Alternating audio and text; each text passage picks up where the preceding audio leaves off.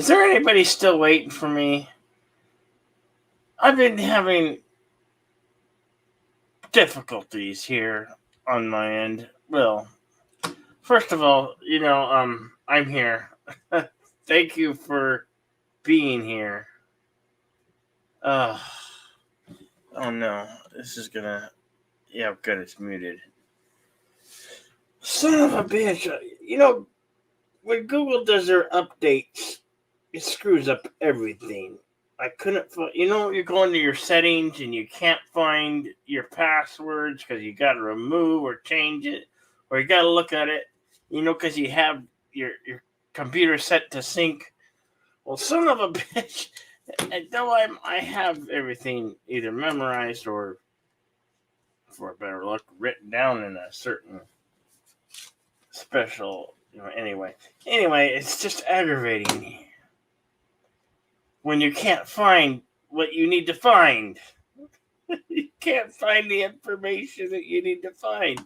The files that you need to find. He's like, where the hell they put it? Because they changed everything. It's like, motherfuckers. And I didn't. When did I have this scheduled to go off? Let me see. 8 p.m. Oh my God. I didn't mean for it to be 8 p.m. It was supposed to be 10 p.m. Oh, son of a bitch. I'm here now. Hey, Captain Deckard Spock, son of Redshirt, low specs Linux laptop, super blubberpuss, son of a Redshirt, Carlo Albanese, Kronos in the house, and thank you for keeping the chat alive. I go on at 10 p.m. my time. It's not 10 p.m. my time. It is 9:42 p.m. my time right now. Anyway, son of a, I'm going to put this in the chat. All right. No. What is this? Son of a bitch. No, I don't want to do this. Okay. Son of a bitch. I can't win. I just keep on making mistakes, and it's aggravating.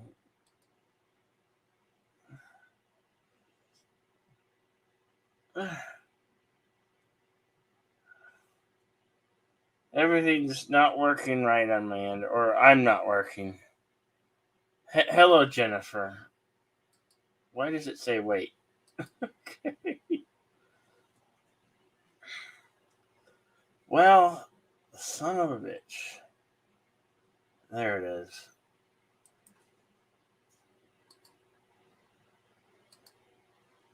There's the link. If anybody wants to come up and, give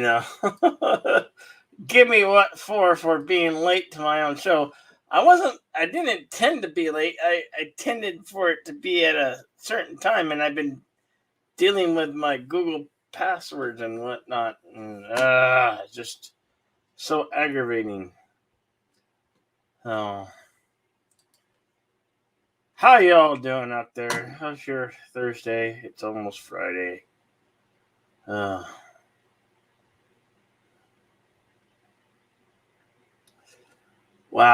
I don't even know where to begin. You guys were talking, and I'm like, yes, I was late, Kronos. I was late. Sorry. Blissfully unaware he typed in 11 at 1. Yeah, I was. I'm sorry, man. I'm not prone to making mistakes. I made one and I didn't catch it till I got, and somebody's knocking at my window. Who's there?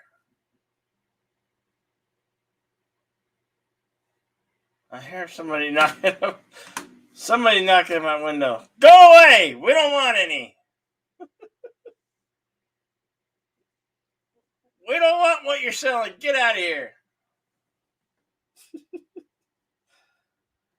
I don't want to have to get up and go to the front door. Son of a bitch. Probably my drunk neighbor who always comes. but he's usually louder than that. So maybe I'm just hearing taps at the window for some reason. I know. Problems 99 and I got all of them. The soup was 2 hours early today. Just wrong time set. No, I'm not. I'm neither early or, well, I'm definitely early and I'm definitely late according to the time I set up. I could have sworn when I set it up, it was at 10 p.m. 10 p.m. my time. I don't know what may have went wrong, but it went wrong. And here I are.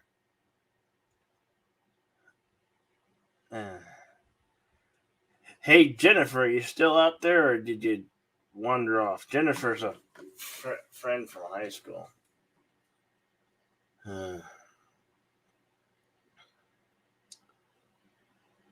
I hate. Anyway, getting back to my problems with Google.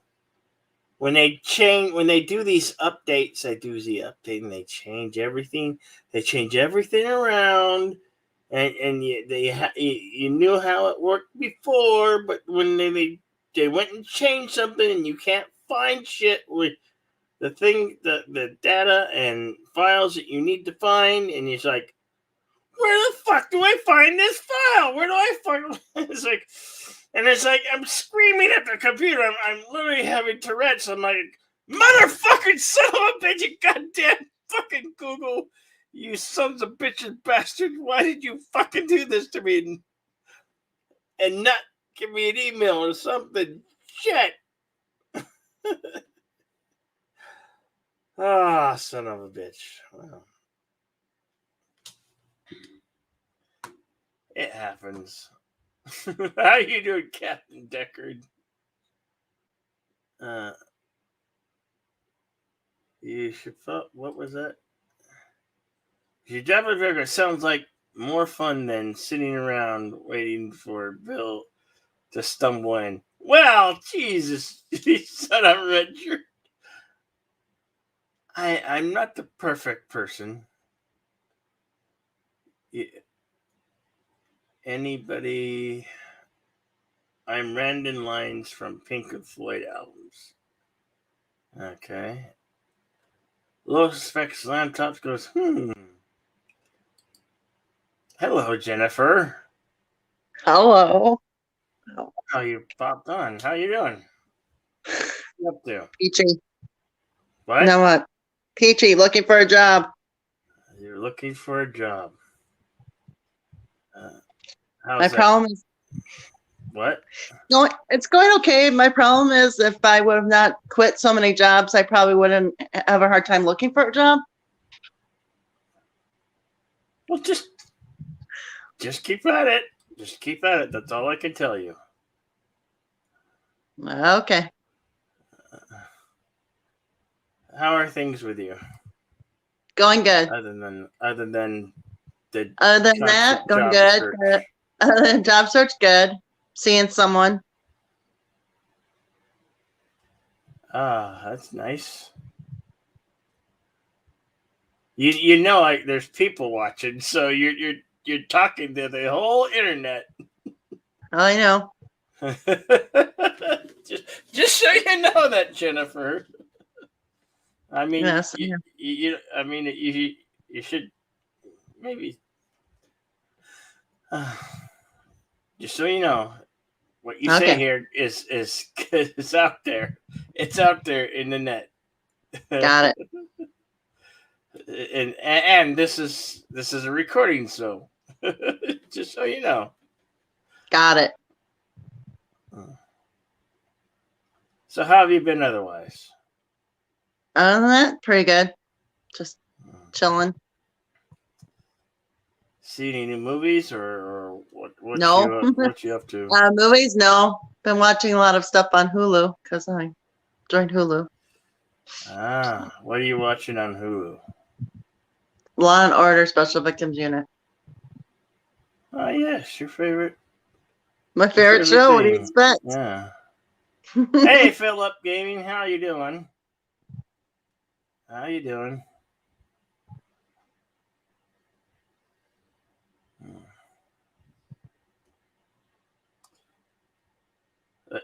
How do you like in October?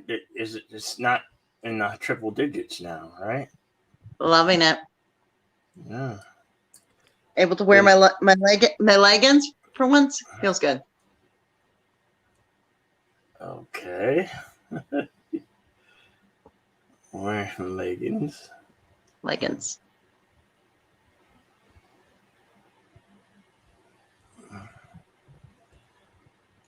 Besides coloring my hair red.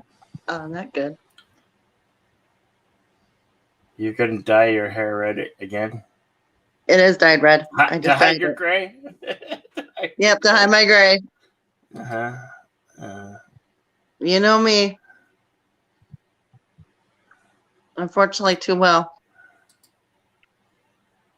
Yeah. Mm.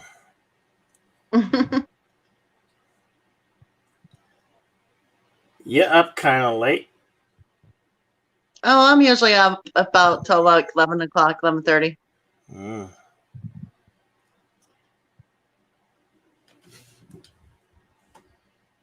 I just wanted to come in and say hi. Okay. All right, I'm How gonna you doing? leave. Okay. I'm gonna leave so I can Okay, go back to the Jen. show. All right, bye. Talk to you later. See ya. Bye, there. Bye.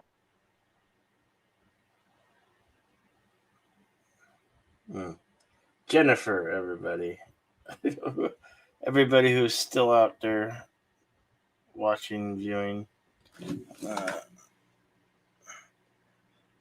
How are you doing, Phil? There's Phil. So how are you doing, Phil? I'm doing okay. That's good. Glad to be back on the soup. Yeah. How did you see the launch yesterday? Yes, I watched it with LDG. Yeah. You're watching it live. I know. A lot of us did. We're watching that. He boldly went. Yeah, I played the replay last night on the Super. Oh yeah, you were watching with us. I remember. Yep. So that was cool. It was. And then they have that the footage of him in zero gravity. Yeah, I saw some of that from inside the capsule. Yeah. Hey, Super Blubberbus, how you doing? Good evening, guys. How are you? Well, I'm all right. Can you hear me okay? I'm in my car. I'm not sure. Yeah. Yeah, I can hear you fine. Yeah, a little loud, but I hear you. Well, I wonder if I can adjust my mic. I'll work on that. Did you guys hear what George Takei said about William Shatner today? No. No. Didn't know that he said anything. Yeah, he finally made a response, and he said he's an unfit guinea pig. What do you think about that, huh? He called William Shatner unfit gay pig? Unfit guinea pig. Like a test guinea experiment. pig. Right. No. In other words, fat guinea pig. Was he joking or what? Or did he just not like the guy? It's George Takei, and he's an asshole. I mean, come on. I used to praise him. I met him at conventions years ago, but he turned into such a prick. It's like, what the fuck? Seriously. Talk about jealousy. I think that's what it was. He's probably pissed off because he wasn't invited, right? Yeah, he's just jealous. Asshole. Yeah, he wanted to ride. He wanted to ride that rocket, if you know what I mean. Wink, wink. Yeah. Oh yeah, yeah. He was probably saying it wasn't big enough.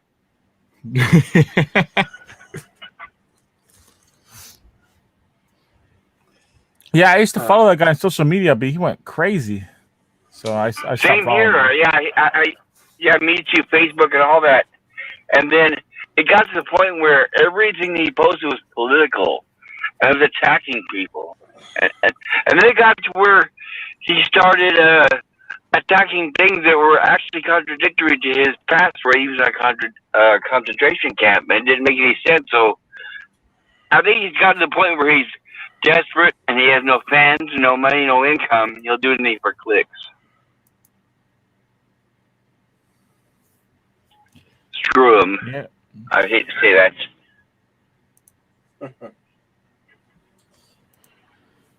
Yeah. Oh well. What can you do? There's a Yeah, goal. I told some people were joking about William Shatner. Like I was telling people how it's cool that he's gone to space, and like some people were saying that he should stay there. Like, oh come on, man. Well, those are people that are obviously. I don't like calling people idiots. I don't judge and criticize, but that's just people who ignorance is something. It's not an insult. It's just they don't have the experience and they don't understand and love Star Trek like we do. So it's the same thing, right? It's like if there somebody are two told me things against him, though, like that I understand. all right. One thing is he's a little bit of a jerk on Twitter, like how he treats people. Oh, his ego. Yeah. His ego is legendary. We all agree about that. Yes. And the second thing is, some people allegedly believe that he killed his wife. Allegedly. Which one? Did he kill two wives or what? I don't know. It was funny. I don't know if you know the history or not, but you know that he's been on the show Columbo twice? For, 2 episodes. One of them, by the way, 20 years apart, where he killed people. And they were great episodes. But no, he's innocent. They did investigate. He was innocent. The last wife, he came home and found her at the bottom of the swimming pool. Yeah, she was like on drugs and stuff. And so, yeah, there's her about that. It's in a way, if you think about it, it's kind of tragic. It's too bad he had to suffer through that because he does have children who had to also suffer through that at the same time. But if he was guilty, he would have been in jail. I mean, he's not O.J. Simpson, right? Well, yeah, O.J. like that's another issue. But I hope that he did not do anything like that, and I hope he's innocent. And if he is innocent, I don't think that he is at all. For me, it's not a hope at all. I know he didn't. The man doesn't have he's not a murderer. And only let's say if I'm wrong, take away from me that I'm a Star Trek fan, and I know I'm biased, but he was thoroughly investigated. Even the coroner, everybody.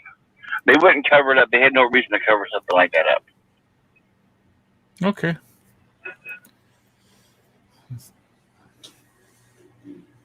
Can I ask you a question? Is there a reason why you think that all that overwhelming evidence is not real or correct? Is there something that you don't think you really did it? I don't know. I'm not saying the guy did it. I'm just I'm not saying he didn't do it either. I'm kind of just skeptic. Okay, I gave you that. I love skepticism. Can I ask you a question? What do you think about Natalie Wood and Robert Wagner? I know less about that case than I even do on the Shatner one, so I don't know. Oh, look it up. It's interesting because Christopher Walken is the actor who acts strange? Yeah, he talks funny and pauses a lot. Yes. Him and Natalie Wood were filming a movie called Brainstorm. It's actually pretty good. And they were filming the movie together, and at the time, Natalie Wood and Robert Wagner were married. Okay, then there was rumors going around that Natalie Wood was having an affair with Christopher Walken while they were filming Brainstorm. They were out on a boat in, I think, Catalina, some island, lake over there by the rich area of the Los Angeles mountains. So anyway, the three of them, it would be a perfect murder mystery. The three of them were on a yacht drinking and partying, Christopher Walken, Natalie Wood, and Robert Wagner partying and laughing, and the next thing you know, there's an argument, and people are fighting and struggling. And Natalie Wood said she's going to go outside and get fresh air. Next thing you know, she drowns, and they find her wearing heavy down jackets. You know, the old-fashioned ones that were made with duck feathers. You know what I'm talking about? Because she went outside and it was cold. Well, those jackets that are really thick and they zip around for going out, almost like the old-fashioned pillows. They used to make them out of feathers. But my point, that's not the point of what they're made out of isn't the center of what I'm saying. What happened was when they found her, according to what they're saying is, she bumped and she went outside for fresh air, but it was cold. So she put on these heavy jackets and all this kind of stuff. And they had all been drinking wine and arguing and celebrating or whatever. And Robert Wagner was accusing Christopher Walken of having an affair, and they were saying, no, we weren't. And apparently Robert Wagner supposedly was yelling at her, and she went outside because she got tired of it. And according to the official report, she got in a little dinghy or a little boat. Well, either way, she hit her head, fell in the water, and the clothes that she was wearing, because of what they were made out of, which was like feather or down, soaked the water in, like almost the opposite of a flotation device. So they're saying that that's what drug her down. No. And then Robert, what's that? No, it's just. I didn't realize that. But yeah, and then here's what's interesting. Here's what's really interesting. This is the one I'm really suspicious because even after all these years, I mean that was decades ago, people still suspicion that the LA police department didn't handle it right. Like there was some kind of influence because it doesn't make sense. Because Natalie Wood had a fear of water. She wouldn't just go out there and get in some little boat and wander off because she was deathly afraid of drowning. There's like all these little kinks that it doesn't make sense. So everyone's suspicious. And by the way, I don't know why, but historically, I could be wrong, you can look up, but Robert Wagner the whole time has refused to interview and give any statement to the cops, and somehow he's gotten away with it. Yeah, that is quite odd. Right, you know who Robert Wagner is, right? You know, from Heart to Heart and all of that shit, right? Yeah. Not me, but okay. Oh, how about wait, what's that movie with Robert? I hate that movie. The Michael Myers movie where he's a spy, the comedy. Austin Powers. Yes, he was in that. He was in one of those that was sitting around the table. Yeah. That was the last thing I can remember. I don't know what he said. But anyway, what's interesting is this happened decades ago. And just like last year or whatever, the investigation resurfaced again. And they still went back and tried to ask him. He refused to give a statement. And Christopher Walken, by the way, his statement was, yes, we argued. Robert Wagner accused me of sleeping with Natalie, and I did not. And I told him that. We almost came to a fight, but we didn't. And then Robert Wagner and Natalie Wood went up deck or upstairs to the room, up deck or something like that. You can look it up. Everything I'm saying is public domain. Anyway, and I'm generalizing. It's been a while since I've read this. So they went upstairs. Christopher Walken heard them arguing back and forth. And then that's where they said that's where, according to the story, Robert Wagner says, she said, I'm upset. I'm tired of arguing. I'm just going to go out and get some fresh air. And she goes out, supposedly according to him, and tries to get in a little boat or something like that and wanders off and drowns in Catalina Island, and they dig her body up the next day. It's a fascinating story that I'm surprised they never, at least made a movie on it, right? Because that's something that they don't want to talk about.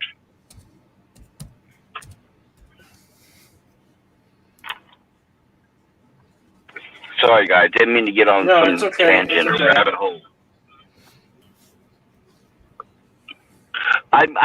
It really, I don't know why. This is probably demented and grim, But I have a fascination on how celebrities have passed away and died in their history. Yeah, the one that upsets me the most is Chris Farley, because he was my favorite comedian. You could see, you could watch Chris Farley on Saturday Night Live. The way for the size and his physical condition, you could tell he was burning himself. You hear the old statement, burning yourself out like a candle wick on both ends. That's what he was doing. It's like you could get the drugs, and with the size, you knew he was going to die of a heart attack. Hey, JJ. Yeah, I listened to interviews from his friends, and they all knew he was doing drugs too much, but there was nothing they could do about it. They say, well, there's only so much they can do. Like they could talk to him about it, but he's his own person. He's responsible for himself. Right. He even said in interviews, he said he idolized John Belushi, and he knows he's going to die young, just like John Belushi. So let me ask you this question then. Don't you think in a way, Saturday Night Live was kind of exploiting his condition? No, I don't think so. I mean, it's almost like they're probably saying, here you go, here's a couple lines of coke. Now get out there, cameras are rolling, right? I don't think they supplied them, but they'll just probably look the other way, probably. Well, they have a history of looking the other way, right? You're thinking, well, he's doing his job, and that's helping them do it, so we didn't see anything. Oh, no, it all comes down to ratings. Whatever gives us ratings, if it gives us laughs, right? Click, interview, Nielsen's. Yeah. I watched. Huh? I was just watching. Can you still hear me? Sorry, Yeah. I'm in my car and my. So I was just watching clips of him the other day. Wow, you sound a lot clearer now. Oh, then I'll start talking this way. Sorry. No, But I was watching clips where he's like yelling at people and screaming, and then he'll like jump up and slam and crash himself on tables and do physical stunts. And all you gotta just look at that and know that it's like nobody by that size is gonna last that long. Yeah, even like his last movie, Almost Heroes, the last movie like had a starring role in at least. They're saying he had problems breathing on set, and he was struggling to get through scenes on set. And he was like, it was kind of sad. Have you heard about his how they found him? Yes, I saw the video, the pictures. Yeah, it's not good. It's too bad, isn't it? Hey, Captain Trek. How you doing? What's Captain Trek doing up this time of night or day or whatever it is? Probably can't sleep or hasn't. Well, it's not too late. Yeah. On the West Coast here, it's 10 p.m. Oh, yeah. But I'm on the West Coast. he's in we forget he's in the Central Time Zone. So. Right. So Captain's where it's like what 1 o'clock in the morning or midnight or whatever. It's probably like 11 over there. No, I'm guessing. I think it's 12. 12. Yeah, midnight. Where on the West Coast are you, Ron? I work. I'm currently in the Bay Area right now. I'm in Alameda. I'm not far from the nuclear vessels. Yeah, I was thinking Star Trek when you said Alameda. Yep. I used to mainly work in San Francisco. I drive all over, but I try to avoid that city now. Huh. Do they actually have a Cetacean Institute in Alameda? Yeah, it's called Special Effects. Actually, what's funny is Alameda, what that is. With the Cetacean Institute in Alameda, wait, wasn't that in Sausalito? No, Alameda is where the nuclear vessels are. The Cetacean Institute is in Sausalito. Right. All right. I was just quizzing you. That's all. That's okay. And by the way, I can tell you that Sausalito in reality would never have some big installation like that. What it is a bunch of rich private yacht clubs. It's super expensive. Everybody is extremely white and rich. It's an extremely isolated, expensive community. They don't have homeless people crapping on the sidewalks there. I've been driving around the area for 5 years. I've never seen a person that's not white there. I'm not going to be racist. I'll just say I've never seen a person that's not white there. It's beautiful. They have these beautiful marinas and yachts and sailboats. And like I said, they have the yacht clubs and yes. Yeah, money, lots of money. Anything in Marin County, pretty much anything above San Francisco and Marin County, which is Sausalito up above to Marin. Yeah, that's the super rich. Super rich. That's where George Lucas lives. Or that's where Skywalker Ranch is. I'll put it that way. Nice. I like north of San Francisco where the redwood trees are. It's beautiful. No, if I want redwoods, I'll go to the Sequoias or King Canyon. That's where you can go and without being crowded with a bunch of people. Yeah, I like that Trees of Mystery. Have you guys ever seen the Sequoias? Yeah, I'm from California. I've traveled. I've only seen them in film. I've never seen them in person. They're beautiful. They have a wonderful smell. They go up for hundreds of feet. And what's fascinating is you can walk up to one. It's like over 100 years old, hundreds of years old, and it's like super tall, like over 100 feet tall, and the roots only go down about 6 feet. They don't have that deeper roots, so they fall over. Very common. So when you go to like Yosemite like Park and stuff like that, they've taken some big redwoods like that and they hollowed them out where you can walk through them like tunnels. Isn't that cool? Yeah, they have. Well, I don't know if they still exist, but they had trees so you could drive through them. But I think well, they used to. Yeah, that kind of. Yeah, they had one. They had like a tunnel. Yeah, right. They used to have. But they don't have a lot of those driving ones anymore because of safety and insurance reasons.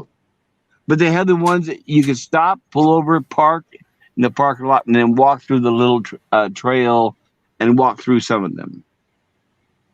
And then, of course, they have like General Grant and all that kind of stuff. And the nation's Christmas tree every year, as the tradition, the president goes and says, Joe Biden, he says blah, blah, blah. Back in the old days, we used to have presidents that didn't have Alzheimer's. And every Christmas, they would go to Yosemite and they would go to Sequoias. And they would go to the presidential tree or whatever it's called. And they would, it was a yearly tradition, but they stopped that when Biden took over. So well, some people think that Reagan had Alzheimer's during the end of his presidency. Well, he did. He had a trailing. He was starting to show signs, and that's why he resigned and got out of it. Joe Biden, you have to remember, was brought in at the extreme late stages of it. That's the difference. When they knew he had it, and they couldn't hide it. I'm not talking past tense. He had it. He has it. All right. He's not even allowed to take questions from anybody in the public. Nothing that can't be put on a teleprompter.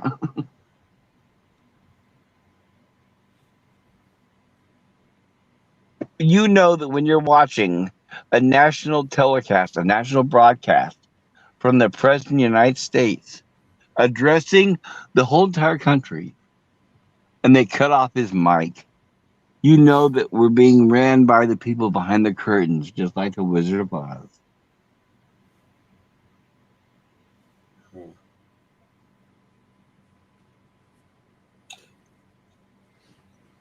What's this?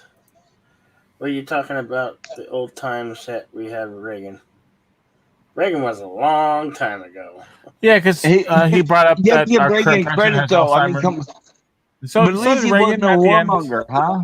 Yeah. But I'm wasn't not- a warmonger. Yeah, it's different. Yeah, it is different with Reagan because he didn't come into the presidency with it, and Biden, he did.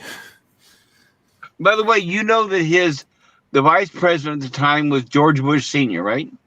Mm-hmm. Then he became president. Okay, and George Bush Sr. was in charge of national security, right?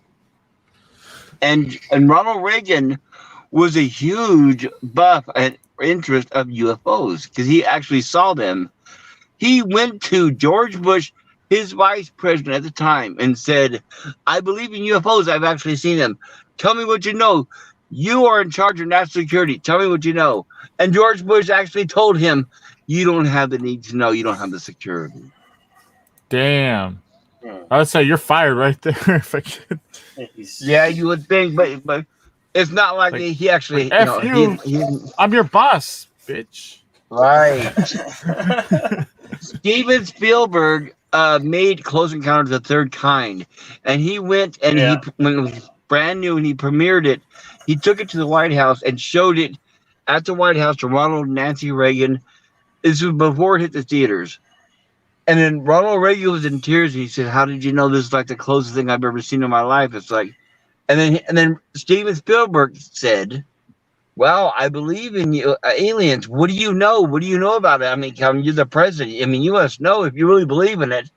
And then Ronald Reagan said, I don't have the experience. If I would, I would tell you, but even I don't have the clearance.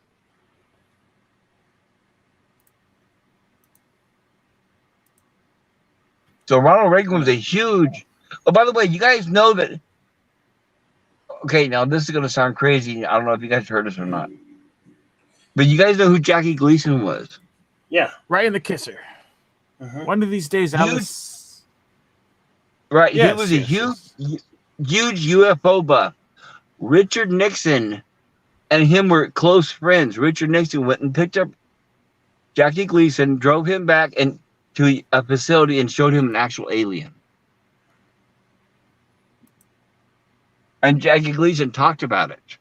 And Jackie Gleason was really huge into it. In fact, he had a house designed all circular because he wanted around UFOs. He was a huge, extremely, way over the top UFO buff. Nixon showed him an actual body. There's reports where the security guards at the gates of whatever I can't remember what facility it was. The guards were at the gates. The usual security guard. I was in the military. I'm sure some of you guys were too. The guards were at the gates as usual, whatever the base was, and they said a car pulls up. They see Richard Nixon and Jackie Gleason, and Richard Nixon says, "I'm bringing him in here, whatever." And they're like, "Okay, whatever, sir." And then, according to Jackie Gleason, Richard Nixon showed him an alien. All right. Yeah, we all knew Jack Gleason from Shared. He was always after the bandit. Sheriff Buford. I know him better from Honeymooners. Yeah, Buford Day Justice. From Portage County, Texas. You guys know that like 80% of his role in the movie was ad-libbed, right? I believe it. Where he was The going script like bare completely off the bones. script. Yeah. What's that? Where he was going completely off script. Well, the script like bare bones didn't have anything in it. They would say like, because I saw an interview with him, and they would say like, okay, Jackie Gleason walks in and cusses and yells and then drives away, and he didn't know what to do. So he told them, he said, look, I need someone to react off of. I need a stooge. So that's why they brought in the son. Yeah. And then he would ad lib off that because it was like his Norton. It was like Norton, right? Junior. When I get back to your house, I'm gonna pop your mama right in the mouth. Right. Oh, we mustn't forget he was also in the toy with the Richard Pryor. You know? Oh, Jackie Gleason. Oh God, all the things he's done. Oh yes.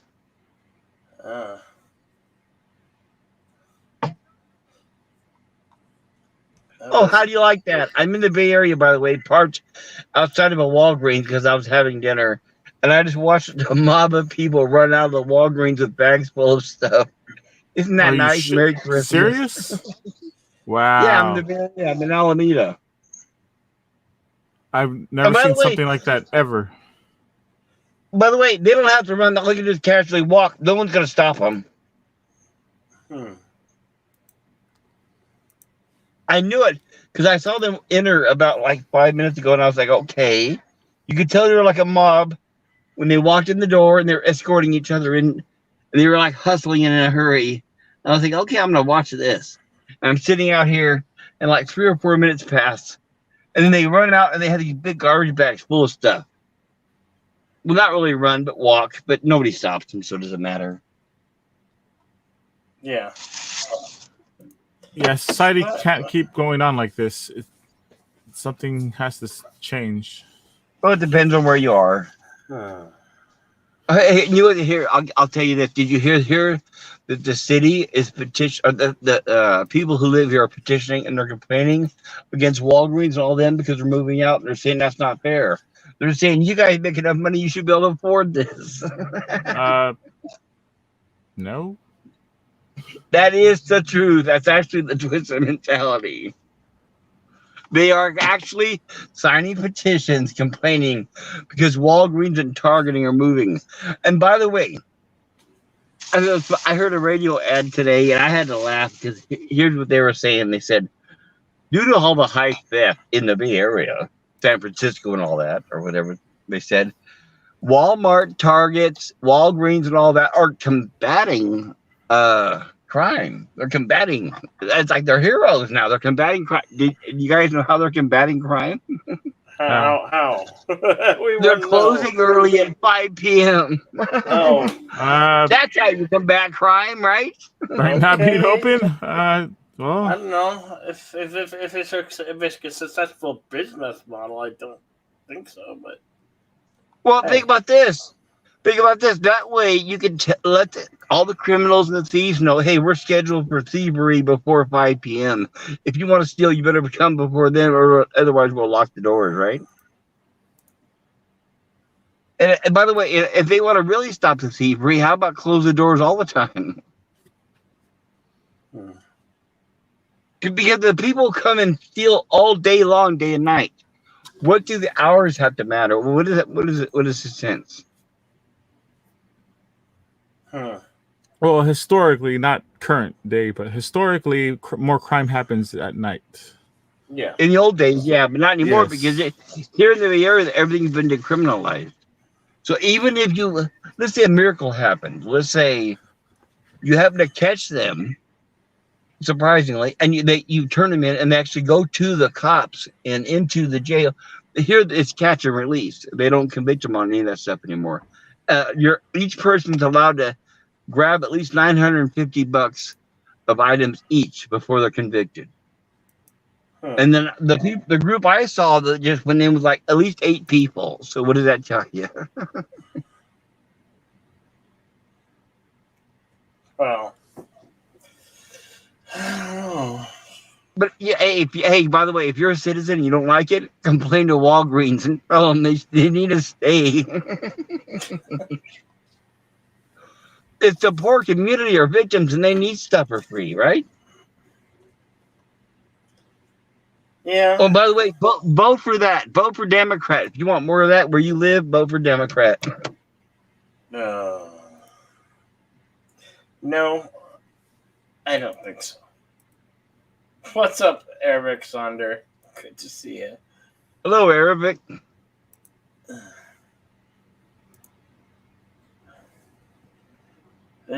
Okay, so the launch was yesterday. What? Anything exciting happened today? Other than Star Trek people- Lower Decks that came out the season yeah. finale. Yeah, but he said something exciting. Oh yeah, I yeah. have something to report. Not depressing. I have something to. Right, I had something to report. By the way, guys, I don't mean to pile more shit on top of shit. Oh, it's fine. But another report. I read another article from the San Francisco Chronicle yesterday. They did a survey, and 40% of people in California said they're planning on leaving. So that's the 40% who have not left already. Where are they going? They're going to the conservative states. They're going to Arizona. Anywhere you guys vote conservatively, that's where Too they're many moving. of them here already. I'm still in California. I'm in San Diego. It's a little less nutty than San Francisco and LA, but we still got our nets. I work in the Bay Area. San Francisco's like a dystopian wasteland. There are so many parts of the city where it is not safe to drive through, even during the day. Hey, can you answer why did the Chargers leave San Diego? Why did the San Diego Chargers leave San Diego? Why did Yeah. Oakland Raiders owner? leave Oakland? Yeah, I don't know, but na goodbye. you didn't like Wait, the hey, San Diego hey, Chargers? goodbye. Yeah, they sucked. I'm glad they left.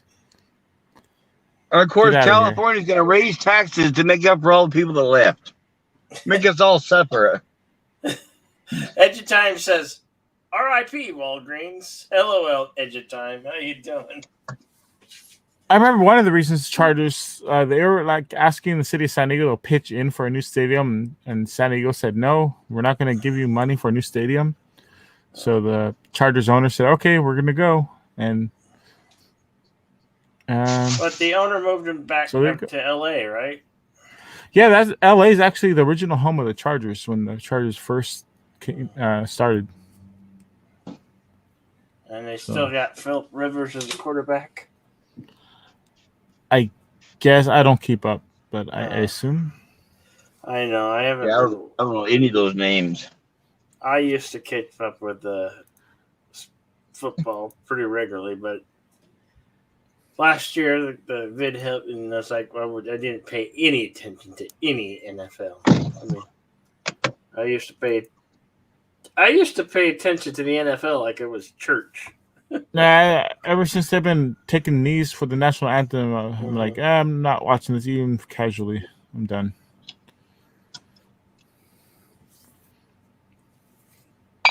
Anyway, I never really watched it at all, but even less reason to watch it now. The only sport I watch is not even a sport. I watch pro wrestling. yeah, I totally did not know that I had my time set for 8 p.m. my time. I missed that one entirely. Totally forgot to check it. Here I am, and then when I finally notice it, my chat's been going on for 45 minutes or so, and I'm nowhere to be found. Classic blunder. Leaving everyone hanging. Yes, I honestly didn't mean to set it up for that time. I thought I had set up for my normal time. Apparently I was wrong. You know? Just one of those things. So I showed up late, and I did no intro and just came on and said, "Oh, it's time to start the show. I better start the show. I got people waiting."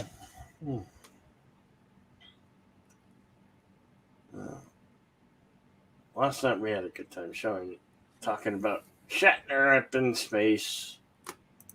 The Shat. Who do you think? Who do you think the next celebrity might be in space?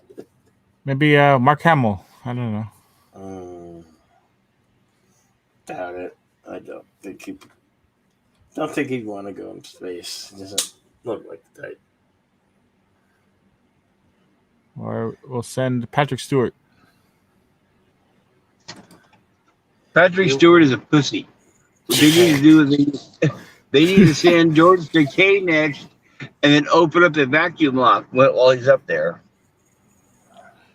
He'll scream, "Oh my!" Oh as my! As he's floating out the airlock, right? Right?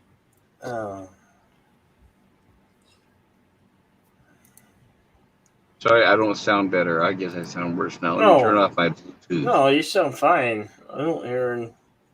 Well, I had to start my car. I'm in my car and it got cold, so I'm starting my Bluetooth.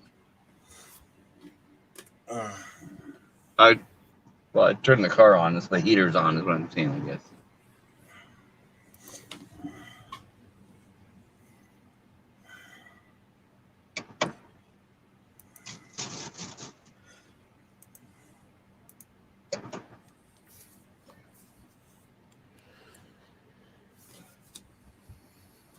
So, anything new going on?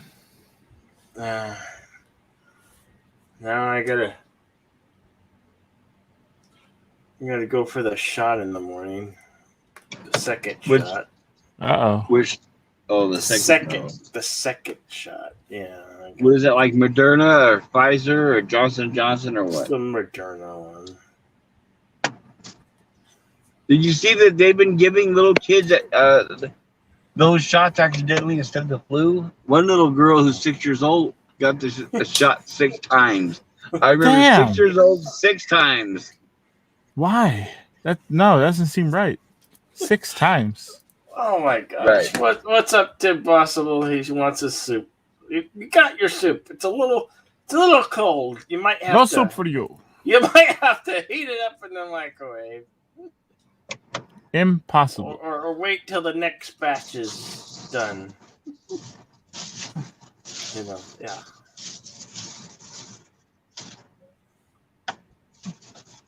So, Bill, how late is the stream gonna last? We can go for a couple hours. I gotta cut it off somewhat early tonight. I So think why were you I- like an hour? Were you like an hour late earlier, or what was up with that? Did I mean change? Change what? Yeah, your title, you forgot the G. Did On I? your intro, your title. Yeah. Oh, on the description. Yeah, I tried telling you in the private chat. Oh yeah.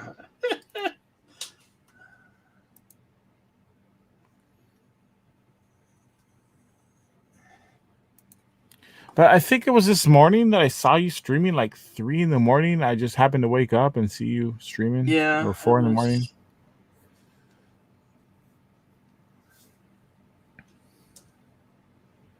Okay. So I guess you're right. It is Insomniac Soup. Yeah. I can't believe it says 8 p.m. I don't know what I was thinking.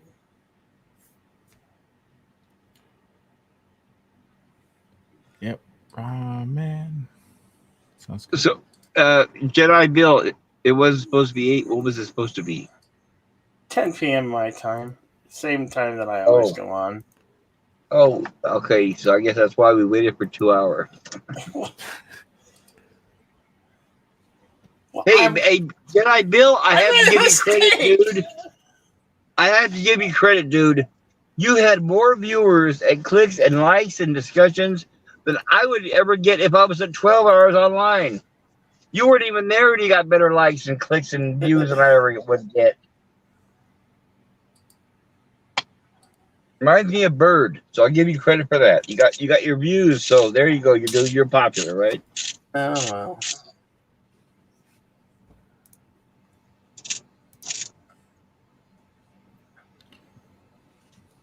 There we go.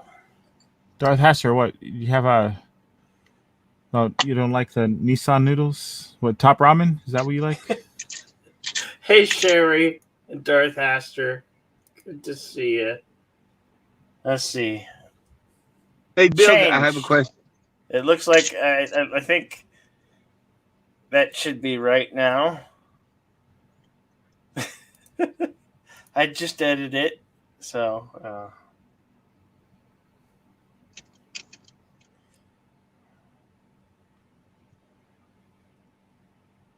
what was that? What were you gonna say, Super Blubber Puss? I have a question. Yeah. If there is a movie that is available for free on YouTube, can you stream it here on your channel where we can all watch it? Is that possible? I would... No. My- No, because they still have the rights to it, and this Yeah. channel doesn't. Yeah. No. Gotcha. Thank you. Yeah. Only public domain films, and you have to have, Unless we do like Bird. Bird knows how to get around that. No, he goes on he does it through another service. It gets Right, uploaded to a server.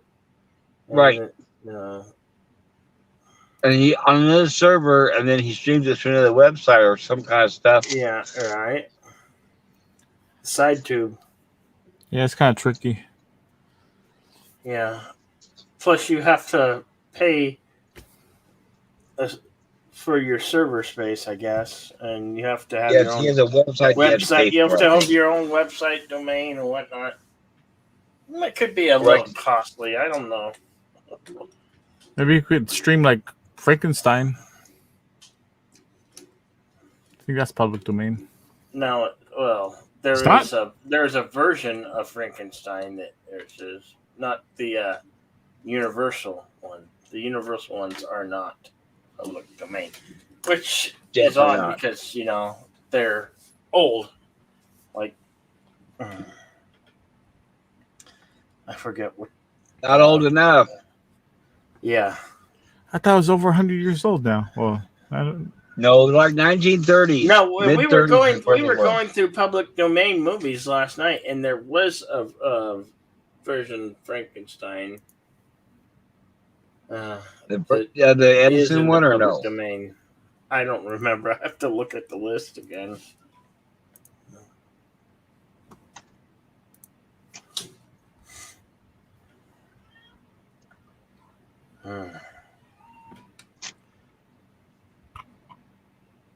What was that? I hear a cat. Yeah, there's a cat. There's Is that four of midnight? them. There's four of them roaming around here. So Damn. Wow, there's no problem with mice. what? I guess you don't have any problem with mice. Huh. Because You're funny you Cats say that. kill mice. We once had a mouse, and all they did was play with it.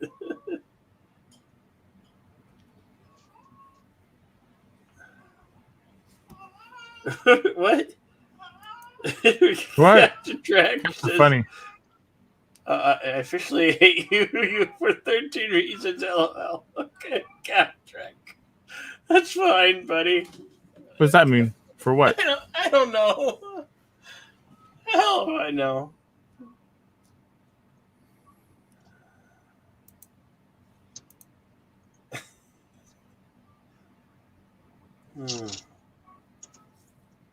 It's all good. It's all good, man. It's all good. It's all right? good, baby. Uh-huh. So how's the weather in Arizona now? Is it better?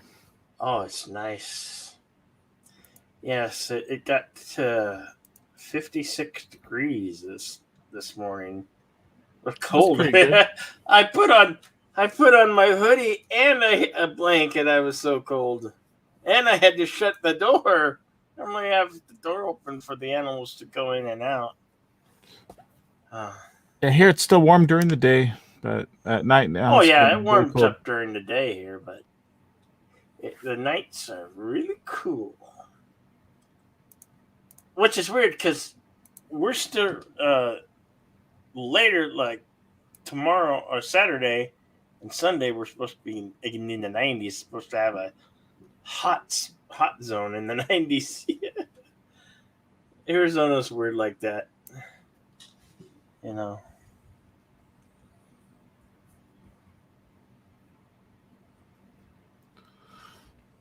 Oh, there's some Hollywood news. The crew unions in Hollywood are going on strike, and starting Monday, if they don't reach a negotiation, they're on strike. So Wow, what they're a not gonna be- relief. they're not going to be filming anything starting Monday. Oh, great. That's excellent. So in other words, they're going to stop shoveling shit. So that's wonderful. Thank you. Yeah, most of it's just rehashes and remakes that I don't care for, but there's the occasional diamond in the rough that is okay. Well, diamond Well, be okay, here's what it exaggeration. comes down to. You got to remember, current television, films, Hollywood, all that are now so politically woke that everything is based on gender and who you are, not your talent. So believe me, it's a very blessing that it shut it all down because they were already losing money in the first place. I wouldn't support one single writer, not one of them these days. Every one of them these days, are they there to tell a story because they have the best story? No, they're there because they have their own political agenda that they want to tell the world, and no thanks. Yeah, virtual signaling. Yeah. It's all That virtual happens. seeking. That happens. And if you don't like my story, you don't buy my book. Yeah, the latest thing out. It's not in movies yet, but they're in comics. They're making Superman gay now. Yep, Like, with big surprise, right? just make an original character that way if you want. But why you have to retcon and change original characters all the damn time? But because if they create original ones, they know they don't make money. And not only that, though, they want to take away what we have.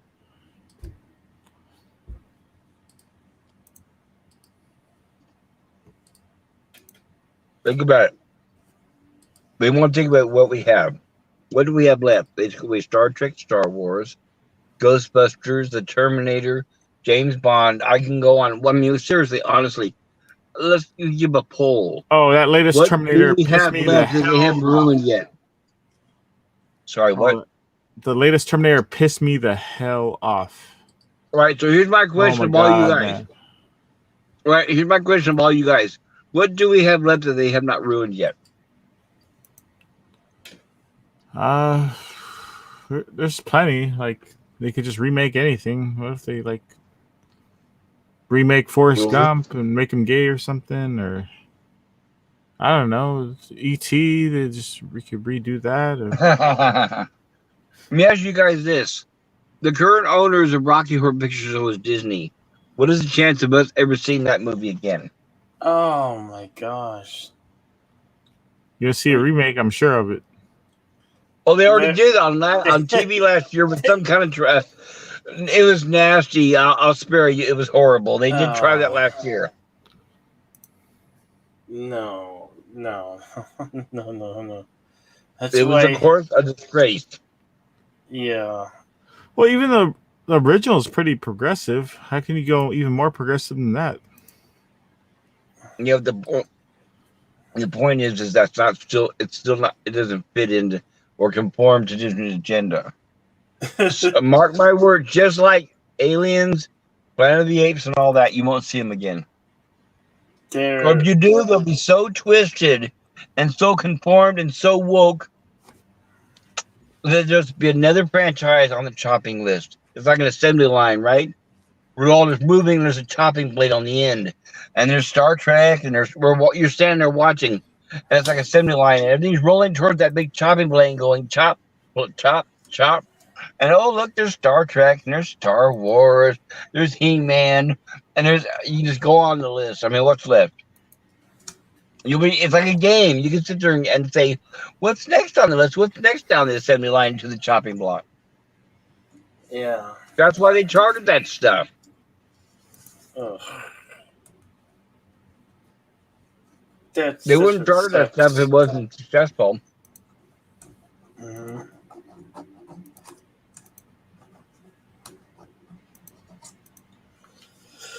Well, let's hope they don't wear like Babylon 5. Like that's what low specs Nimex laptop was saying.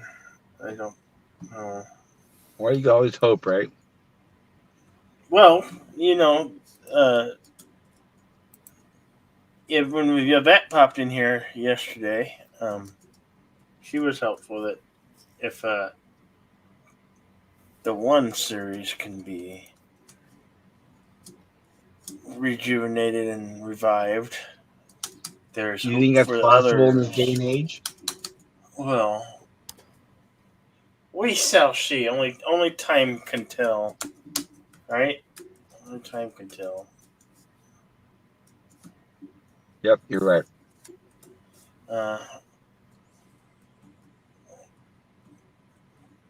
Maybe all this hateful and destroying of IPs was. I mean, it's a trend that's got to stop. I mean, hopefully, it's not a continuing.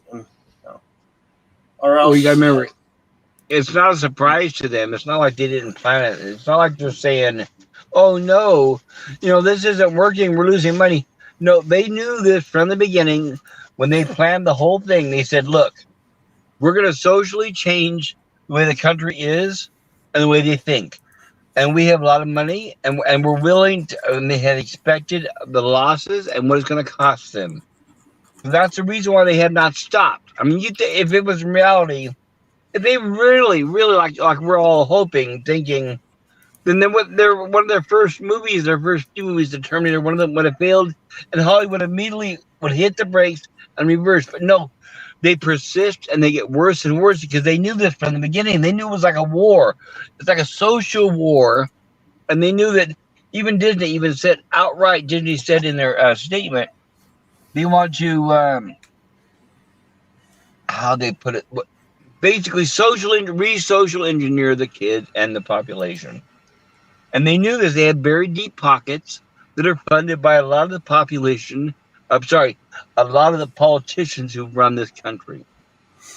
So they knew this in the long run, that they knew it would, first of all, destroy. Here's what the point is. All right, think about this: Star Wars, Star Trek, and all those. Right? They knew that they planned on. They knew it was going to destroy them because they knew that they have kids that they're now indoctrinating at the schools and teaching the new socialization and Marxism. And those people will eventually like the new stuff that we're being fed.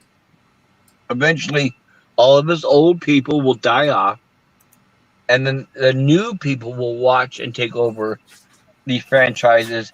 And these little kids that are ignorant little lemmings that watch TV will look at any kind of Star Wars and think that it's new Star Wars. And then they'll eventually, Disney and all them will supposedly close Indiana Jones and Walt and Star Wars and Star Trek into their vaults. They're replacing our franchise, pretty much the new generation, and they know it. It's not a surprise. So every time they have a bomb, that's why they still continue and persist with the same agenda. Otherwise, they would have backed up a long time ago. Sorry, guys. I didn't mean to go on and on. They're not stupid. They have lots of money, and they have a social agenda, and they want to change the way the world thinks. Right. Did you guys see, by the way, here's a perfect example. Do you guys know what the term gaslight means? I've heard it before. It's when it's like you criticize somebody so they stay with you or whatever. I forgot. Yeah, I know what it means. I just can't think of the definition right now. That's okay. I'll generalize it. What it means is somebody witnesses an event with their eyes and ears. Like, let's just say, for you, for example, you just saw a car wreck, an accident right in front of you. You saw a car hit another car, and there was an accident. And then a couple of days later, you asked me, hey, what is that accident? What happened to those people? And I said, what accident? That never happened. And you're like, what are you talking about? We both saw it. And it's like, no, I didn't see any accident. And then everybody you asked said, no, I didn't see any accident either. Gaslight, what they do is if you witness an event, there's a famous movie called Gaslight, and that's where the term comes from. It came out in the 40s, where a woman witnessed a murder, and these people all around her were telling her, no, you didn't really witness that sound you heard, that phone you was ringing. You didn't hear that. None of us heard that. They were slowly driving her crazy. The term of gaslight is to slowly tell you that, no, you didn't really witness this event. And then to convince you to, and it physically does work. People are actually convinced after a matter of time that they really did not witness the event. So the reason why you're wondering where am I going with this and what's going on is because if you look at the video, I need to look up the link and add it. There was a racing event where a guy was making a speech after an event. He was a winner, and the crowd was yelling, "Fuck Biden, fuck Biden, fuck Biden." Did you see that? Oh yeah. Yeah. I've seen that several times. Okay, but did you hear what the reporter said? What did the reporter say? The reporter, this is what I'm talking about. This is gaslighting. This was a paid reporter as the crowd was yelling, "Fuck Biden, fuck Biden," the lady, you got to remember, her bosses are telling her she has an earpiece on her ear, and her bosses from upstairs are giving her instructions of what to say on the air. And she goes, "Oh, listen to the crowd. They're saying, 'Go Brandon, go Brandon, go Brandon.'" That's gaslighting on an ultimate level where the press is actually telling you live on network television. When they They've been knew doing that exactly for what the years, crowd was haven't doing. they? They've been doing that What's for that? years. They've been doing that for decades. No, I know, but the reason why I bring this up is because it's actually what's interesting is it triggered a bunch, and there's like a whole bunch of memes going around. But my point is, yes, it's been going on for years, which you and I both agree on that. But I wish everybody would notice that, huh? Yeah.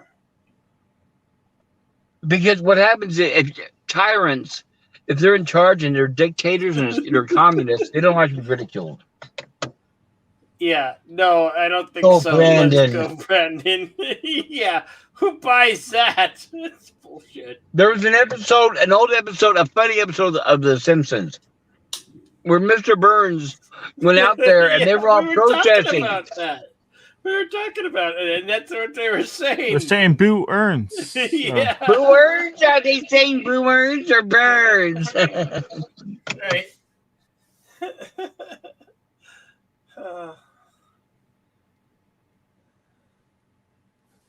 They don't even try to hide the propaganda anymore. Yeah.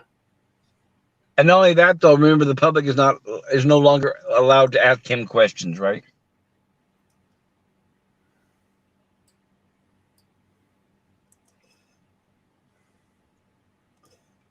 Well, By the way, I live in California. Do you think it's going to You get so bad to where you're going to shop for groceries, and in order to order the store, you have to provide proof of said vaccination? Is it going to get They do that here. bad? By the way, hey guys, I have some wonderful news. How about this? There's a Giants game today in San Francisco. I'm working in the area, by the way. And there's a Giants game, and I was talking to a guy just today. He goes, "Yeah, I'm going to the Giants game today." I said, "Okay, I'm curious." I said, "With all these regulations in California and everything," I said, "Okay, what does it take to get in there now? I mean, you have to pull your pants down and show your anus or what?" And he said, "Well, you have to." He goes, "Well, you have to show your vaccine pass, and then you have to show proof that you. On top of that, that you've had a recent test within the last 24 hours." Oh. And I said, "Oh, okay. So, I guess apparently the vaccine doesn't work." But so I said, "So what do you do to get that the test that has And he goes, "Well, the regular version takes like a couple days or whatever, and I don't have time for that." He said the Fast Pass, where they can give you a test and it takes 2 hours, that's $80. So I'm gonna pay the $80, and that way I can see the game. So he's paying $80 on top of the fucking gouging ticket to see the shitty game in San Francisco, which is a hellhole. Yeah. Yeah. Well, the one city where you need an app where people piss and shit in the streets frequently, right? Yeah, you're right, but just don't let your dog do it now. What, people can do it, but the dog canines can't? Oh, hell yeah. Yeah, Well, they'll turn that's you not in. right. Yeah, bye. You let your dogs do it. Yeah, by the way, just No, yesterday. it should be the other way around. It's okay for the dogs to do it. It's not okay Right. for people to do it. They like dogs because everybody likes to walk their dogs because it's a status symbol. They all have the same kind of dogs, and that's a Labradoodle. Isn't that wonderful? Oh.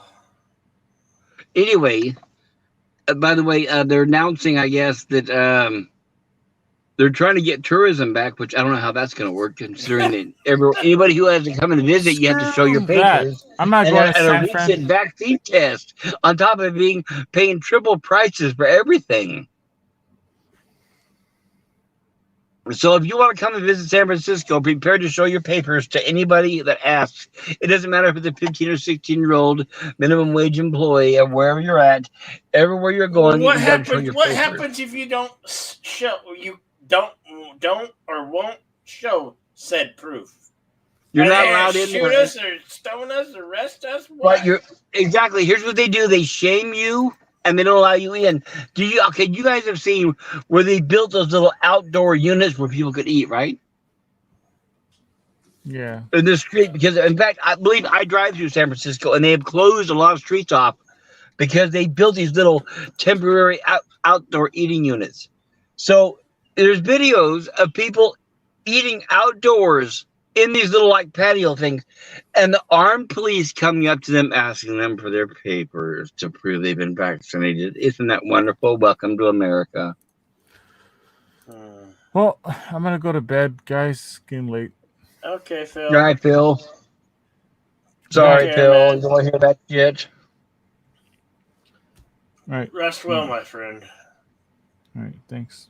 See Oh, by the way, yesterday, Bill, yesterday another article came out, and they said they did a survey just recently.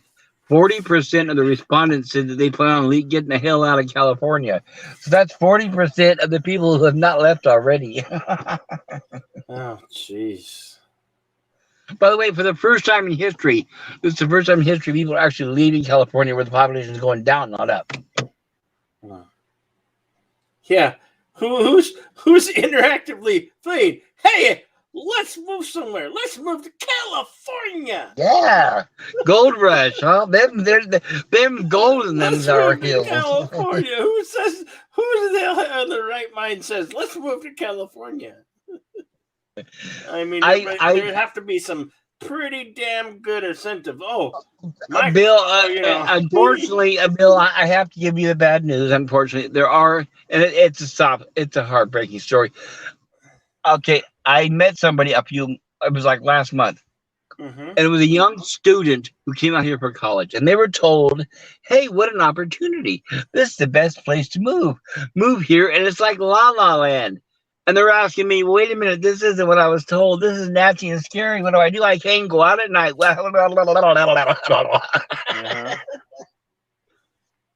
So they lie and they lure them in. They lure Jersey.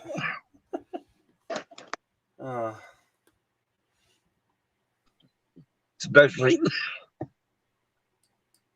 with disdain. Resident Germ says they call the cops if you don't have your papers. So No, our society, our American society is moving towards the way of the movie 1984, right? Dystopian.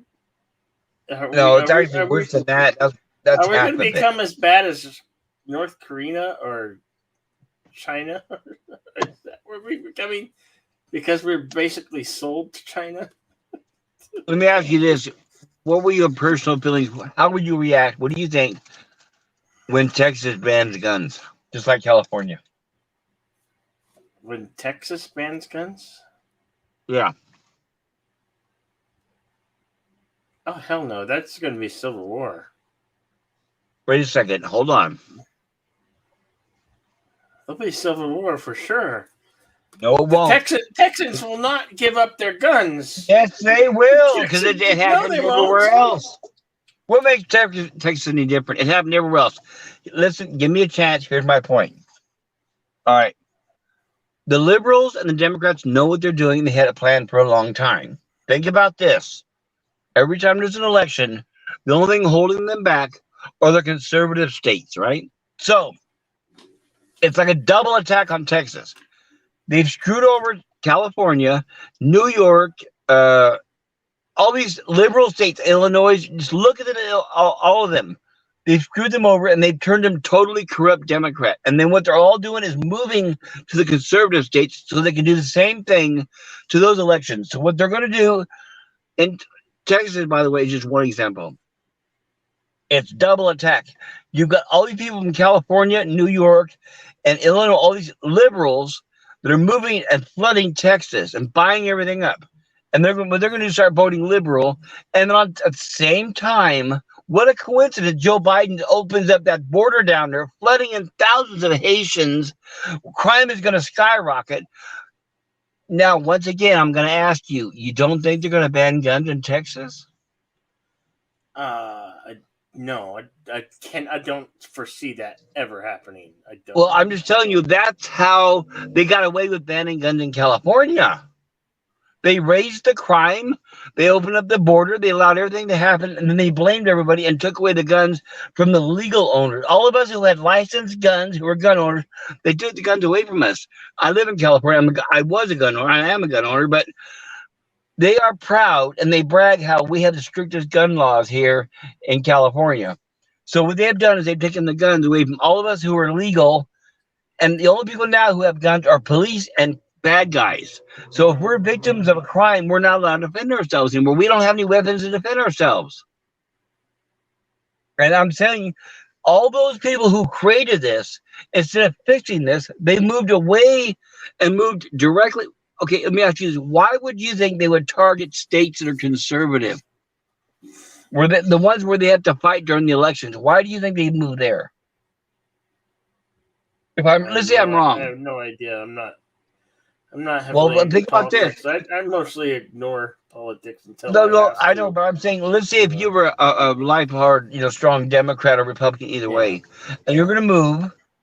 Are you going to move to where, when you move to where people think like you, or why would you move to where it's opposite? I mean, I'd be somewhere where people share my same point of views and yeah.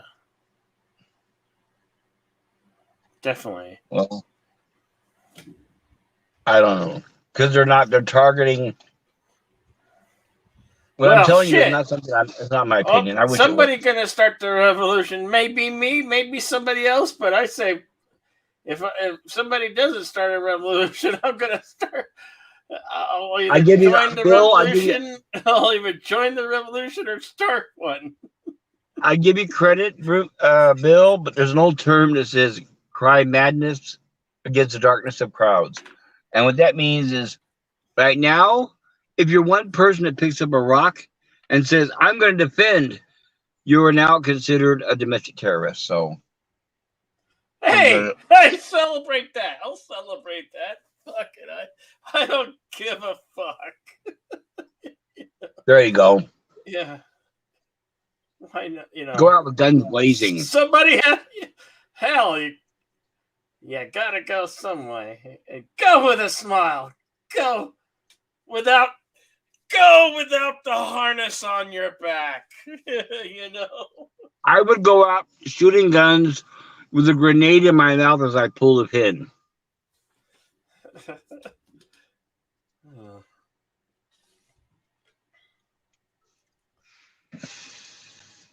Wow. So, Bill, what's your favorite horror movie? Out of everything, I mean, what is the number one?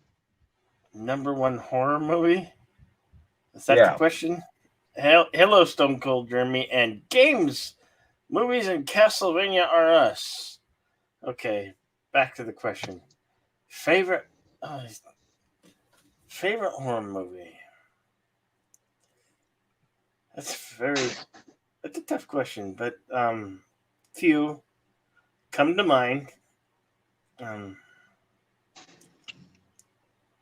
I have to say, the Texas Chainsaw Massacre.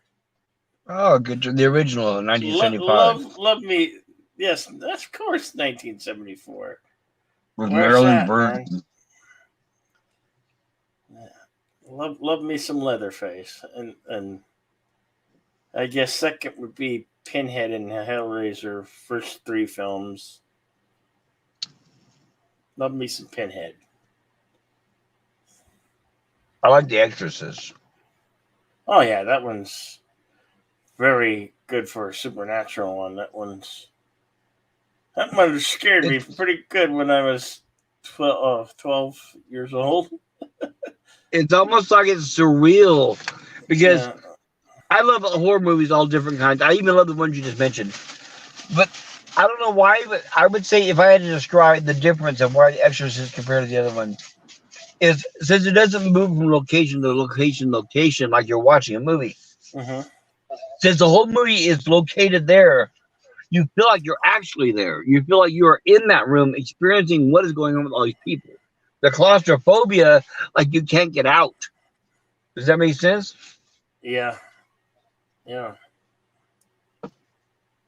Although there is one that I haven't shown yet. It's from I think 2000 or 2001. It's a good supernatural type of one. It's really psychic. It's called Session 9. These crew get hired to remove asbestos from the Danvers State Hospital, and they take a contract, and this guy finds these tapes, and he's listening to these audio tapes on a reel-to-reel thing, and there's interviews that was done with one of the patients, so it's quite creepy, and Session 9. I should check that out. Yeah. I need to check it out. Yeah, Session 9. Well, I'll be playing it before the end of the month is out. How's that? Is it public domain? No, it's not public domain. I have to do it in show it in one of my screening rooms. Okay. Yeah. So you can show stuff in your screening room? Yeah, as long as it's not aired out onto YouTube, That's what I was wondering. Sorry, I'm eating. No, that's fine. No, that's what I was wondering earlier. So you can show other movies that are licensed if they're in a screening room. Is that right? Yeah, it's just they can't, as long as nobody can hear the audio and see the picture. I could do it. No, that makes sense. I wish I knew how to do that. There's some movies I wish I could set up so people can watch, because there's two movies that I want to watch, but I wish I could share with people that most people don't know about. What are they? Which ones? I could maybe get a hold of them. Find them. The Time Travelers. The Off the top of my head, there's several, but Time Travelers is one of them.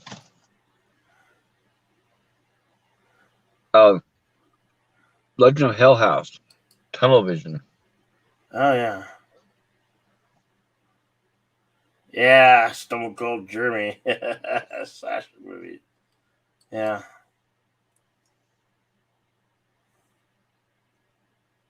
I believe with 1978, the Halloween was probably my first one. And then in the early 80s there, I saw, it was actually a Troma film called The Children. I remember spending the night at a friend's, and somehow he had cable, and it was on cable, and we were watching that movie. And then there was one called The Boogans. The Boogans. And I watched it as an adult, and I was like, this one scared me? Which wasn't scared me because there was this, it deals with these miners in a cave, and there's a creature, and the creature was called The Boogans. Like a tentacle octopus type of thing. But I was in Colorado at the time, so I had a basement, and there was a wooden board propped up against the concrete wall, and so I was like, we would go down and think, oh, the Boogans are gonna get us. I don't even scare my brother. Oh, the Boogans are gonna get you, Oh, great fun.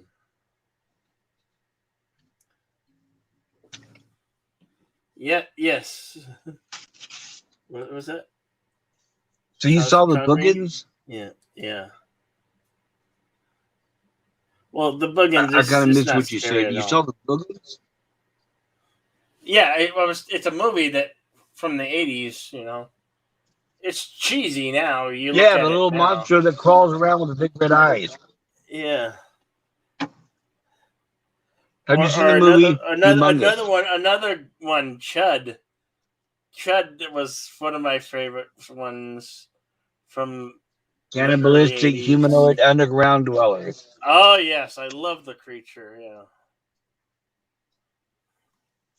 The Creature. I remember it was very, very slow, and there was no action through 3/4 of the movie. And it wasn't until the very end they showed her anything. So, yeah, not very good. Yeah. Yeah, I got some movies. I'm gonna be showing Motel Hell, and Rory Calhoun and what's her I'll name? be showing that one. Yeah.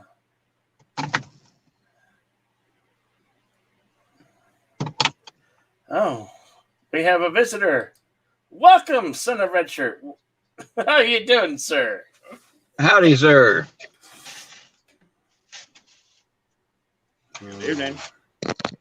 Hey, there we go. We can hear you now. Evening, Yeah, now we can hear you. yeah, we hear you. On the volume on this. Gentlemen, how's your night? Good. Once did I finally shut up? I can't believe I did that. I totally boomered it. I didn't when I set it up. I had a feeling. I wasn't. I could have sworn when I set it up it was 10. Maybe my eyes were. I don't know. Maybe it just.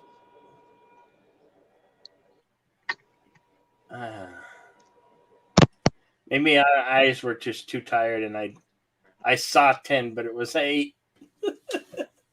Maybe I saw that 8 as a 0, and there was a 1 in it, and I thought, okay, it was 10. You know.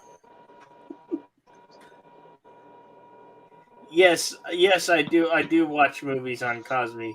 I haven't in a while, and I was trying to get back into my Cosby screening room today, and I was running into issues because I haven't been there in a while, and I usually go use it from my old laptop and not the new one here. So I have to reset all of that up. We'll get her done. Yeah. What's on your mind, Senator Red Shirt? What's going on? I'm sorry, Bill. I know you were talking to me. I didn't want to interrupt. Oh. Can you hear me? Yeah, I can hear you.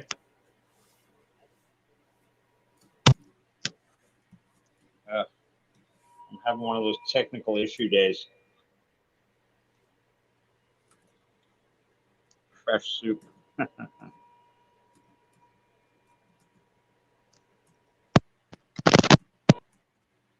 Hello, Bill. Yeah. You can hear me okay? Yes, I can. Sorry about that, pal. I was having some real technical issues there. Your whole explanation to me of what was going on earlier, but don't worry. I think everybody understood. It was just just a little mistake. I did try getting in touch with you to let you know, but I guess it didn't. I noticed. We'll talk later about that.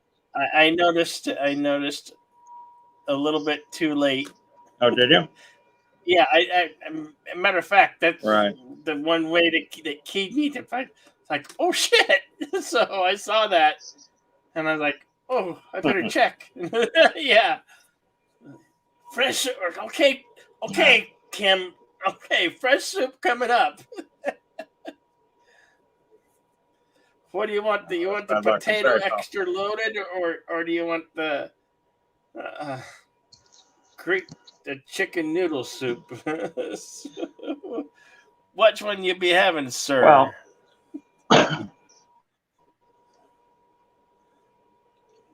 sorry. Yeah, well, don't let it bust you up too bad. Shit like that happens. If that's the worst thing that happens to everyone today, we'll consider ourselves lucky. But I will use this opportunity, and I hope people in the chat are listening and they can forgive my technical issues I had going in. But I think you should consider doing 1 or 2 shows early a week. You had a whole bunch of people sitting here at 11 o'clock waiting to chat with you and disappointed when you didn't show. So it wasn't your fault. It was a genuine mistake. Everybody understands that, no doubt. But I Yeah. would consider asking your good folks in the chat if they'd be interested in trying the show early once or twice. I don't know what your schedule's like, and I know you're on a different time zone than I am. Uh-huh. For example, right now it's 2:15 in the morning where I am. Yeah. Where is it for you? What is it? For you? 11:15 p.m. It's not even Friday yet. Still Thursday. Still Thursday for me. I agree, Bill. I mean, are you unless you're Yeah, busy it's like a big, earlier? No, I could totally go, but then I'd have to call. What could I keep the name Somniate Super? Should I go for another name? Any name you want, but here's what I'm telling you is, I finish work about 7 p.m. and usually there's nothing to listen to, and I have to wait like 3 hours until you finally start yours. Oh, okay. Right, and I've been thinking about that. We need somebody who can fill in Pacific time a little bit better because everybody else, Bird and Tap the Trek and all them are like early in the morning. Yeah, because they're on the eastern. They're in the central and eastern time zones. Yeah. Honestly, if I had a computer, I'd consider doing it. 9 or 10 is a great That time. would be yeah. Well, I set it up for it was 8 p.m. my time. I could literally do it 8 p.m. or I could start a little earlier, 7:35 p.m. show. And I want to have a karaoke. I want to have a karaoke show. I want to have it on Wednesday because me and Nina like to sing karaoke, and I'm trying to get a karaoke crowd going. God, no. Because there's there's a lot of people that do karaoke shows on Fridays. What you're against karaoke? Karaoke's fun, man. Hello? Yeah. Hello? Can you hear me? Super Bubblefuss is muted. You're muted, Super Bubblefuss.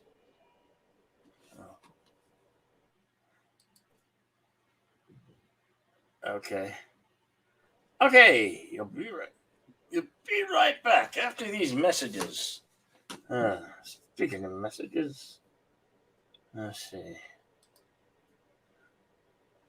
Karaoke is not fun.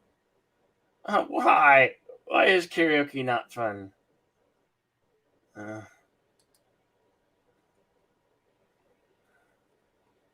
Why is karaoke not fun? It is fun for those who sing. And speaking of commercials, we got a commercial for you.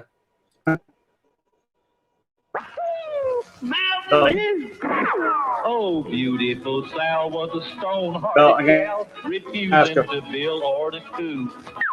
But Clem was right smart. He appealed to her heart with that gal getting good old Mountain Dew.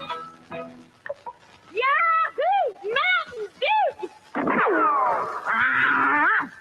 Mountain Dew will tickle your innards because there's a bang in every bottle. At the county turkey shoot, 'cause Luke warn't worth a hoot, he was hopeless till he finally took the cue. Yahoo! Mountain Dew! Now he shoots off the cuff, gets more than enough after nipping at that good old Mountain Dew.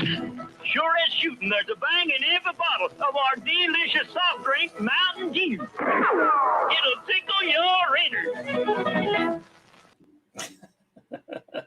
It would tickle your head.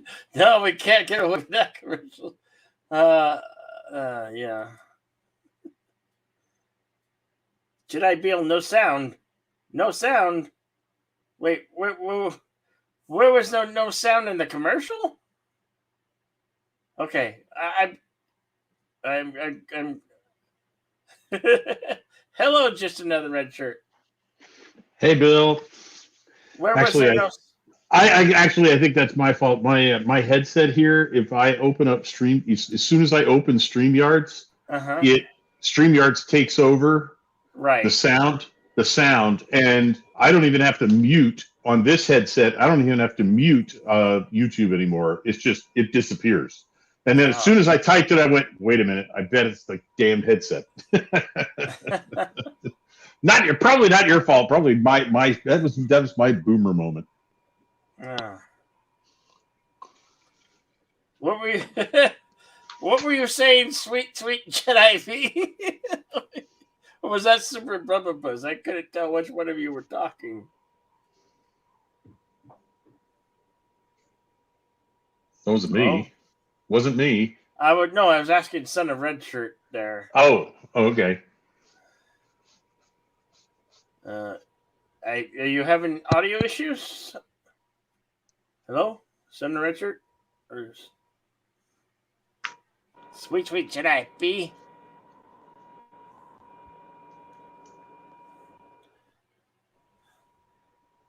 That was an old Mountain Dew commercial I played. I didn't know.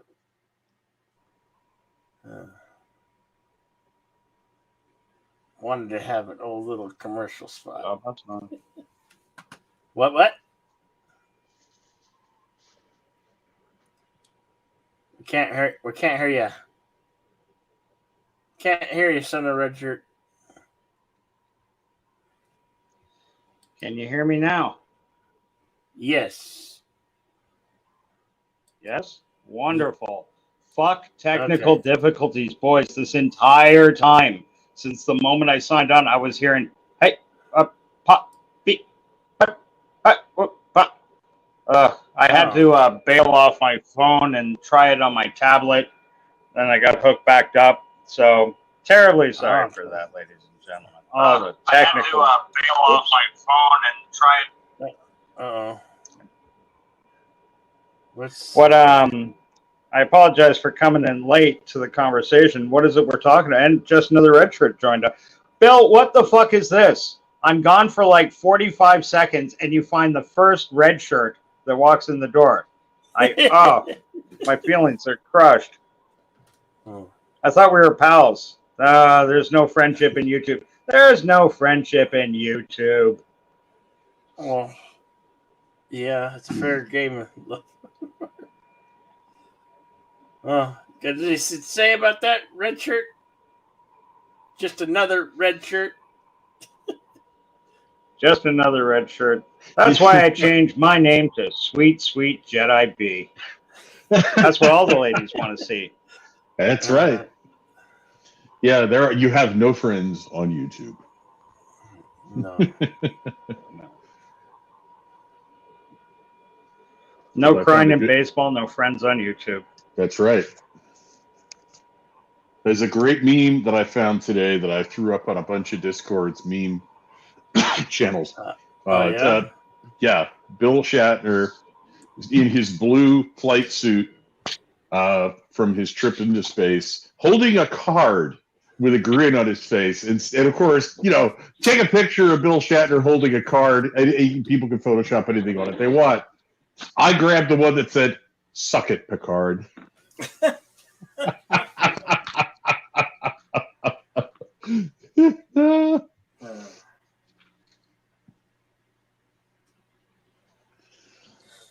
Yeah, that was gotta love the guy though.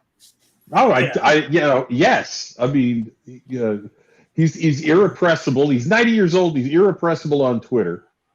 He's done some absolutely shit shows, but he played one of the most iconic pop culture characters of the 20th century. Yeah, of course. And played with Connect. Yep. Go ahead. Okay, so we were discussing doing the talk show earlier, so it wouldn't be the Insomniac Soup, but I was just thinking of a name. Well, I had an idea, but what is it? 3 sheets to the wind before you get drunk, or after you're drunk? That's after. Okay, so I want to say something sheets before you get drunk. You know. So what? So what would that be? How would I phrase that? Oh, That's the question. I asked both of you. What was the name of the whiskey you were drinking? Well, that whiskey. Last time I was with you and you were drinking it, I think it was Four Sails. No. And I made some gag about 3 sheets to the wind, 4 sails to the floor, or something like that. It's a generic brand called Four. Four Freedoms. That's it. 3 sheets to the wind, 4 freedoms to the floor. Sorry, Redshirt. I didn't mean to cut you off. I really didn't. It just it was a thread. Say that last part again. I said 3 sheets to the wind, 4 freedoms to the floor. 4 freedoms to the floor. There you go. There's a perfect title. there you go. What do you think? Yeah. We should do a vote on it next time around. 4 freedoms to the floor. Yeah, I've been popping in and out a little, and I thought you were talking about, I'm trying to remember who it was. Last week we were talking about this. You were getting pale. It was your birthday. No, it was your birthday. That's right. Yeah. You were lit. Yeah. And you were drinking this horrible fucking Walmart 99-cent a gallon 4 Freedoms whiskey sort of drink before Thursday on the label. Your corrosion burned it away. Oh, yeah, but it doesn't. Fun memories. The beautiful part of it's cheap and it doesn't spoil. I still have some left. I still have some left. Too much. I mean, for the love of God, don't spill it on polished wood, or it'll take the finish right off your fucking car. But yeah, you can drink it. No worries. I got that much. I got that much left. Too much. Too much. Oh, you still got some of that? Yeah. I need to finish it. I should. I need a reason to finish it. I don't know if it would dissolve the shellac on a car, but it'll sure as hell take the lacquer on a car, but it'll sure as hell dissolve shellac finish on a piece of furniture, because that's solvent. That's the solvent they use for that when you put it on is alcohol.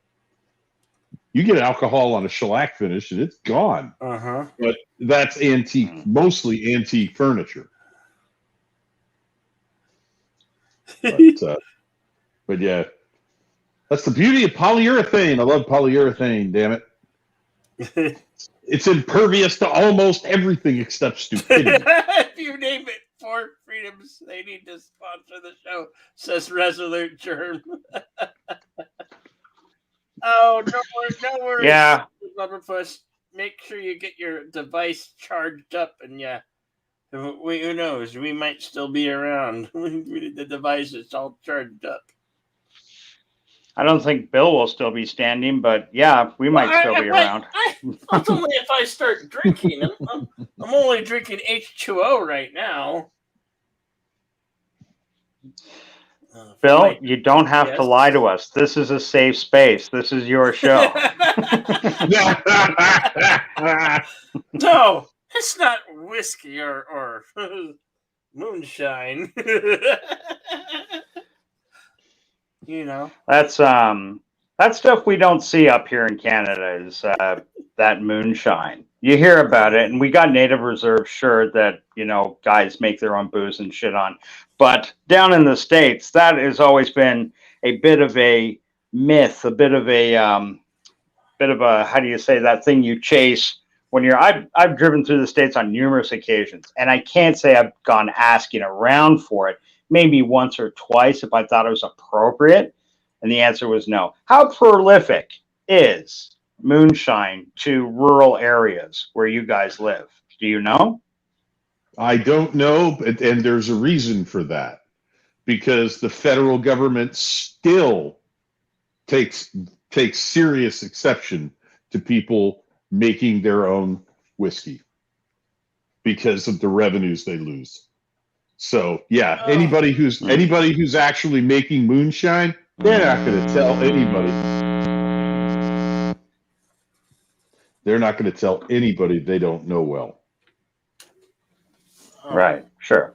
Oh, I understand that. Yeah. I'm just saying, like, you guys live down there. And I don't know where everybody lives. And I'm not saying everybody lives out in the country. Not at all. I'm just asking anybody or anybody in the chat if that's a thing where you live. Do you know people that make moonshine? Have you tried moonshine? Is that just part of life where it is? Or is that a rare, you got to cross 2 straight states to go get it treat? I've had moonshine because there are a few distillers now that have actually gotten, set up with the federal government legally, and they're paying the taxes, and they're selling moonshine, because that's the only obstacle is that, they weren't paying the liquor tax. So I tried it. It tastes like shit.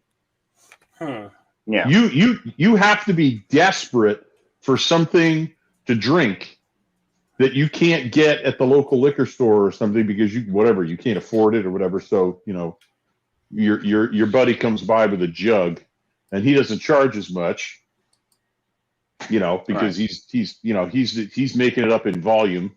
Sorry, I don't mean to interrupt. See right there, Jedi Bill, and the beat goes on. This guy's avatar. Good evening, and the beat goes on. I don't think I've ever met you before. I hope you're having a great night. That guy's avatar is the Max. Remember, we were talking about that 2 nights ago. Redshirt, I do apologize for being so rude. It just, I know Bill, and sometimes he's like a machine gun with these, what do you call them? Texts that come in. They go on and off quickly. The chats. No worries. Yeah. The chats and highlighting. Yeah. They have different highlighting. flavors. That's what you. They have different flavors. The thing about moonshine is that, generally speaking, it's not aged in barrels. And aging in barrels is what makes whiskey more palatable. It makes a huge difference. So the stuff that you get, I mean, it's even more so than the difference between, say, Blanco tequila and Reposado tequila. But it's the idea. The idea is the same. You lay it down in barrels for a couple of years. It mellows out. It develops some new flavors from the barrel. It changes color, and then you bottle it. But yeah, moonshine straight corn liquor. Ouch! Oh my goodness, no! That straight white corn liquor is. I mean, there's a reason they. No, I've had it. I won't have it again. I will pay for aged whiskey. Thank you very much. Aged bourbon. Right. I love aged bourbon. No problem there. But not the. Well, I'll just have you know that Jedi Bill 797 show proudly supports straight white liquor, corn liquor, male. We are not biased in any way, shape, or form. You can be gay corn liquor. You can be straight corn liquor. We're for all corn liquor. But wait a minute. Are you 80s gay corn liquor? That's the important one. Because those are the best. Red shirt, I have got a raging case of the so not gays. Okay, let's just put that out there right now. So not gay, I promise. So not gay. Wow. Yeah, I remember in high school. And the strikes are coming in. Good evening, Keely Chow. Roll Tide, brother. Roll Tide, Keely. Hey, Keely Chow. Yeah, I remember in high school reading, there's a series of books called the Foxfire books, and they will tell you all sorts of things about country living. I mean, there was a chapter on how to build a log cabin. There was a chapter on how to find ginseng. And of course, there was a chapter on how to build a still and how to hide a still. So there were 2 chapters on moonshining. I'm like, they thought that was important. They gave it 2 chapters. You only got 1 chapter for a log cabin, for crying out loud. And I remember reading about it and all of the things you have to do to make a safe still so that you don't poison yourself or anybody who drinks your product. And I'm like, yeah, they're serious. They really were serious. And they had all of it laid out. Don't ever use tin because it has lead in it. That'll make you go blind. You got to use copper. You got to use copper brazing. You can't use lead solder for the same reason. And then it was like, well, the way hiding them was just a fascinating chapter because you're out in the woods, and how do you hide something where you're building a fire to boil a large amount of liquid and not have anybody see that you've got a fire going out in the woods? And some of the ways they suggested diffusing the smoke were fascinating. Like dig a trench next to a dead tree that's hollow, and essentially drill into the bottom of the dead hollow tree so that you make a chimney out of the tree. Then you roof over your trench, and you run the chimney of your still up into the dead tree, so that by the time the smoke comes out, it's 30 feet up in the air, and coming out of the top of this dead tree. And I'm like, oh my God, can you imagine trying to find the perfect location? And then all the work that would be involved to make a small room to run a still underground and vent the smoke out of a dead tree. I'm like, wow, these people are serious. I think Darth Haster's been sampling what we're talking about tonight, buddy. Dreamed I was on a cloud swimming in a naked woman-filled pool. Then I woke up in the hospital with an appendix out. I tell you what, that sounds a lot like my my weekend in Mexico. I woke up in a bathtub full of ice water with my kidneys gone. Hey, Darth Haster. Oh, that's a heck of a dream. That sounds like an ether dream, actually. It's like, yeah, absinthe, possibly, ether, yeah, maybe. That's not bad. I wish I had some of your stuff there, Darth. Oh. Which process takes longer? Brewing beer or brewing moonshine? Well, to make moonshine, you effectively have to brew beer and then distill it. So brewing beer is quicker. Okay. Although the beer that you distill into moonshine is not beer that you would ever want to drink. It's called beer, and technically it is. It's made from sprouted grain. But holy cow. I mean, the smell would knock a buzzard off a log, from what I understand. And you just hold your nose and pour it into the still and then light the fire. Right.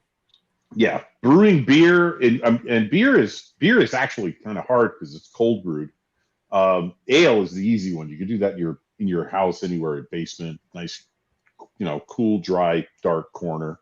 Set up. And as I understand it, gin isn't too labor intensive either. You can make gin in a bathtub. Yes, you can. I wouldn't recommend it. I wouldn't recommend. Well, put it this way: I wouldn't recommend drinking it. No. I just, guys, I wanted to detract our attention from the conversation for 2 seconds to check. I was just looking at what Darth Haster was writing here. I think he might be. Did you have surgery today, Darth? Is that what you're telling us in your own charmingly roundabout way? They said they gave me morphine. I don't know what all else. He said I was about 11 or 12. Oh, I just read the last one. Okay, I'm sorry. Yeah. Yeah. That makes sense. Yeah. Well, that's a great fantasy to have for 11 or 12-year-old. You and I would have got along like a house on fire. Let's just say my appendix wasn't the only thing out. Wow, damn. That's a good one, Esther. That's a good one. Bounce. Bow wow. Oh man. Just say, hey, this is how you doing. Yeah, then you woke up to like some fucking 60-year-old Jamaican nurse lady clearing up your what do you call it? Your wet dream all off of your stomach in the hospital, saying, "That's okay, dearie. That's okay. That happened. That happened. Oh no." I'm sorry. Am I relating too much from a past incident? No, Possibly. no. Either that or you wake up to find that your nurse is a 240-pound guy with a 5 o'clock shadow. Oh, damn. Waking up your nocturnal, wiping up your nocturnal emissions off your chest as your mother walks in. Yeah, that'd be great. Oh, don't worry, lady. This sort of thing happens all the time, right? Squirt? Ha ha. Get it? Ha ha. Scarred for fucking life. Good evening, Sherry. Oh, she's hoping Darth Hastor is feeling better now. Darth Hastor, I hope you're older than 11 or 12. Yeah. Sitting here tonight. He's probably Rumor has it he is. He's at least 15. Yeah. Yeah. That's the one good thing about He's being he's just like the rest of us talking males, you know. Yeah. We don't really get past the age of, like 18, 17. Well, it's funny being here on YouTube because Uh-huh. a couple of years back, I really didn't do YouTube at all. And not that I was sticking my nose up at it. I've never been a computer guy. And when somebody showed me something on YouTube, it was always a movie trailer or like a cat video, like an animal thing or something, Right. And I'd think, okay, that's nice. And I never really thought about it past that. Somebody mentioned to me, oh, you can get movies on YouTube. And so I went looking for movies on YouTube. And by accident, I typed in Star Trek, wondering, I wonder if they got Star Trek on YouTube. I don't know, because I really never used it. And that led me into a whole bunch of fan sites and stuff like that. Yeah. Again, not knowing what I'm doing, I'm just going through who is anti-Trek. You went down What the YouTube fuck? rabbit hole. Yeah, exactly. And being a Yep. newbie, then I was just absolutely went in head first, not knowing what I was doing. However, sorry, boys, hang on a second. What's up, Jack Somebody's at Law? my Good to door. see you. I'll be back in 2 seconds. Yeah. 2 shakes of the lamps there, yeah. Okay. Have you ever just to know, Richard, have you ever wanted to brew your own beer or whiskey at home? Ale, yes. I'd love to make porter or stout. I love dark beers, things that are flavored like with, cocoa or coffee or both. Uh-huh. I like Guinness Stout. I've had some microbrew porters that were just amazing, and they're warm brewed, so they can be brewed at room temperature. You don't need to put them in a refrigerated container. That's how you have to do beer, like lagers and pilsners. So yeah, I'd love to do that. I mean, I lived in Massachusetts for 35 years, and Sam Adams is a long. I mean, to call Sam Adams a microbrewery is kind of weird because they make like 37 different varieties of beer and ale. But the thing I like about Sam Adams, the president of the company, who's been in their ads, I did hear this in the area. If you wanted to work at Sam Adams, it didn't matter what job you got, whether you were working in the shipping department or whether you were a brewmaster or you were the secretary to the CEO, everybody had to choose a recipe, brew something at home, bring it in on a Friday so everybody could taste it. Because the president of the company wanted everybody to be to understand what it meant to make beer or ale. Everybody had to be invested into what the company did. Right. I love the guy saying, well, sir, I just got my 30-day pen from drink. But no, I'm trying to say drink. You want to work here? Drink. Oh, yes, sir. Yes, sir. You didn't have to drink it. You just had to brew it. Yeah. But you did have to brew it. But yeah, I thought that was an interesting philosophy to say, we're a brewery. We brew. We're a craft brewery. We're trying to make beers and ales that nobody else makes, not quite the same way. So I want everybody in the entire company to understand what it takes to try and come up with a new type of ale, a different flavor of this or that.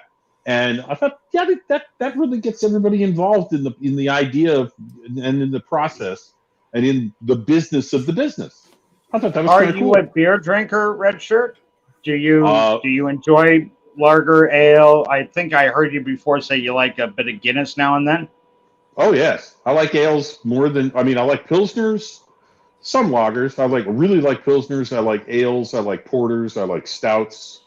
Not so fond of India Pale Ales because everybody today seems to be competing to see how many hops they can cram into it, which means that they all taste like bat piss.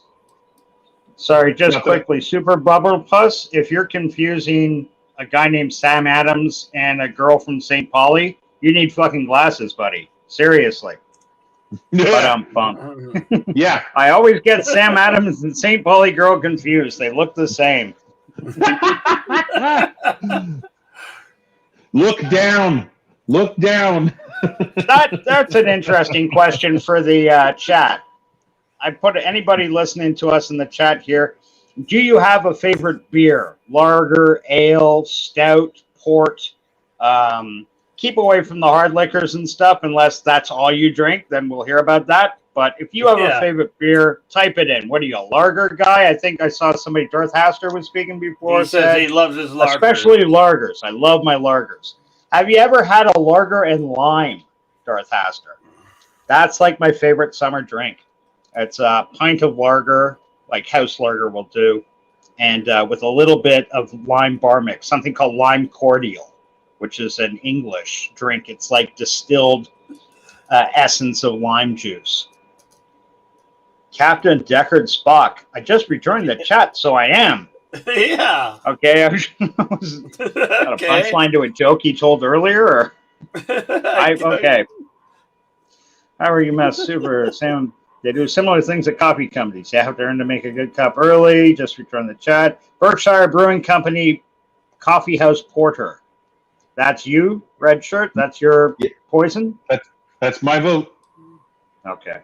Captain Deckard Spock, both early and late for the IPA. He likes IPA. What has anybody ever had Guinness and cider? When I was living in England, that became like my absolute go-to drink of choice: breakfast, lunch, or dinner. Guinness and cider. I could bang that back all day long. Resolute Germ, don't touch alcohol at all in over a dozen years. Good lad. Good for you. Jack's Law, I would rather smoke weed and watch Insomniac Soup. Jack's Law, I would rather smoke weed and help host Insomniac Soup. I am all out.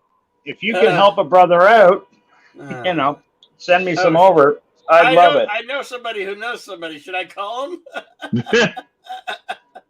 Don't even start with me, Jedi Bill. I saved my last Johnny for your show tonight at 11 o'clock.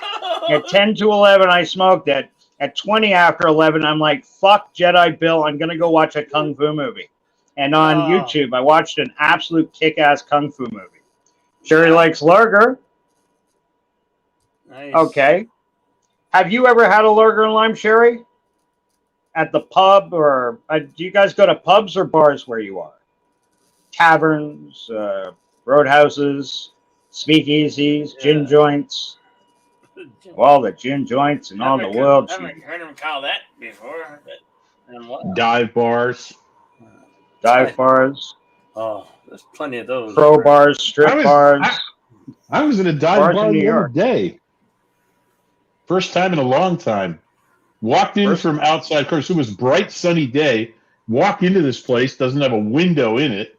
So the first thing I have to do is stand inside the step to my left inside the door and wait for my eyes to start to adjust because I have no idea, except that there's some lights at the other end of the room where the bar is.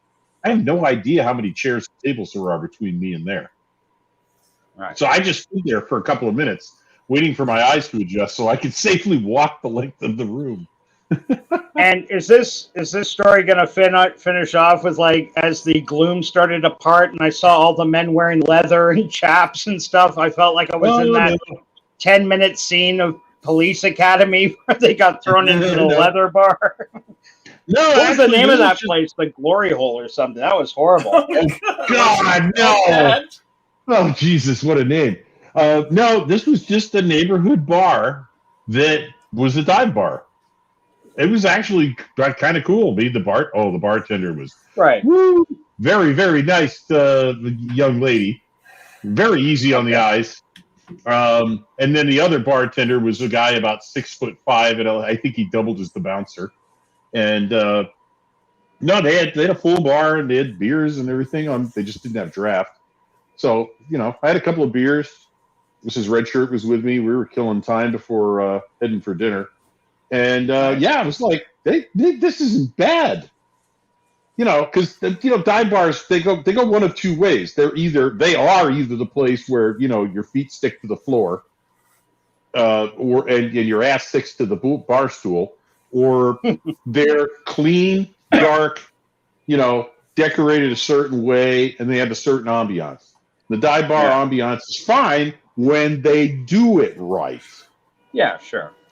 But when it's a dive bar that's sliding into being a roadhouse, not good. Yeah, and there's also like something charming about the local place. I got a place we got a neighborhood we call the Beaches because that's down by the beach. Why they call it the Beaches is because they're stuck-up pricks. I used to live down there for a while.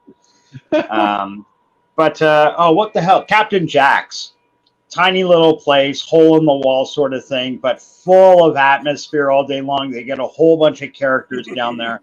And it's just one of those places you go, you think, I'll go for one pint or something. And then, it's 2:30 in the morning and they say, come on, gentlemen, please, let's go. It's holy shit, where'd the whole night go? This was fun. Yeah. Sherry likes bars in New York. Yeah. Well, if you're looking for Sherry, go troll bars in New York. No, I'm teasing Sherry. I hope you got some nice clubs. Do you like actual bars or pubs, quiet places with your friends, or do you like to go dancing? What's the deal? Resolute Germ, no alcohol, but I have an extreme caffeine problem. Can I recommend to you a lovely show called Morning Brew with Captain Trek? You get all the caffeine you want there. Yeah, lots of caffeine there. Exactly. I'm sure you've heard of it once or twice in the past. If it's a party, I don't mind the drink. I'm like you, Jack. I'm not really big on drinking alone unless I really want to cry. And crying with friends is always much more fun. Captain Deckard Spock, I was a busboy at the Abbey on Queens Boulevard back in, crumbs, back in 1990. Yeah. Oh. Points for Captain Deckard Spock's honesty.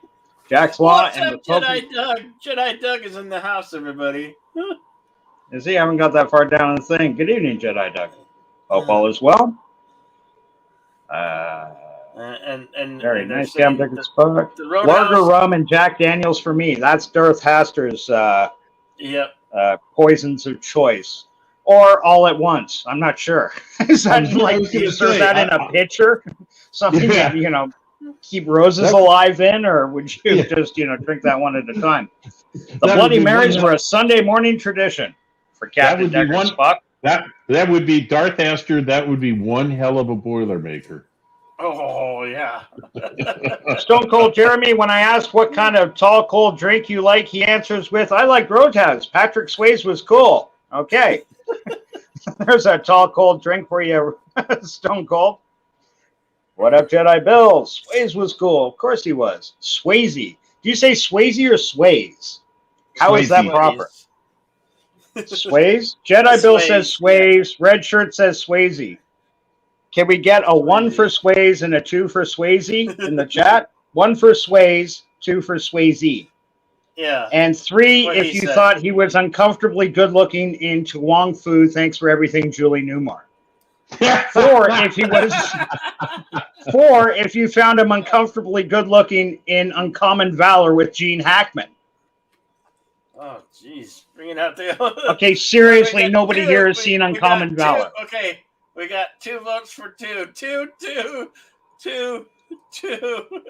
The 2s are winning by the left side, 2.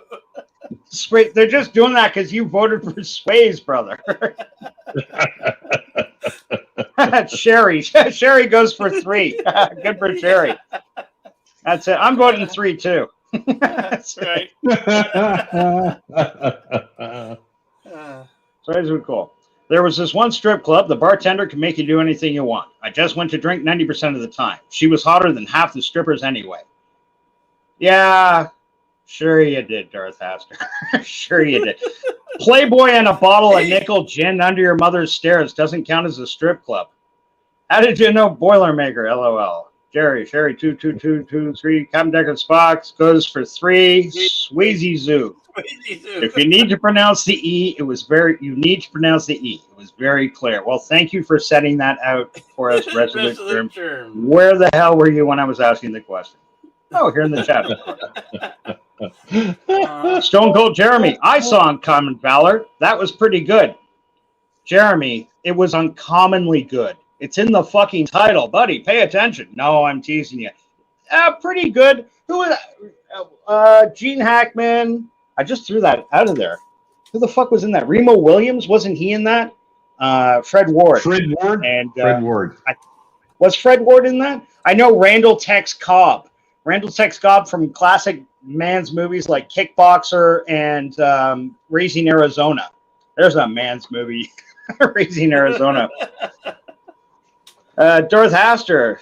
He goes with 3-2. That man looked good in Julian Newmar. Not going to lie. Yeah, you're right. He actually, what was it? Him, Wesley Snipes, and John Leguizamo in Tuong Fu, Thanks for Everything, Julian Newmar, where they played 3, I think, transvestites, if I'm allowed to say that word, without getting slapped down by YouTube or whomever.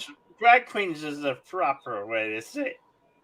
They were drag queens. Well, hands down, you're the authority on transsexualism here, Bill. So if you say drag queens... No. That's completely false. False news. Can we have a 1 in the chat if Jedi Bill is an authority on transsexuals, or can we have a 2 in the chat if Jedi Bill is an authority on all deviant behavior? No. I'm going for all deviant behavior, number 2. Let me see here. You know anything there? Jedi Doug. I thought this was just a bad rumor, but now it's confirmed Disney is rebooting Home Alone. Bad rumor. Yes, they are. Dude, they filmed it. Yeah, I know. Filmed. I saw a trailer for it. There's a trailer? Yeah. There's a trailer for it. Wow. And by the way, Buzz, his older brother in the original movie, is a cop in this one.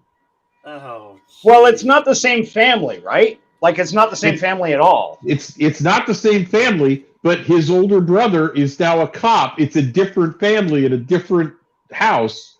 But the cop, they showed it. He freeze framed it. I forget the family's last name. What was the family's last name in the original movie? Oh shit! Kevin was the boy's name. McAllister. McAllister. Okay. That's stitched onto the uniform. So you know the cop's last name is McAllister. It's Buzz. It's not only Buzz, the character, it's the same actor. Now middle-aged. So that's the member berry they put into this reboot, is they got the actor who played Buzz McAllister to play Buzz McAllister. Oh, jeez. Wow. Except now he's a middle-aged cop. He's a flat-footer. Yeah. Okay, can I ask you, Red Shirt, just by the tone in your voice, and I don't mean this in an accusational way, you seem to be invested in this. Was the Home Alone franchise big to you growing up? Was that like something you guys look forward to, you saw? I watched the first movie several times. I've never seen any of the others. Oh, okay. I've never watched any of the sequels. I watched the first movie multiple times. I love the slapstick, because to me it was a live action cartoon, which I'm a fan of. I'm a fan of cartoons and have been for decades. So to me, they took a cross between a Bugs Bunny cartoon and a Roadrunner cartoon and put it in a live action movie, and I thought that was great. But the rest of them, I was like, no, you told the story. I'm done. There's no more stories. Kevin can't be home alone again. That's stupid. Because his parents, as incompetent as his parents were and as stupid as his parents were, they can't do this again. So, no, I'm not buying there's a Home Alone 2, 3, 4, whatever. So I never watched them. But I really did enjoy the first movie. I've seen it, and you know, I don't watch a lot of movies more than once. That I watched more than once.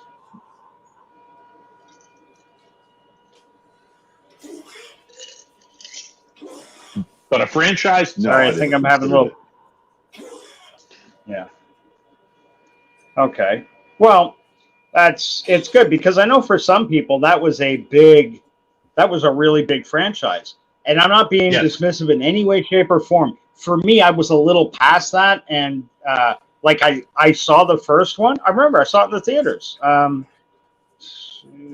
I liked it. I thought it was good. To be honest, I was more interested that Catherine O'Hara was in it because I was a huge SCTV fan growing up. And if you lived in Canada and grew up in the early 80s, you saw a lot of SCTV. You know who she was. And I always root when I see, I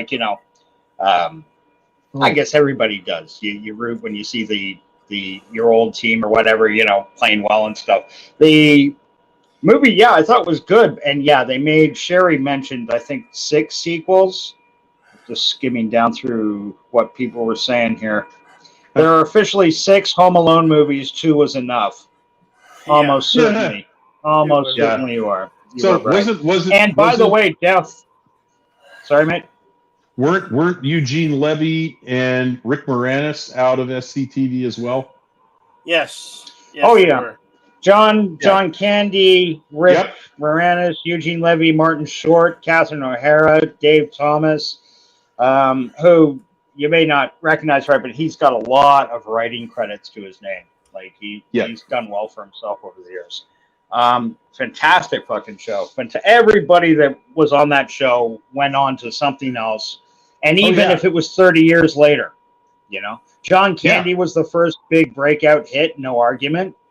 But even in Stripes, they had roles for SCTV people in there. Do you remember Stripes at all? Oh yeah. Anybody remember Stripes? Bill Murray, Stripes? I love that movie. Yes. And by the way, that's a good point because that movie was a bunch of Saturday Night Live alums and SCTV alums. And I was about to say, SCTV produced almost as many comic actors as SNL did, if not more. If you took it as the show ran for 6 years in various forms, but that was it. Yeah, SCTV produced a lot more people and a lot more hits. They just had less to work with. If you look at the cast roster of Saturday Night Live now, I think it tops over 80 different performers. Oh no. I actually only count the first cast of Saturday Night Live. After that, forget it. They're opening seasons. Yeah. Yeah, no. Fair enough. No. I don't know. I like Bill Murray, and I have a hard time counting him out. Bill Murray was big. He was in the original cast. He was in the original cast. Well, he wasn't in the original first year on stage cast. He was. He came in the second year when Chevy Chase left. He just didn't make the cut for some reason. His brother, Brian Doyle Murray, was working on the show, doing extra work and as a writer. And he was in the background scenes of a lot of first-year stuff. But then his brother came on the second year. And Lorne Michaels knew him well and liked him well. But I think there was a timing thing. He was doing something else and couldn't be there for the proper, so they just pushed him back. And then Chevy wanted out at the end of the first year because his career just exploded. Very first guy to make it as Saturday Night Live, Chevy Chase. Caddyshack, Fletch movies. He had a great career, Chevy Chase. Bit of an asshole, but according to some people. Well, I just wanted to mention in the chats, I was looking down here, and I think it was Darth Haster. Darth Haster said, and I believe the leather bar you mentioned was the Blue Oyster. The leather bar was the Blue Oyster from the movie Police Academy. You're absolutely right. I tell you, Darth, I put that in there as a trap for Jedi Bill. He didn't fall for it, but you did. So we exactly know how much time you spend watching Blue Oyster. No, I'm teasing you. What else? Oh, yeah. Hey, good news. Jedi Bill, according to the poll, everybody thinks you're an all-around deviant. You don't just specialize in transsexual. This is true, but I'll never. Well, Cherry thinks you could do both. Actually, a few people. Captain Deckard, Spock. Whoops. Oh, boy. What? Holy shit, there's 6 of them. It's just an Easter egg. Second one wasn't bad. The first 2 are okay spin-offs. Sorry, I'm kind of lost myself in the chat here. Oh. Stone Cold Jeremy agrees with just another red shirt on the Home Alone take. He also thought it was of it as a Bugs Bunny / Wile E. Coyote type movie. Yeah, I get that. I do. I love Warner Brothers cartoons growing up as a kid. They were my bread and butter. We used to get the Merry Melodies every Sunday night, and that was the only good thing I liked about Sundays because I was dreading going back to school from about 6 p.m. onwards. Yep. Jedi Doug, I hope they don't reboot Die Hard, but it wouldn't be surprised if Disney reboots that too. Does Disney own Die Hard? I didn't know that. They own 20th Century Fox. They bought Fox out. They own all the movies. They own almost every movie. So every movie that was once cool, they own it because they bought Fox. $75 million acquisition for Fox.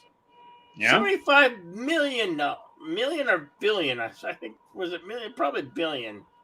$75 billion. I mean, their pockets were that deep to go $75 billion to buy out 20th Century Fox.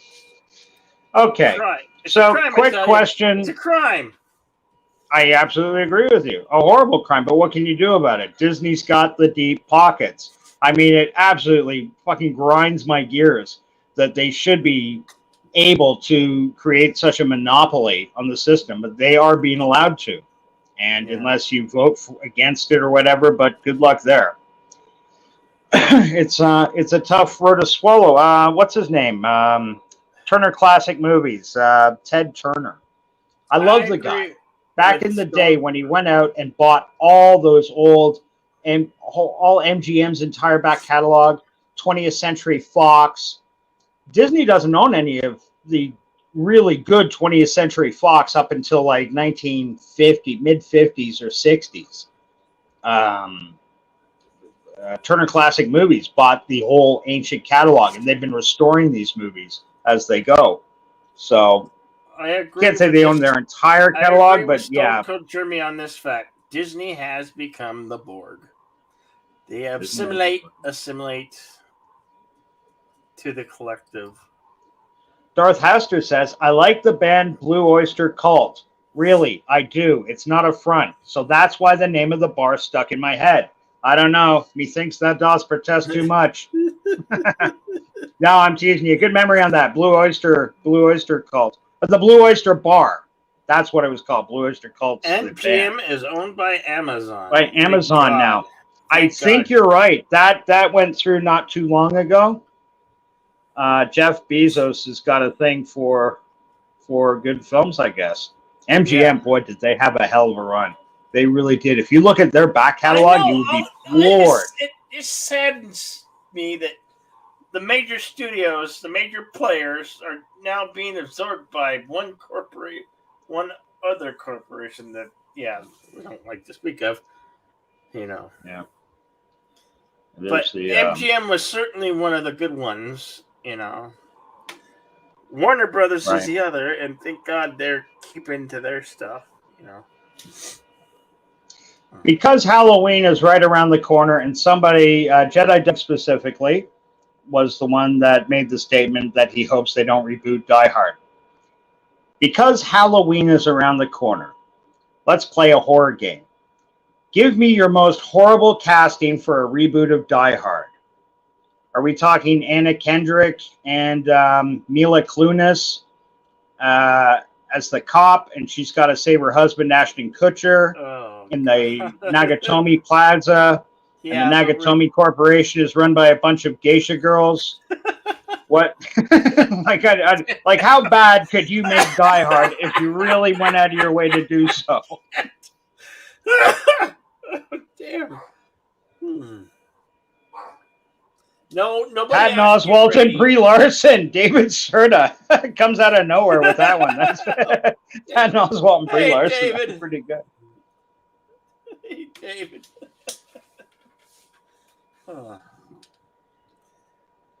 Wow. Holy Stout Beer equals Blue Oyster Cult. Captain Decker Spock had an unusual equation here for us. Cully Stout Beer equals Blue Oyster Cult. How do you get umlauts over the U in cult? Every time Darius Munchausen's on, I never can feel I can type to him because I don't know how to put umlauts on. I have a text file that I use for when I'm on Latino Slant, and it has all the accents and the umlauts for things. You go to the character map, you can copy them and paste them in, and put them in a text file. Then I just copy and paste it from there. You also, if Darius super chats, but he's not in the chat yet, I just copy his name off the super chat and say hello. Yeah. Unfortunately, my tech isn't nearly as good as yours, brother. I work off a really old tablet and a broken phone. Sherry contributes by saying Kristen Stewart has saved her fiance from a bomber in a plane. No, not that one. Sherry, you said the word. Kristen Stewart. Unfortunately, the rest of tonight will be devoted to talking about sparkly vampires. Sherry, we're going to have to ask you to leave. It's always the same. It's always the same expression. No matter, she can't smile. She's not. She shouldn't be allowed anywhere near a Hollywood film, but they do. They keep allowing her there. More soup says Tim's talk. Well, Christian, what's her name? Stewart. Hey, Tim. Stewart, yeah. Christian. Hello, Tim. Good evening, Tim. More soup. More soup for you. I'll send you more soup. I sense a hipster in the force. Oh. I agree with that sentiment, Sherry. God, no. Well, Bill, you haven't answered the question. Who would be your fantasy absolutely worst Die Hard remake team? Like, Kathleen Kennedy isn't an actual actress, so you can't pick her. But she can produce the movie for you. I don't know. But welcome to the chat. Draco and Gentis. Sparkly soup. This ain't no sparkly. We know no sparkly soup. Sparkly versus soup, I think. Oh, Hail Draco Argentus. Mythir, how are you?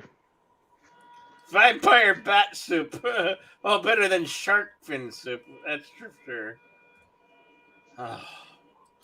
Okay. Get back to the question. What were you saying? Sherry, to be correct, that would be sparkly vampire bat soup.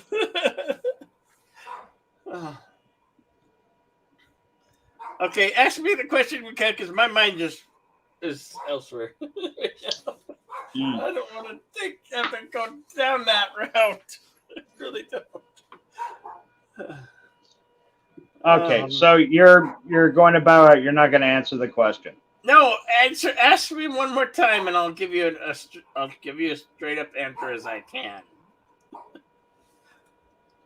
I said, who would be your answer to the absolute worst casting possible for a Die Hard movie? It doesn't have to be Die Hard. Sherry didn't feel restricted to that, and she had a great answer. Okay, what's her name from? She was in the god awful Ghostbusters 16. She's not funny. Okay, there was like an all-woman cast. Yeah, Can you narrow it down? I don't remember their names right now. I'm just blanking on it. I'm not trying to be a dick. You said Ghostbusters 2016, and every one of their names just slipped out of my head. The girl that was in the Wonder Woman movie, the blonde girl from Saturday Night Live, who sometimes I actually find quite funny. She does really funny men when what's his name, Rudy Giuliani. She was Rudy Giuliani on Saturday Night Live. I thought she was great. It was hilarious. Yeah, well, McCarthy was one of them. Yeah, Sheila McCarthy. You'd have McCarthy and the other one, the one that was slapping her around in that movie. I can't think of her name. Right. Well, all you gotta do is look at Jedi Bill's chat because they're right on point. Melissa McCarthy, Kristen Wiig. Yes. It was the word the ever Jedi Sparkles. Jedi Sparkles, yeah. Yes. Jedi Sparkles when vampire sparkles. I want Gary Busey playing John McClane. Jerry Busey. Really? Gary Busey. Really? Gary You didn't pick Busey, Gary Busey for John Gary McClane? Busey, who looks 3/4 dead these days. Yeah, he should be John McClane. That would be so good. Okay, hang on. To incorporate somebody else's idea, Gary Busey is John McClane. Patton Oswalt in the villain role. What's his name? Trying to do a German accent but failing the whole time. Yes. Mila Kunis as Jeremy as what's his name's wife, just for bizarre casting. Yes. And okay, I'll admit, I like either that or Kelly Sue DeConnick is his wife. Kelly Sue DeConnick, yeah. No, it'd be funnier to recast. Who was the lady that played her? Not Jo Beth Williams. Who was the lady that was McClane's wife originally? Oh. Whatever. Just cast the same woman. Cast the exact same woman, and don't explain anything. We have blasphemy. Holly something or other? Blasphemy in the chat. Tim, Die Hard is a Christmas movie. It is a Christmas movie. It is. That's blasphemy, Tim. That's blasphemy, Tim. Shame on you. Okay, Bill, this is why I don't like you drinking while you're doing the soup while I'm here. Die Hard is not a Christmas fucking movie. It's a movie set at Christmas. There's a difference. Christmas movie. It's a Christmas movie. Bonnie Bedelia played Holly Gennaro. Bonnie Bedelia, thank you. There you go. Holly Gennaro. Are you a Venture Brothers fan? Red Am shirt? I don't know what you're talking about, so I guess I'd have to say no. Oh, okay, so I guess not. Just the way you said Bonnie Bedelia as Holly Gennaro it reminded me of a line from that show. Except he said Bonnie played by the magnificent Bonnie Bedelia. The guy had a crush on Bonnie Bedelia through the show. Okay. Damn, Hans Gruber as a one little bitch man played by Patton Oswalt. William Atherton would make a good Hans Gruber. No, but he'd be too good. William Atherton? Yeah, all right. You're probably right. He probably would be too good. He plays despicable characters so well. Yeah. Yes, Your Honor, it's true. This man has no dick. How about Megan Fox? Oh, Megan Fox isn't a bad call either. Yeah. How did she not end up in a sparkly vampire movie? I don't know, and I don't care. Luck. She did that Jonah Hex. She did that Jonah Hex movie. Yeah, Jonah Hex, which I read Jonah Hex as a kid. I loved that comic book. It was great. I loved that and Sergeant Rock. My old man would pick those up for me all the time. And Batman 2. Those were like the three ones when I was a young kid. And Jonah Hex, I was so excited when that movie came out. And I don't think the guy they got, name's right on the tip of my tongue, James Brolin's son. Josh Brolin. Josh Brolin, yeah, he played. I know who should be his wife. No, I know who should be his wife in the worst remake. Sarah Jessica Parker. Oh, that's good. Oh, that would be horrible. Yep. Wait. Okay. Wait a minute. Have you ever watched Top Gear? The British, the BBC crazy car show? Jeremy Clarkson once described Jessica Parker as that she looked like a boiled horse. Yeah, that horse thing's been going around for years. What's his name? Seth MacFarlane did a funny gag with her in Sex and the City as a horse. You know, clomp once if you want to sleep with me, clomp twice if you don't, sort of thing. Well, he also said that who was the woman who was in Pirates of the Caribbean there? Keira Knightley. Keira Knightley. He said Keira Knightley's basically an ironing board with a face, but she works. Yeah, here's the thing. I would totally fucking end up with Keira Knightley if God gave me my brothers. I think she's gorgeous. Oh hell! If I had the choice between them, that would be a no-brainer of the first order. Yeah, Keira Knightley, it is. Darth Haster contributes by saying, when it is your birthday, you wake up with vomit everywhere in the room except the corner of the room you slept with. Man, that's like every day. How's that different from my birthday?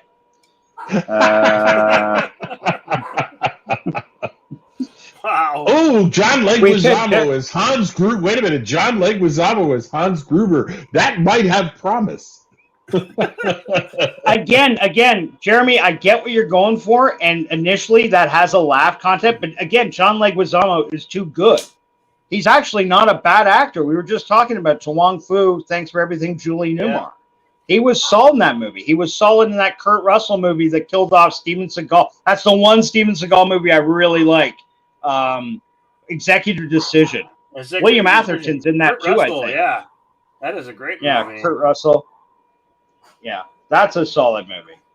So I get it. Yeah, John Leguizamo would definitely be in the running, but again, I think like he'd make it work. Like he's a good actor. He'd find some way. He's a good actor. He's an inappropriate casting choice, but he's a really good actor. Yeah. As terrible casting choices go, right on. As absolutely horrible casting choices go, that's what I'm looking for. Real nightmare fucking casting. I still think Melissa McCarthy as in the role of the sergeant. But we can't do that because he was black, so we have to cast someone of color, I think. Otherwise, Hollywood will kill us or take our license away to make this terrible movie. Right. So, give me a Oprah! Oprah! No. As the sergeant? No. You have the one that was in that the Ghostbusters 16 movie that was the. Her? Yeah. You know what? She's actually a pretty good call. She's a pretty good call, Jedi Bill. I'll give you that. Oprah, I was thinking big name draw. Think of her name. Shit. You know what? Honestly, when she does her stand-up, I find her funny. I never did see Ghostbusters, so I can't really comment on it. I could just jump on the bandwagon like every other idiot and say it was a bad movie without seeing it, but I honestly didn't see it. I will say this about Ghostbusters 2016. I watched 20 minutes of it, and that's all I could stand. Yeah, it's not that I'm doubting anybody. It's just I hate shitting on something I haven't seen myself. I understand, but I can't say I've watched it because 20 minutes in, and I went, I am the hell out of here. Yeah, but you can say you tried for 20 minutes and found it unwatchable. That's a huge statement in itself. I can't tell you.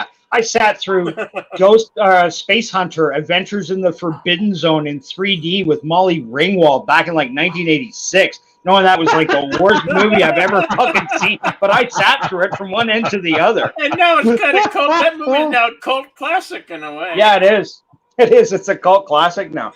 Boy, did we rip that movie apart as kids. I know, we did. We really did.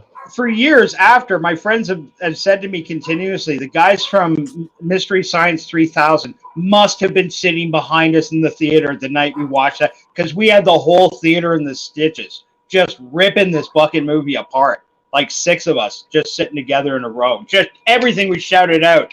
Not that I'm any comedic genius by anybody's stretch of the imagination, but it was just, a night you're on, everything you say is like perfect timing for it. It was just one of those in a fucking shitty movie theater. Had the funniest night of my life, and I won't forget that movie.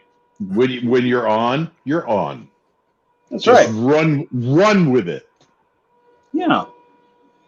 Jedi Doug suggests we have Kathleen Kennedy producer direct the movie. That came up earlier. Yeah, definitely as producer, Kathleen Kennedy. That name, you're gonna wake a Cinnabon, and then he's gonna think how I'm hoarding Jedi bills. Darth Haster is continuing a theme tonight. The next room was full of passed out naked women and a goat with a strap on in the corner. Did you tell anybody? Do you tell anybody? Okay. Haster, I only got one question.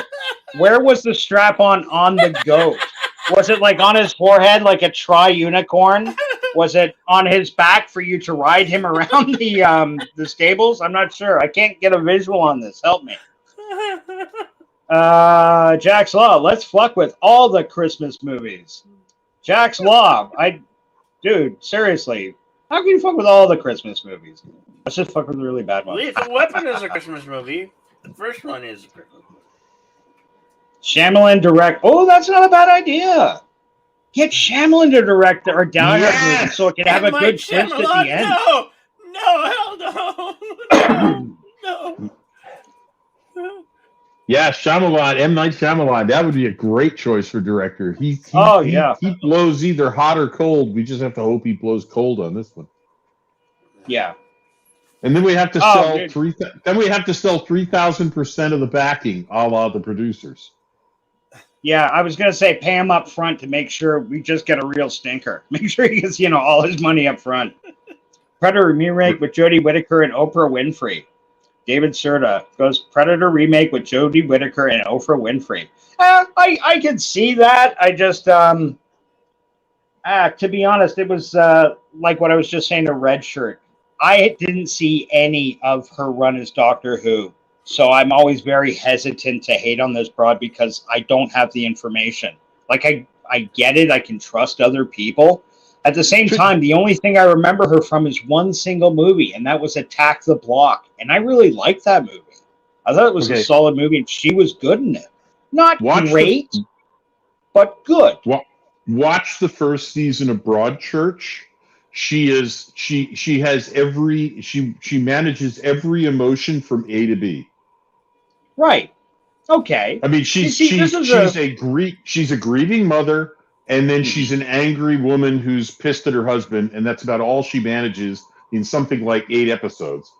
As Doctor Who, she was doing a terrible impression of a combination of Matt Smith and David Tennant, and I don't recommend you watch her in Doctor Who. Quite frankly, that's traumatic.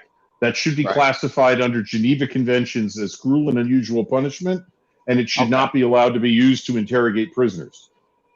Well, then you sound like a good sounding board to bounce this off of. Brie Larson.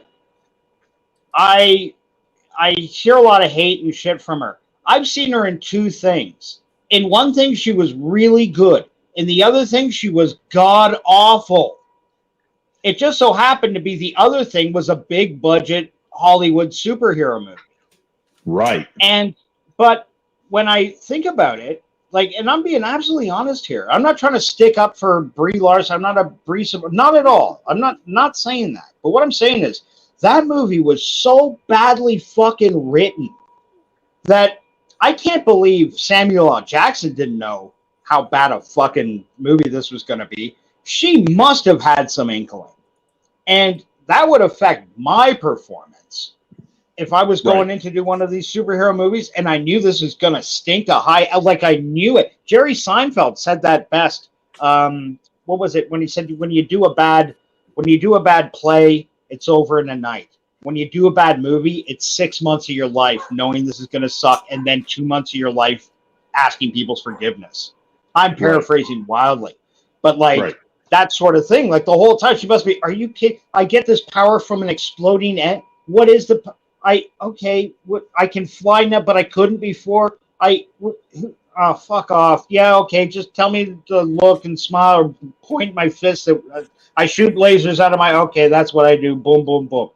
I get it. Like if she didn't grow up with it or anything, she doesn't know the backstory, and I wouldn't expect her to, but not having that love going in. And when she gets there, and think about it too, your young actress, this is coming right after the Avengers are just fucking breaking box office records left, right, and center. It seems getting a Marvel movie is a ticket to fame and fortune. Like it's just a free, you've made it. There you go. Here's your golden ticket. And you get the golden ticket. It used to be. Yeah. But what I'm saying is, like, what came before that? Black Panther. And Black Panther, people really malign that movie. I will say, as popcorn fun, I enjoyed it.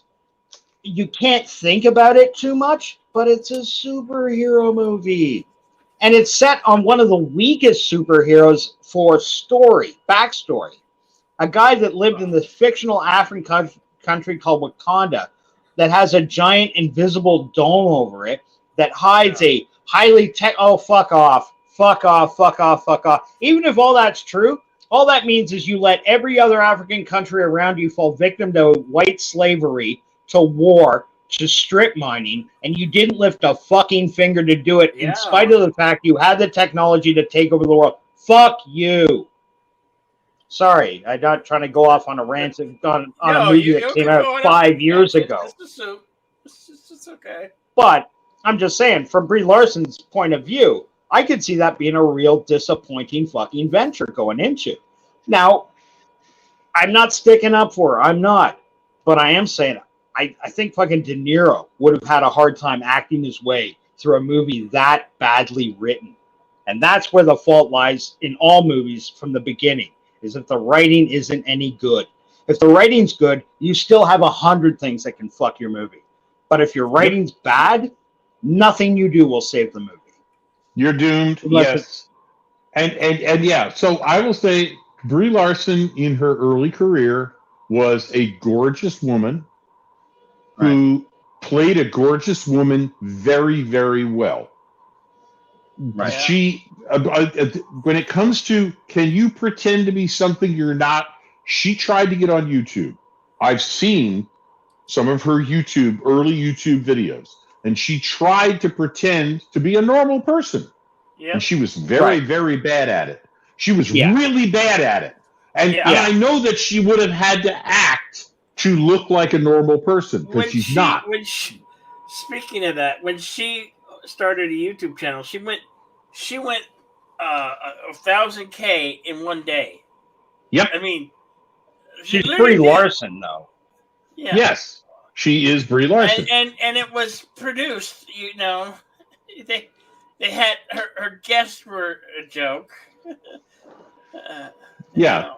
I mean, it's she. But I put it this way: if she had, she obviously had a production team. She had multiple cameras. She must have had camera operators. She had I don't know how she was being mic'd, but she was it was a production. It was not me sitting in my office with 3 ring lamps and a wireless headset. Yeah. Okay. That's not what she was doing. And she was talking to people, and it was so fake. So it was fake. And I'm like, fake. It was desperate fake. And were fake. Here's the thing. I fake sincerity better than she does. Trust me. Good morning, Yvette. Good morning, Yvette. Yvette, like I told, hello. Is Yvette here? Hello, Yvette is in the chat. How are you this morning, sweetie? Yeah, Yvette's in the chat. Yvette's in the chat. She is where it's at. Come and talk to me, Yvette. So I've run out of rhyming ability after 3:30 in the morning. I'm out of coffee, too. You're out of coffee. Oh, no. Oh dear. Yeah. I'm running out of everything. Stone Cold Jeremy suggests that, okay, Paul Rubenson's John McClane, Dwayne Johnson as his husband that needs to be saved from Jaleel White as Hans Gruber. I tell you, I'd buy the t-shirt. Now that is subverting expectations. Yeah. How did we not think of Ryan Johnson? What about Ryan Johnson? I try not to think of Ryan Johnson. Yeah. No, if we're picking a fantasy for like worst casting of a movie to direct, and we pick Shyamalan over Roundhead, holy fuck. Well, wait a minute. Okay. Well, I agree. Ryan Johnson's better than Shyamalan. But what about Kurtzman? But what's wrong with Kurtzman? Now there's a Kurtzman doesn't direct films. He doesn't direct films. He's a TV director. Yeah, he's a producer now, anyway. Yeah. All right. He still sucks. Just in case anybody was wondering about the goat sodomy question from before, Darth Haster says, on the goat like a dick saddle. And then he writes, sticking up, because none of us could have gotten that mental picture from a dildo being attached to a goat. To attach to a saddle. Yeah, I always think, I never know where the saddle goes. Yeah. Jedi Doug says Black Panther was pretty good. I thought first impression 8 out of 10. However, years later, I'd give it a 6 out of 10 because the media had to politicize it. Yep. Yeah, I get what you're saying. I try not to let those, like what the media said, how much hype and shit influence my decision. It's difficult, though. It is. If you hear from everybody, Avengers Endgame's the greatest superhero movie ever, yada, yada, yada, yada, yada, it can work on you two ways. It can turn you right the fuck off, or you can get on board. For me, Black Panther, I didn't give a fuck about. He was a hero that I thought was kind of cool in the comics, but like I never had a Black Panther comic. He was always like, with the Fantastic Four, the Avengers or something. Mostly from the Avengers, I remember him, in spite of the fact that he got his start in Fantastic Four. So he, as a background character, is, like a helper to the team. Great, no problems. But I don't really know the guy's backstory. I don't really care. And he's just over the years gotten artificially powerful. I think in one comic, like he handed Wolverine his ass in 2 pages. And that's like the Wolverine Worf conundrum. Wolverine in comics, Worf on like Star Trek. If you want to show the new bad guy of the week as being a real badass, well, have him kick Worf's ass or Wolverine. And everybody will go, oh, he beat up Wolverine or he took down Worf. He's really good. Yeah, it's shit writing. That's at the end of the day, that's what it is. And if you yes or no, do you want to? Alrighty. Oh, there's. What's wrong with What? Oh, there's a lot of friendly banter going around in the chat. So, Dillard Draws dropped by. Hello, Dillard. How are you this evening or this morning? Got a bag of some old school cookies, so I've been munching on them all day. I could go for a bag of old school mushroom cookies. I could mush on those all day. Mushroom cookies? Mushroom cookies? Mushroom cookies. Oh, yeah. Mushroom cookies were great. Dillard's in the same high school. time zone I'm at, so he's about the same time that I'm at. Is he? 12:37 a.m. here in the good old Southwest. Or if you're in You say it's 12:37 now. Okay. And a.m. in California, yeah. Yeah. LA time, San Diego time. Currently Arizona time.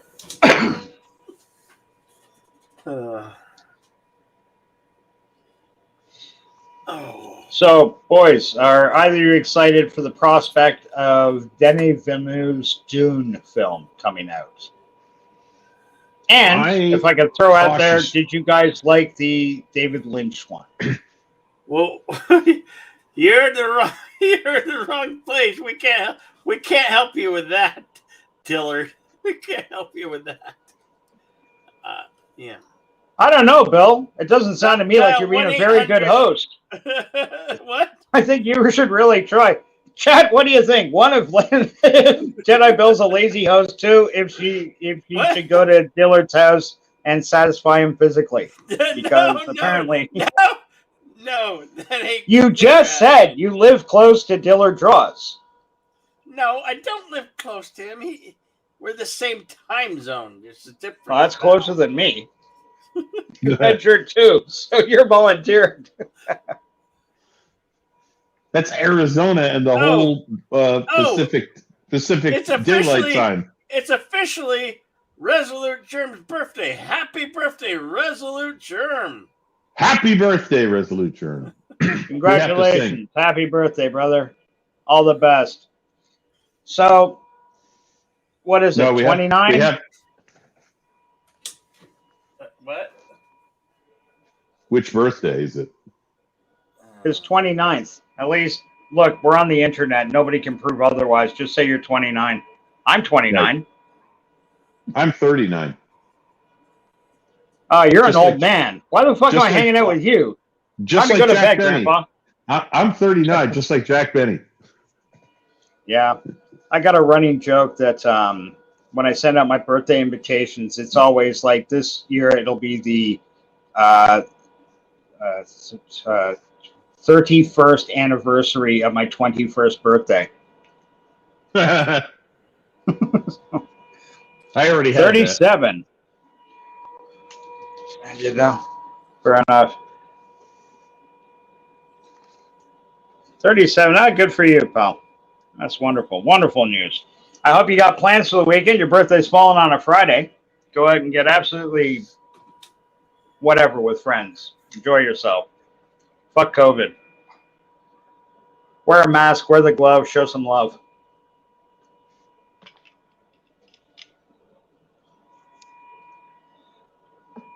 Has Bill passed out? Who? What? No, nobody passed out. Nobody passed out. I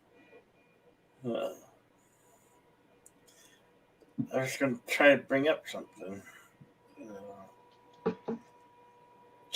Oh, that's sweet. Everybody's wishing Resolute Germ a happy birthday, David Serta. Jack's Law says, or just let a stripper go.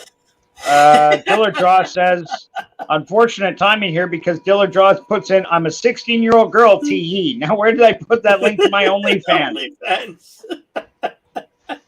Dillard will be sending Resolute Germ your contact information. Hitting a bunch of casinos tonight. Hitting the casinos, are you, buddy? Oh, good plan. Just don't go too hog wild. Stop at your first million. That's it. Right. Break that 900 and... Sorry, Red? I gave up on my first million. I'm working on my second one now. Right? Oh, good for you. I eschew all that worldly collections and such. I live a life of purity, chastity, Spartan values, sugar-free, no caffeine, that sort of thing. And complete and utter bullshit. Personification of health over here, brother. I'm down to a pack and a half a day.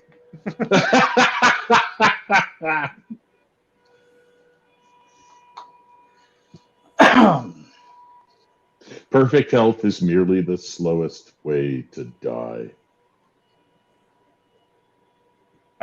Really? Jack's Law sends a very unique birthday greeting to Resolute Germ. That's sweet. If you go back and check Yvette's post, you'll see what a horrible, horrible liar Jack. And I bet that log's hollow too, you fucking commando poser. Look at this guy. It's like he's trying to recreate the first 30 seconds of the movie Commando with Arnold Schwarzenegger. No, seriously, log up to your... happy birthday, man. Mm-hmm. Wish you the very best. Most definitely. Most definitely. Should we sing him happy birthday? I was just about to suggest that. Jedi Bill, come on. I was going to bring up the Marilyn Monroe happy birthday, but, you know. He wants the Elvira happy birthday. Bring up Elvira and we'll sing happy birthday.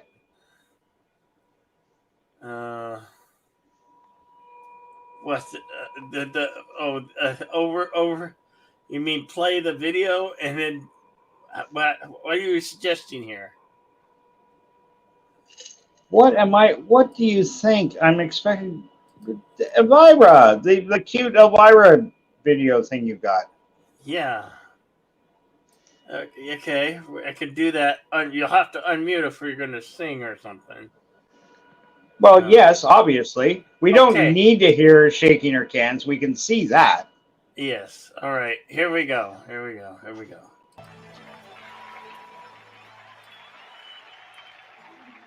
Happy birthday. Happy birthday to Resolute. Happy birthday to Resolute. Happy birthday, you Germ. Happy Elvira shaking her boobies birthday.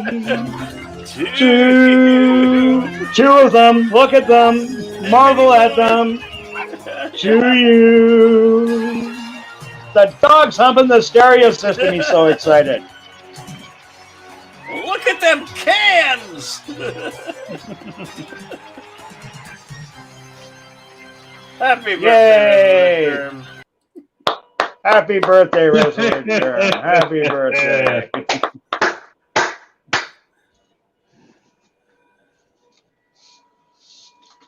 There you go. That was one of the better renditions I've heard recently. Yeah, it certainly was. I couldn't hear a fucking thing, so it was perfect to me. Wait, Poe Chewbacca? Pope Chewbacca Bros. Chewbacca Fourth. Well, hello, Pope Chewbacca Bros. the Fourth. That's an interesting name. That feels hypnotized. You feel hypnotized? Okay. Them boobs are quite hypnotizing. That being said, yeah, I'm getting hypnotized by your avatar there, Yvette. That's very cute. Yeah. Yeah, mesmerized. I would say mesmerizing, but that's yeah. Oh yeah, that's Yvette, all right. That's a Is great. mesmerizing the plural of mesmerized? I'm not sure I know how that works. I better drink about a gallon of Diet Coke. it's never mind. I'm not going there. No, you don't have to.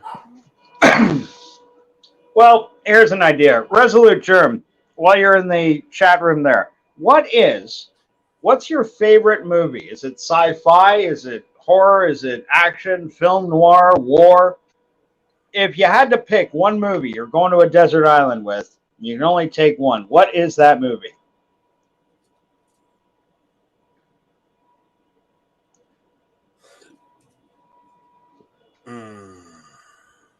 I think the panel should answer that question too.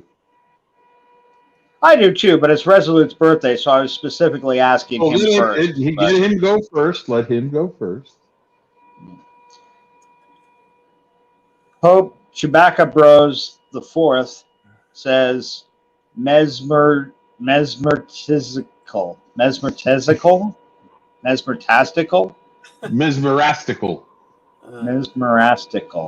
Man, I need glasses. Fuck. I'm looking at my phone here. It's just like a big blur. One movie, RoboCop. Hey, is this Darius hiding under Resolute Germ's icon? What the hell? RoboCop. Okay. I'm going to assume that's the one and only number one RoboCop. Because RoboCop 2 is pretty badass as well. That's one of those few movies where the sequel, it wasn't quite as good, but you still loved it anyway. You know? Not like the difference between Blues Brothers and Blues Brothers 2000. The RoboCop, the Peter Weller classic. Yeah, the ultimate dueling sequel, though, has got to be Alien versus Aliens. Because that was a question in a chat recently, in a poll, and holy cow, you had people just about ready to throw down in the chat over whether Alien or Aliens was the better of the two movies. So there's a sequel that, at minimum, is as good as the first movie, or really close, or better. That's pretty amazing. Because they're two completely different movies. Well, yes. I mean, the core subject matter is the same, human versus alien. But you're right. They are two completely different movies insofar as one is both action, yes, no argument. But the first one, I felt personally had a bit more suspense to it. But it does have the edge of being the very first. So you don't know what it is, for 3/4 of the movie. Predator was on the other night. Jedi Bill was showing that. And I remember showing that to my father. And I rented it. We saw it at home. And he watched the movie. And at the end of it, he loved it. But he said, I can't believe they showed that spaceship at the movie. They did nothing with it. I go, what do you mean? He said, well, that gave the whole fucking movie away. He said, if they cut out that 10-second scene of a spaceship coming to Earth, the whole movie, I'd be guessing, what the fuck is the Predator? Yes, I can tell it's an alien when you finally show it to us. I don't need a fucking map drawn to me that creature didn't come from the planet Earth. And I had to admit, he's right. If they cut out that beginning, that movie would have had a real different vibe to it. It was a great movie either way. I'm not saying it's not. It's just that's one of the rare times where I can point to a director and say, that wasn't the best decision I could think of. Maybe I'm wrong. What does the chat think? Should they have kept that in for Predator? Are you happy that they let you know right away that the Predator's an alien? Or would you have preferred a bit of mystery to your film? Let us know, kids.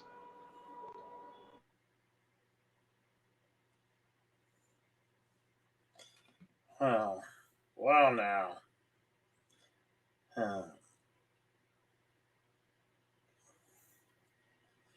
What was I going to say?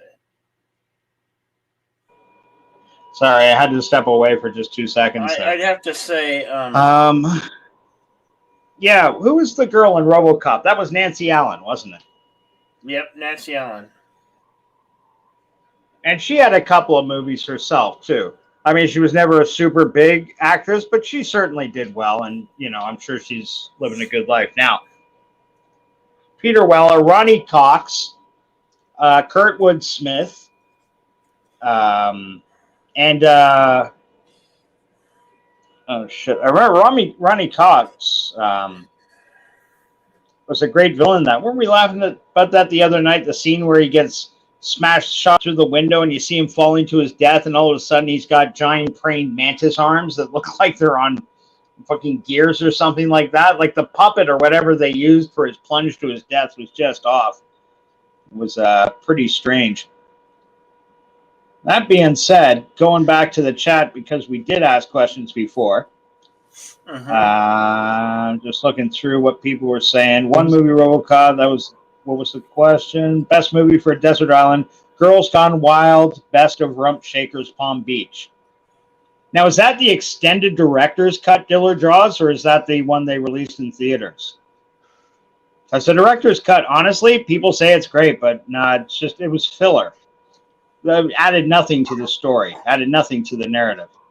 One ring to rule them all, VHS of RoboCop. To go on their desert island with your DVD player, you take your VHS copy of RoboCop. Armageddon, Yvette Duvall, oh, swinging for the fences. Yeah. Who the hell was Armageddon? That was Michael Bay, wasn't it? Yeah, but Michael Bay did Armageddon? We could go with David Coretta's Avatar, Big Trouble in Little China. That's a good one. Big Trouble in Little China. That's a good one. That's a solid choice. It's funny. I was at Poindexter's Lounge the other night and dropped in, and they were talking movies, and you know that's like catnip for me. And I just chimed in something about, hey, did you know Buckaroo Banzai was supposed to have Jack Burton from Big Trouble in Little China in as a cameo, him in the Pork Chop Express? To which this guy tells me, he says, well, actually, Big Trouble in Little China and Buckaroo Banzai were supposed to be one and the same movie, and they got split in two. Well, I wouldn't expect you to know that. Holy fuck, I wanted to punch my actual computer screen. Fuck you. I hate movie fucking nerds that gatekeep you over some stupid bit of trivia, too. What I said wasn't wrong. Not wrong at all. But he dismisses that by giving extra information that wasn't as. I just, fuck you. Yep. Sorry. You only get one. Sorry. If you only get one, you don't want to get one with any good sequel. Yeah, that's true. Or take a sequel itself, like, say, Army of Darkness. Say Evil Dead 2. That was a strange trilogy, wasn't it? Evil Dead 1 and 2 were the exact same movie, except Evil Dead 2 had more jokes. Army of Darkness? Who liked Army of Darkness over Evil Dead 2? You know the Ash movies with Bruce Campbell? Plays the guy with the Deadites. I like them equally. Hey, P-Cat. I like them both equally, for sure. Like them both equally? Yeah. I'm not okay, that's fair. Yeah. Yvette loves the Alien universe, but if you don't want that, you can only have one, hence Armageddon. Okay. So that's why she didn't go with an Alien movie, because she couldn't choose one. Yeah. PCAT rather, I'm sorry, and David Serter are both on the same page with Big Trouble in Little China.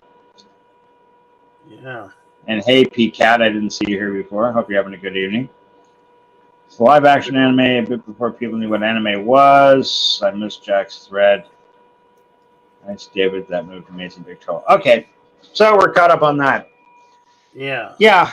All right. So almost universally science fiction movies. Not one person chose anything serious or documentary or something like what was this movie I watched the other day? What's the longest movie you could remember seeing? Longest? Would it be something like 2001. 2001: A Space Odyssey. Yeah, I was just gonna say that. That's one. The Deer Hunter. Yeah. The Deer Hunter. Deer Hunter's a long movie. The Human Condition. The Good, the Bad, and the Ugly. Long movie, but Yeah, that comes in just under 3 hours. What's his name? The Human Condition, a Japanese director by the fellow by the name of Kobayashi, Mizaki Kobayashi, if I'm not mistaken, had this guy. He's a legend Japanese actor. His name's Tetsuya Nakadai. A Japanese actor. He's done a dozen movies. He was in Yojimbo. He's done with Kurosawa, Kagemusha, lots and lots of movies. He did this gorgeous 3-part movie, and altogether they run to about 10 hours when you put all 3 movies together. And it was an incredibly moving story about this Japanese guy near the middle of the Second World War. And he's trying to duck out of military service. It's not because he's a coward. It's because he thinks the war is fucking stupid. And where he lives, he's been stationed out in Manchuria on a government contract to produce pig iron out of a slave mine labor camp there. And they brought him there because his ideas were supposed to revolutionize the place. And basically his ideas were to treat people nicer, to give them, actual food so they got the strength to bring the iron ore out of the mine and stop allowing prison guards to sell off rations and shit like that to other people. But this movie takes place over a couple of years near the end of the Second World War. He ends up getting drafted into the service anyway, serving in Manchuria, goes to a prison camp in Russia. Fantastic fucking film. And not as depressing as I'm making it sound, but a beautiful movie about like human perseverance and endurance. And the whole thing he's staying alive for is his wife. He's madly in love with his wife, which in Japan kind of got the movie booed down. It wasn't until 20-odd years later that this was considered a cinema classic. It's right up there in their Criterion collection as one of their best. Speaking of, a few people in the chat have chimed in with... Wait a minute. I'm sorry, are people chiming in with the longest movies or their Desert Island movie? No, we did the Desert Island movies. Everybody went sci-fi. Okay, well like then every answer was in sci-fi. I know. Well then what's the panel's answer to that question? Go ahead. So what? What's the to movie the you take question, with you what on is a your desert island? one movie you take to a desert island? What would it be? Oh, it's the 30-hour director's cut of the story of O.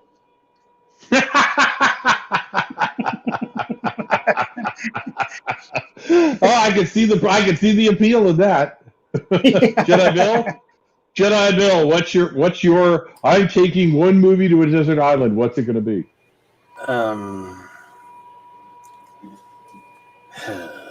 Let's see.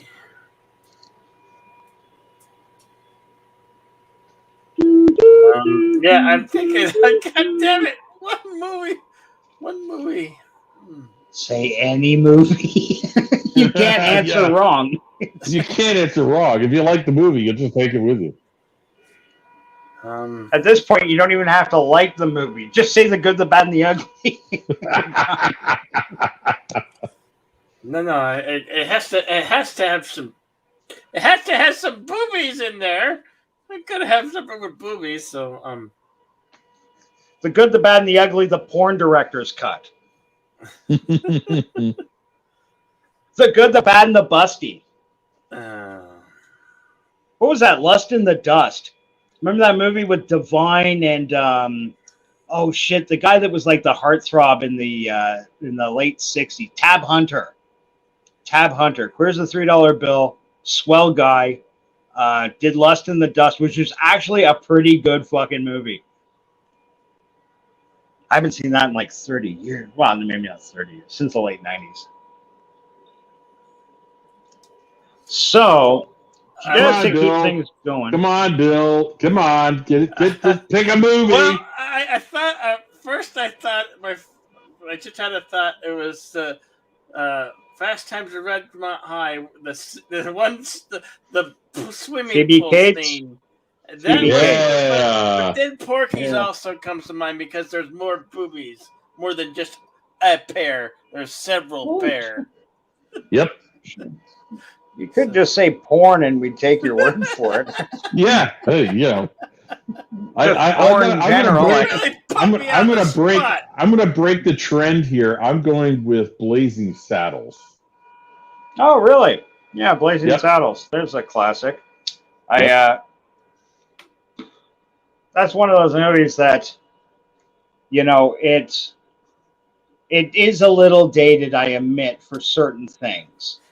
But overall, that movie held up since the day it was released. That is one of the greatest comedies of all time. It truly is on every level you can think of. Unfortunately, the only thing I find unfortunate, but it's a big part of the movie, is the aggressive racial humor in it. Because it's definitely not meant for kids. 100%. No, it's not. But as I explained to my stepdaughter, who's in her 20s, who she's in her 20s, she's almost Gen Z. Right. The thing you have to keep in mind as you watch this is that the dumber the character, the more racist they are, and the smarter the character, the character, the less racist they are. And if you pay attention to that, you get the message. Yeah, exactly. Which is only idiots are It's only idiots are prejudiced. They're only idiots are racist. And today, the SJWs are like, cancel that. I'm like, God, no, we can't watch that. I own it on DVD or Blu-ray. I think it's Blu-ray now. For the very reason that the people, the powers that be that are like, I want to cancel things that I don't like, have no sense of humor, one, and two, don't get subtleties like that. Yeah. It's like YouTube says you can say X is terrible, but if X is a keyword that they latch onto, I have to kill it in the chat because I'm going to tell you, please use a homonym for that. So a word that sounds like it. Don't use that word. Okay. Because YouTube can strike the stream, or worse, the channel, for that kind of conversation. Right. And that's the mentality that says that Blazing Saddles is evil. It used to be the Christian right who said Life of Brian is evil. Holy Christ, I have a relative who said that once to me. That movie's evil! I'm like, go away. But that's why I own it on disc, because I'm like, as long as I have a player, I can watch it. Right. Yeah. It is one of those movies that, to the right-thinking people, there is no danger there. There's no demon. There's no underlying thing. The message is clear. It's healthy. You nailed it right on the head. The idiots are the racists. And the smarter the people are going up, the less racist they become. Hence, Gene Wilder. Or even to go on the other side of the coin, Harvey Korman, the legendary Harvey Korman, who really is just as powerful a force as any in that movie for comedy. Like, he is absolutely essential to that movie. And yes, he is. He's not in any way is he overly racist. He uses a racist situation for his benefit, but that's just being evil. Sending a dark-skinned man as the sheriff of Rockridge, he knows will incite insanity and riots. They'll freak out. They'll kill him. He's not doing it because he's racist and he wants a black guy to die. He's just doing it because that's convenient. That works to his plan quite well. It doesn't really matter to him. You know, he doesn't give a fuck. Madeline Kahn's character, not a racist bone in her. She thinks he's going to go and manipulate this poor boy, and then, you know, of course, the running joke that he just it's true. It's true. Off. Yeah. No, baby. 3 is my limit on Schnitzelgruben. Yeah. Another Schnitzelgruben. Man, them Schnitzelgrubens can wipe you out. I mean, there are, you know, one of the most quotable movies of all time is The Princess Bride. It's one that I considered. But Blazing Saddles has some of the best funny lines that if somebody even vaguely knows the movie, it will crack them up. And the thing I love the most about it is when you know the sheriff has gone up, Bart has gone out, and he's, you know, the older lady is like, "Fuck you," and he comes back and he's staring. He's in a 1,000-yard stare, and Gene Wilder says, "You know, what did you expect? Marry my daughter? These are people of the land, the salt of the New West, the common farmers, and the common clay of the New West." And then he added an ad-libbed line that's not in the script. He said, "You know, morons." And Cleavon Little cracked up because that wasn't in the script. Right. And it makes a difference.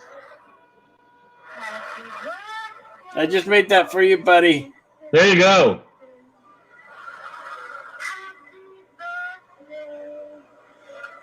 See you, this is yeah. Oh, that's sweet. Well, she can sing it better than I can. For a dead lady. Really? Yeah. I wouldn't have guessed that.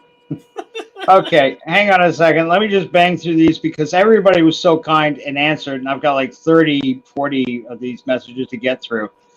Pope Chewbacca Bros. I hope I'm saying that right. Chewbacca Bros. Chewbacca Bros. 4th. The Right Stuff and Dances with Wolves. Yes, you're absolutely right. They're both both excellent movies, too, by the way. I like them both. Gandhi, another excellent film. What's his name? Ben Kingsley. That was Gandhi. Gandhi, wonderful. Yep. Darth Haster, Romancing the Stone Jewel of the Nile. Okay, speaking of stoned jewels, you're a sweetie, buddy, but just like lay down. You're in a safe space. Just close your eyes, listen to us, fall asleep. It's okay. Yeah. Yvette DeVoyle, Effing Titanic, 2001 Space Odyssey. Effing Titanic? I haven't seen that one. Is that the porn parody version of Titanic? Fucking Titanic? That's the porn version of Titanic, yes. Darth Haster, The Snyder Cut. Oh, hey, you know what? I'm surprised nobody mentioned that. Good one. Stone Cold Jeremy. Yojimbo is a great movie. Yes, it is. Absolutely magnificent film. Akira Kurosawa at his best. The guy I was just talking about 2 seconds ago. Excuse me. No. Did you ever see the sequel? There's Yojimbo and Sanjuro. Sanjuro is Yojimbo's name, but that actually, you always have a question mark there because in the first movie when he was asked his name, as an English speaker, you don't know this, but I read this later.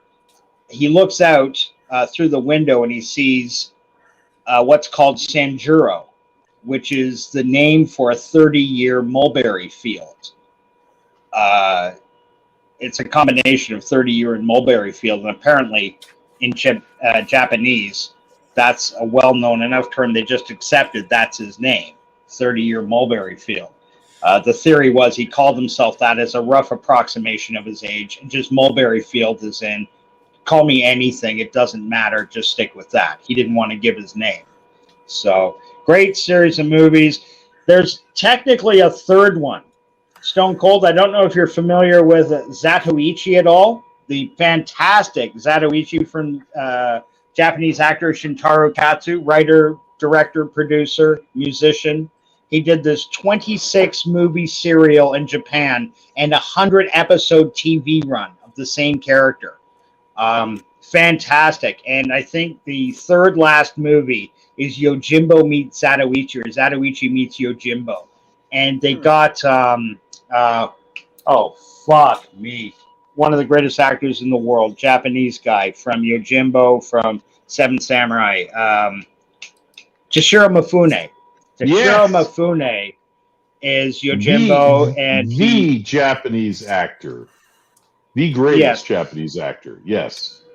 It's funny, though, because in Yojimbo and Sanjuro and Kagemusha and numerous other Akira Kurosawa films, he got all the praise and stuff, but the other actor, Tetsuya Nakadai, who I was just talking about in that series of 3 films that work out to be about 10 hours long when you daisy chain them together. Tetsuya Nakadai. Go check him out. Some of the samurai movies he's done are fucking stunning. And Kurosawa, shit, it's getting late. I'm getting a little punchy here. Japanese actor from Yojimbo. I just said his name. Toshiro Mifune. Mifune, thank you. Mifune was kind of an acting coach to him, and he also taught him about how to swing a samurai sword. If you ever get the chance to see the movie Sword of Blood, it's one of the greatest samurai films ever made, and Tetsuya Nakadai is the star of it, and he plays one of the greatest anti-heroes in all of cinema. Sonny Chiba, the Japanese actor, had that great anti-hero run, but this guy, Sword of Doom, one of the bloodiest samurai films you ever seen, and Toshiro Mifune, to help out his buddy, agreed to star in it. He's taking a second position, but he really liked this guy. He was trying to help him with his career, so he was doing he did that for some Japanese actors, people he liked. That's why he went to the Zatoichi series. If you ever get a chance to see Zatoichi, one of the greatest samurai films, not about a samurai, samurai series of films, 26 movies. Sorry, I'm going on way too long about movies none of you have seen. No, it's all right, man. It's okay. Poke Chewbacca Bros 4 says The Irishman. P-Cat has Godfather Part 2. I have to find that one and we'll do a watch party. What, The Irishman? No, the Yojimbo and the sequel. Yeah, Yojimbo, Sanjuro, they'd make a great double team. Make a great triple team if you can get a hand on the Zatoichi ones, but you got to buy like the whole Criterion collection for that. All 26 movies at once. I just can't afford it. P-Cat says, Godfather Part 2, Gettysburg, Good, Bad, the Ugly, Once Upon a Time in America, Once Upon a Time in the West, both by the same director, the legendary Sergio Leone. Movies that pop into my head. At Jack's Law, so that was somebody else. What is Yojimbo, says Jack's Law. I think I just answered that for you. If you don't, check out Akira Kurosawa.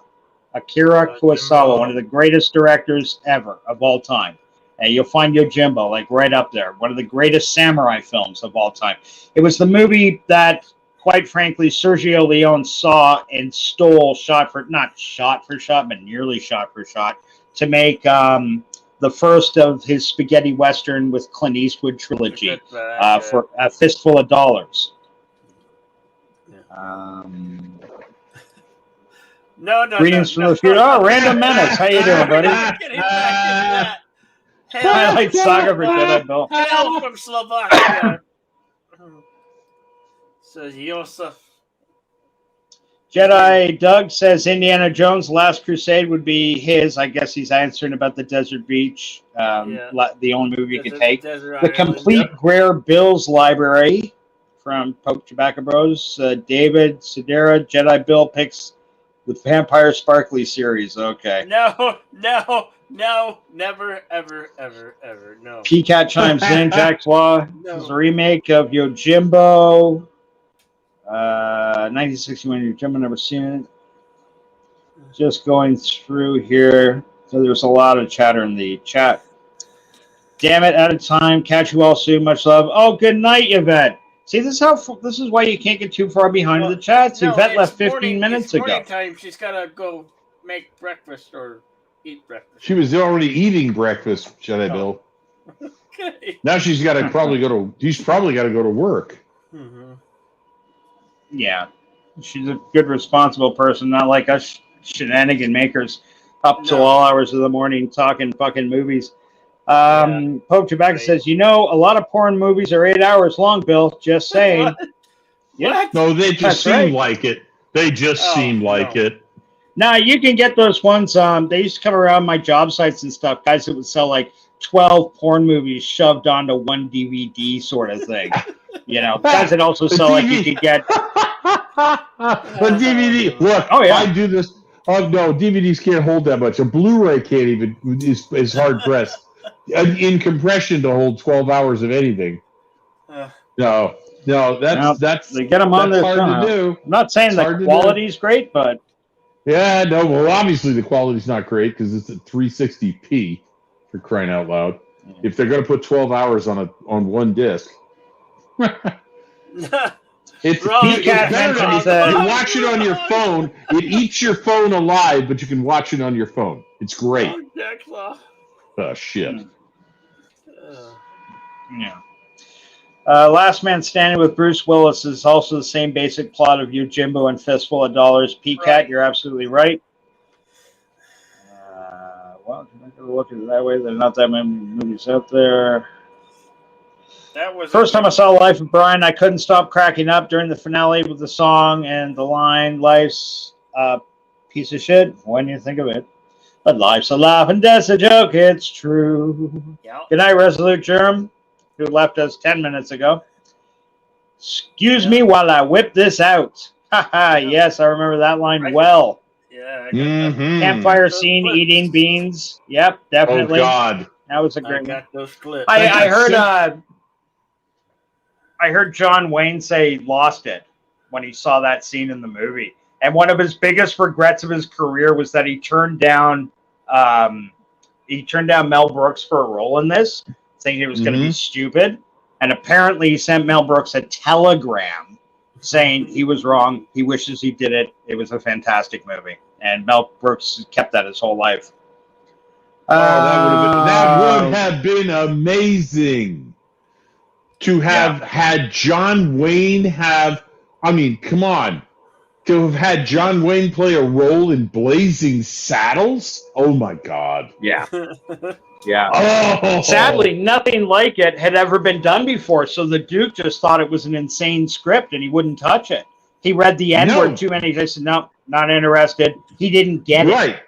Because the only thing Mel had done before that was of any that was at all popular was The Producers, which is a totally different film, making fun of a totally different thing.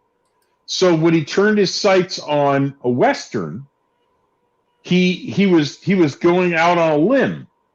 He had Richard Pryor writing most of the lines for Sheriff Bart. Yeah. And he wanted Richard Pryor to play Sheriff Bart, and the producers went, no. The studio went, no. Richard Pryor is too polarizing a character, a comedian. He can't play that role. We're not putting him in the movie. So he chose Cleavon Little, who did a wonderful job. But I can understand why John Wayne, with his reputation by the early 1970s, was like, I've been in a lot of great Westerns, and this looks like stupidity on stilts. Because, when a movie hasn't been cut yet, I mean, hell, even, before it's even cut, nobody knows what the hell it is. I know this, when you're just in there and they're shooting it at random scenes and this and that and the other thing, it's like, okay, you stand there and he said this and now you have to react to him. Ready? Action. Say something. And that's a scene. That's a cut. That's a one piece of film. Nobody knows what the fuck the movie's about until it's edited. And they start to see what the first pass at the actual movie is. So at the script level, I'm sure John Wayne looked at this and went, I don't want to have anything to do with this. Now, this is the man who made The Conqueror. So, and not that he was an expert at reading scripts. But but no, I'm not surprised, but I am disappointed because having John Wayne play a character, it didn't have to be a major character. He could have been one of the Johnsons. Could have been Yeah. a walk-on, you know, or he could have just been going through town with someone like Ward Bond or something at his side. Just say, "We're not stopping here. I want none of this. No part of this. Exactly. Right on." Well, yeah. There's no reason to stay here. We should keep moving. Yeah, that would have been awesome. You know, but Jack's Law. I'm going to ask you a question, if you don't mind. I'm reading your comment here, and you were talking to David Serta, and he was asking David to go on, but David said, "Well, I can't. I'm at work." And then Jack said, "Well, he wanted to see his icon." Do you got a picture of Lo Fan from Big Trouble in Little China? Billy, just type Lo Fan, Big Trouble in Little China, and get a picture of John Lone for us.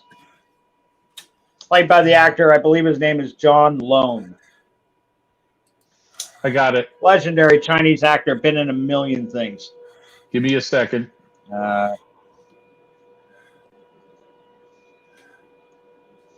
Even though didn't have desire to rewatch Yojimbo despite enjoying it, now may watch the sequels. PCAT, honestly, enjoy it. Take your time. But there's plenty of great samurai movies out there too, buddy. Plenty of. Kira Kurosawa was one of the masters, but he wasn't the only one. If you're looking up, if you go on IMDb and you look up Yojimbo and you look up the cast, look up the Gunslinger. Because remember, he was the bad guy in Yojimbo that had the pistol. His name is Tetsuya Nakadai. And this guy played in some of the greatest samurai films. Hang on a minute. I'll find a better one. Let me find a better one. That's a small one. I just found the same thing. We literally found that. Here we go. Here's the good one. Here's the same picture, bigger. Hang on. View file. Jack, I hope you're paying attention. David Lopan. Oh, if you don't got it, I'll bring mine up. I got it. There it is. Yeah. There he is. That's it. Yeah. Yeah. That's Lopan. That's not exactly what David's thinking, but very close. I think it's Lopan on a 3/4 turn to the right. So you see him from the left profile mostly. But it's Lopan. Definitely. Great movie. Great fucking movie. Big Trouble in Little China. Yes, it is. That's one of those movies I saw in the movie theater at least 3 times. I had a bad habit as a kid. If I found a movie I loved and there were a lot of Kurt Russell movies, hell yes. I snuck into Escape from New York 3 separate times. Hell yeah. It was the same way. You know, they had dollar theaters, around where you could go see a movie for $1. And holy shit!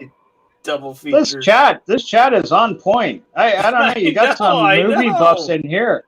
I'm trying to help out and get you to show up pictures and stuff like this. As I skip down, I see guys answer. You ever change your icon? I'll go back and watch the old stuff, see where it changed.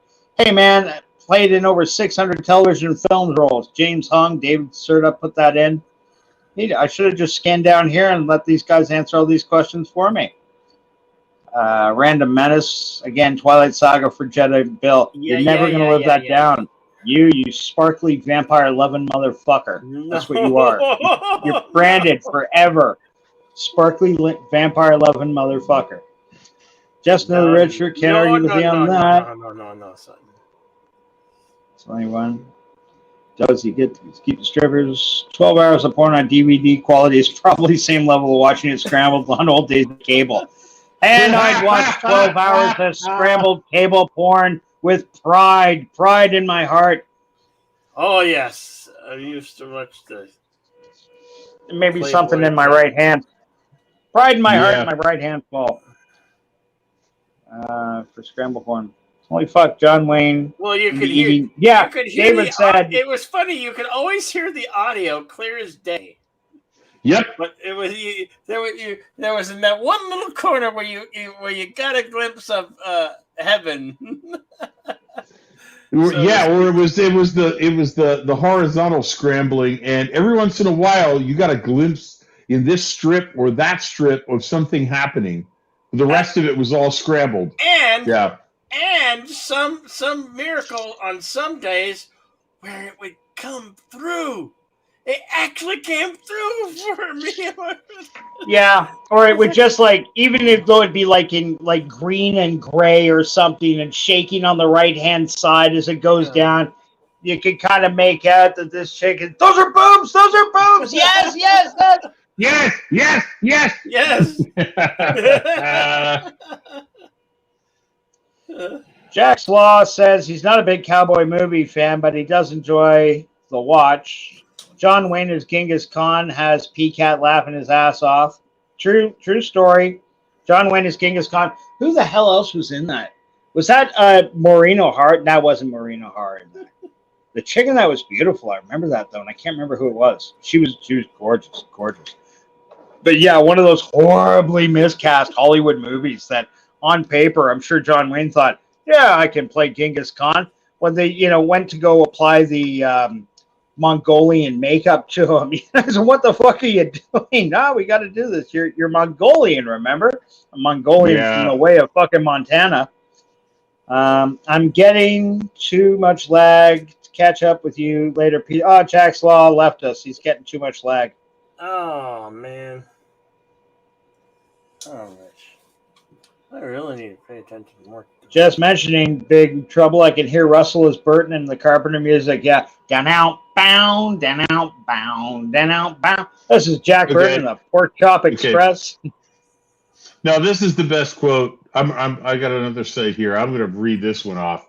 This is my favorite quote from Big Trouble in Little China.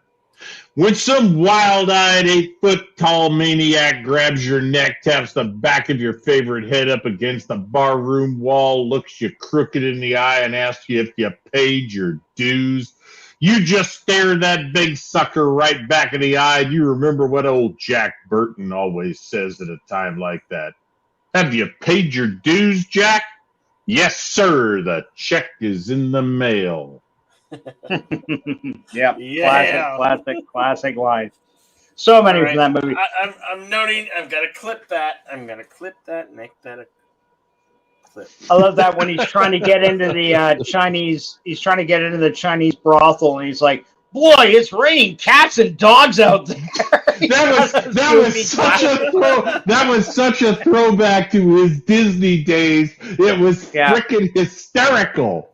Yeah. Oh, yeah, with the big glass, with the thick black glasses. I'm like, that's the computer wore tennis shoes right there. Give me a fucking break.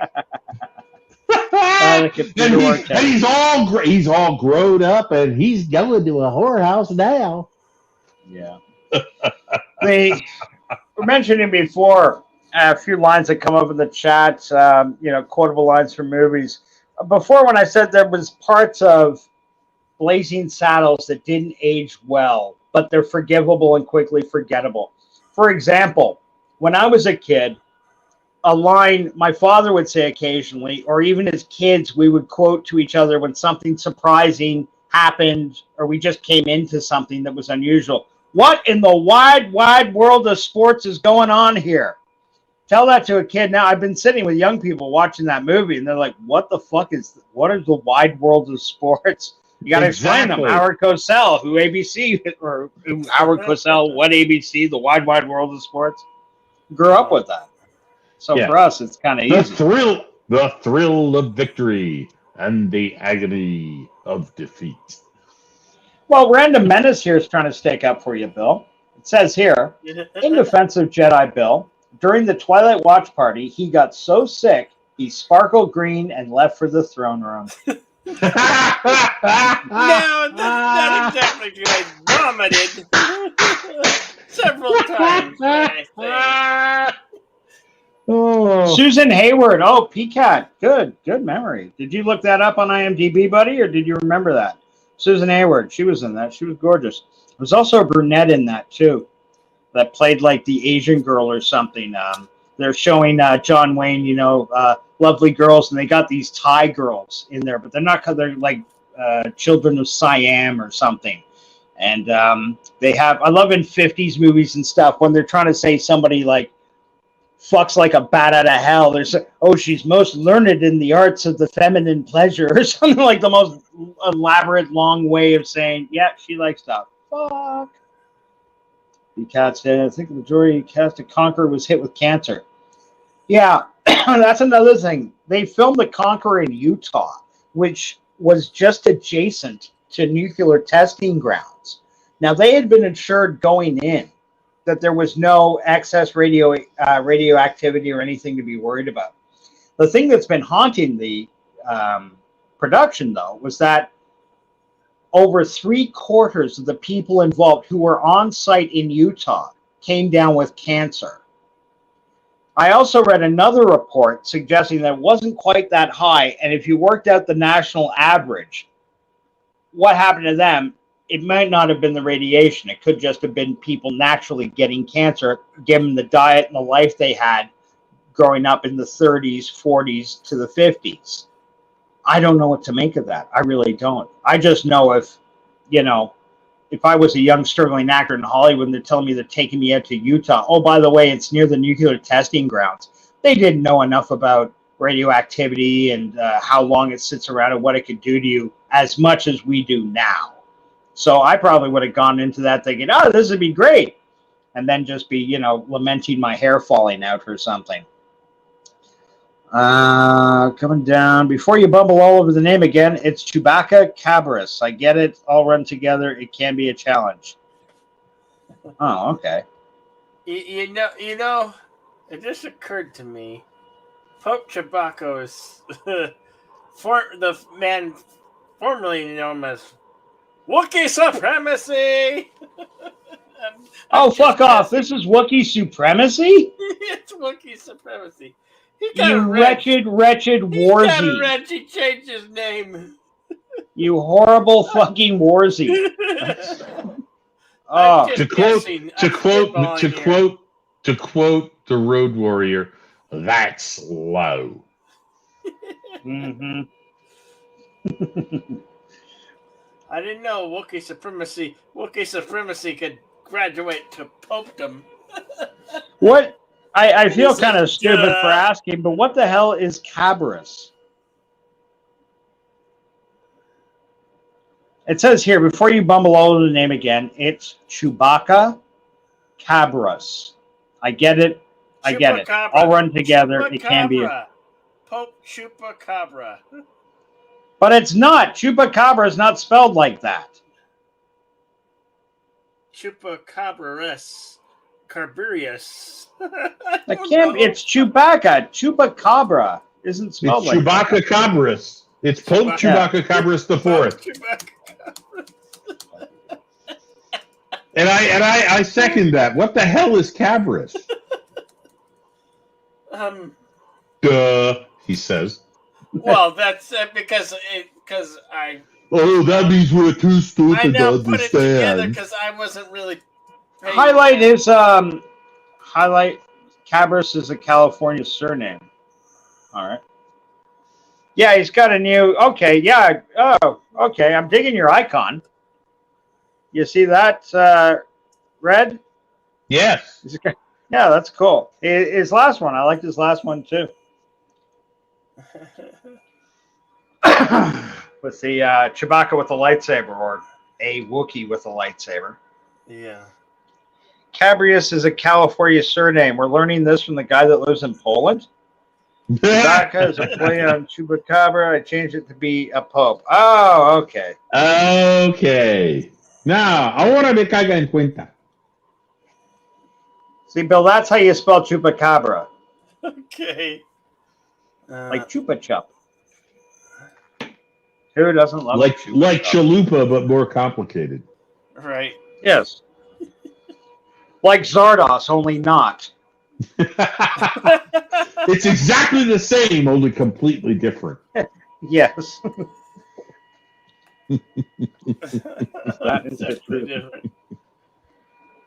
Guys, I'm going to let you coast on autopilot without me for like 2 minutes while I go make a coffee. Bill, will you? Okay, make a coffee. Because, Lord, you got to survive with coffee. I need the caffeine, baby. I need the caffeine. I'm not Captain Trek. I don't have a coffee clip. Sorry. I do have.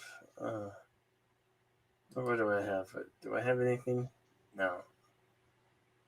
No, I got a Frito commercial that that's highly would be frowned against today. Oh, go ahead. Okay. Hello, senor. I am the Frito Bandito. Oh, don't be afraid. I am not going to steal your Fritos corn chips. I buy them from you, okay? See, I give you silver. No silver? Okay, I give you gold. You don't like gold neither? Maybe you like better some lead, huh? Citizens, protect yourselves. Never buy one bag of crunchy Fritos corn chips. Always buy two and hide one for you. Who knows? There may be a Frito Bandito in your house. Yeah, that got canceled. That got canceled years ago. Oh yeah. I feel like you played that just because I was coming on right now. Yes. Well, we're here to offend the unoffended, you know. Hey, if there's anybody left, you know. Right. By the way, I found somebody this evening who has the same problem I just had. My PayPal just got suspended for, quote, suspicious activity on the credit card that I submitted. Except I monitor that credit card and there's no suspicious activity. And my question is, how the fuck do you really? How the fuck does PayPal know what my credit card? If they're claiming they know what transactions are on my credit card, how do they know that? I don't think they know that. No, they don't. My husband's fighting with that. He just literally created a secondary account because I can't get into mine. I can get into it, but I can't do anything except tell them what they want to know, which is like, piss off. You want to know this shit about, you want to know all of this about me? Go away. You can just have this account dormant. Bye now. So what are you doing that's so suspicious there? Oh, I've been on Wes Moody webcasts, whatever Wednesday, and I probably said something that somebody flagged to PayPal. Got that knife. I got that knife. I got that knife, Dillard. Thank you. What? Oh, let me see it. The knife. It's the knife you got me. Oh yeah. No, nice. A little old timer knife. Well, an old timer. It's very little. Don't lose it. Old timer pocket knife. You know. There you go. It's got a. Yeah, that was for your 71st birthday. Yeah. And it's quite sharp. I'm a fan. I haven't watched it in a while because I cut the cable when I moved to Texas, but I was a huge fan of NCIS, and my favorite Gibbs rule was rule number 9: always carry a knife, and I always do. And people look at me like, "You carry that in your pocket?" I'm like, "I'm old school. I'm from don't carry a machete, but you know, a knife. Well, no, but it's a folding knife. But I mean, I'm like, no, I'm old school. I'm from the time when every man carried a knife in his pocket. Yeah, like if you're a man and you carry a knife that's you know, like really big, that's really cringe. You know? Every fucking British friend I have, for some reason, sits around watching NCIS on USA Network and not BBC. It's the funniest fucking thing.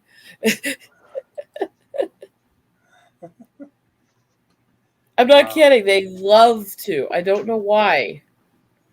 Probably because it beats the living shit out of the BBC for quality, even though NCIS is nothing like what it used to be. It's still better than the BBC.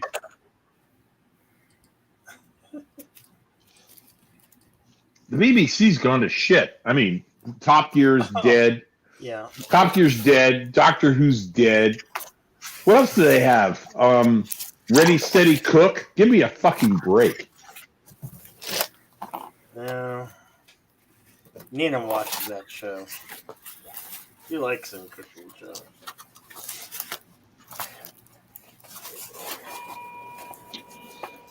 Okay, every time I go away to make coffee and come back, there are more people here.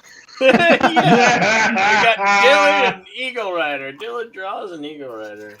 If only we could figure out how to work this for the chat, I'd go and leave every 5 minutes. We'd have 500 people here. I think Bill's limited to 10, but hey, the sentiment is appreciated. No, he said the chat. Oh, in the chat. Well, yeah. Well, we got 12. Yeah. That's not bad for this hour of the morning. No, it's not. No, It's very good. not bad at all. And been fairly consistent. Well, I haven't been with you guys since the beginning. What time did you actually? Oh, I'm sorry. Actually, Eagle Rider, good evening. Dillard, how are you tonight, pal? I hope all is well. Doing good, thank you. Looking very pensive, sitting there studying his next drawing, no doubt. I'm thinking about what I should do next. Do I work on a page of Mavericks or do I work on a page of Snowdrift? I don't know. Well, I don't know. Just art. It's just the art, man. Yes, I kind of like to break up the pages between big money pages and small money pages to give myself some relief. I just finished a long marathon of doing a really detailed page, so I think I'm going to go with something simple.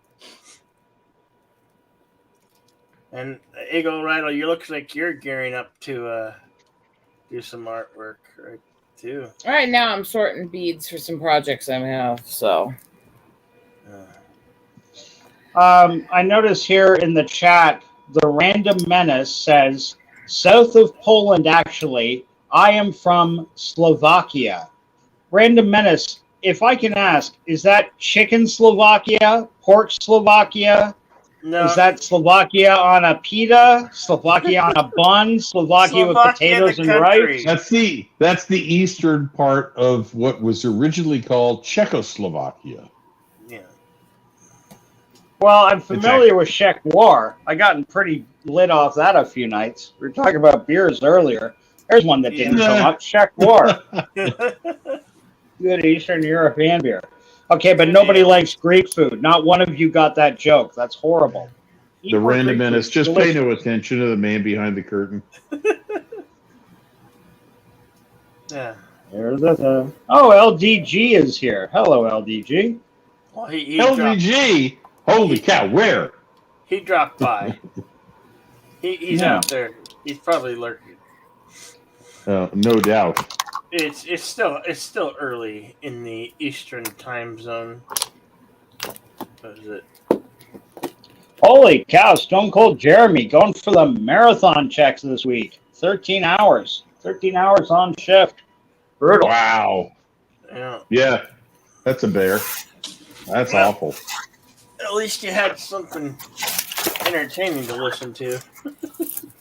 It was nice to have been a doozy. I thought he was listening to you. I mean, I'm sorry. Whoa! This show. I love you, Jedi.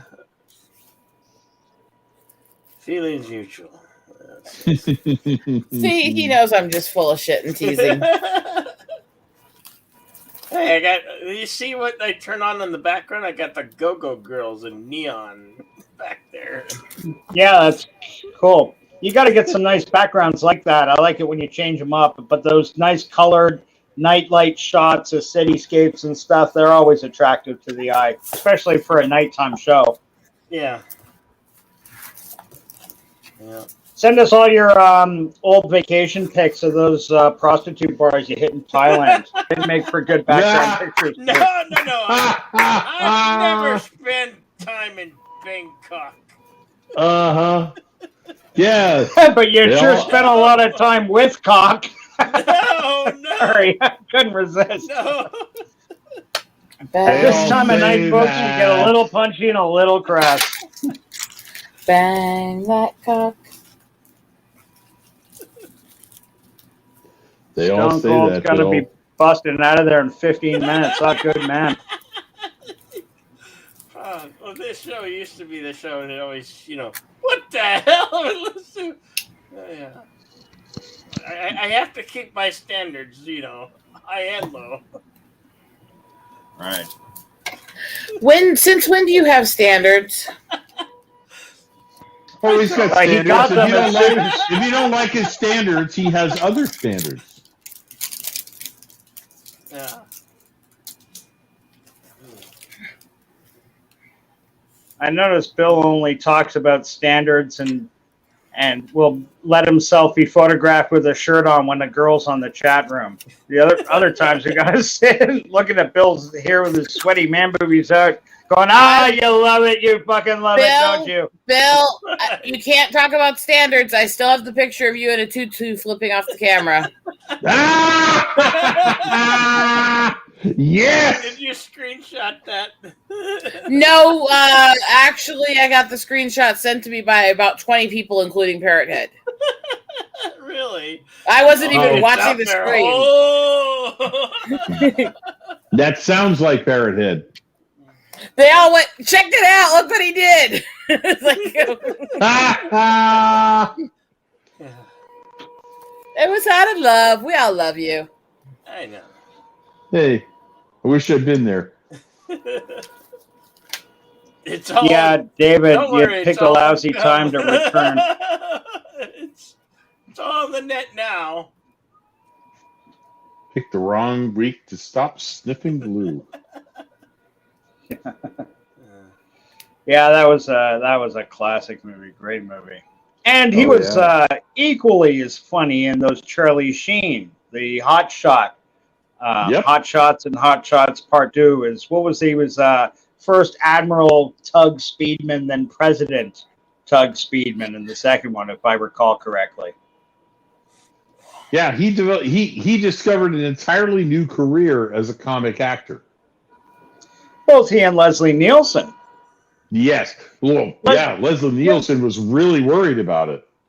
Yeah, never did He a was comedy. like- No, he'd never done it, and he was really concerned that it was going to destroy his reputation. And Yeah. obviously, it didn't. No, But yeah, of course. but yeah, But it did. But Lloyd it did Bridges- shut Hey, the door. There was a joke that Lloyd Bridges did that I found hilarious, but I don't know why I found it hilarious. It was in Hot Shots, I believe, Part 2. Yeah. Maybe it was Part 1. I'm not sure. I think it was Part 2, where he's talking to Charlie Sheen, but then he's just kind of looks over and says, "Let's get away from these power cables." Why? And I started rolling with laughter. Why is that so funny? Because you're delusional. I do remember he had that one joke in the first movie where they're on the aircraft carrier and his hat blows off. And he's like, holy shit, that's the only hat I had. Okay, turn around and go back. He says, sir, we're in an aircraft carrier. We can't turn this thing around. He says, okay, put an ensign in a dinghy and have him row out and just row around in circles where he thinks the hat's gone down. We'll leave this guy in the middle of the Pacific to find the Admiral's hat. That was hilarious. Great movie. Very fun. I remember in the beginning of Hot Shots Part 2, they did it like Rambo. And the scene where Troutman, the Richard Crenna role, wasn't it Richard Crenna that reprised the role? If I'm thinking correctly, or am I wrong? No, I think you're right. That's a bit of a deep cut. Richard Crenna was Rambo's overseer in First Blood Part 2, yada, yada. And the third one. Yeah. And I think, if I'm not mistaken, they brought him back for the Hot Shots part. They brought him into Hot Shots Part 2, if I'm not mistaken. And what's his name? Is at that Buddhist temple. And he's fighting. There's a great hidden joke there. They're having fights at a Buddhist temple. Like, Buddhists are like the most peaceful people on earth. Where are you going to have weapons fights or whatever for money? And remember the scene in Rambo where they're they're doing up the tape in their hands and they're looking all badass and their guy rubs it in a broken glass and the other guy takes sticks.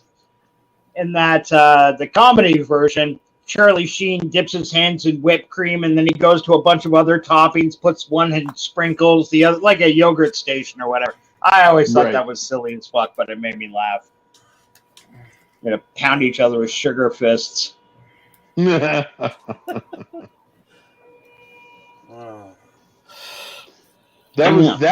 was a pair of good parodies at times, but it it didn't hold up through the whole movie.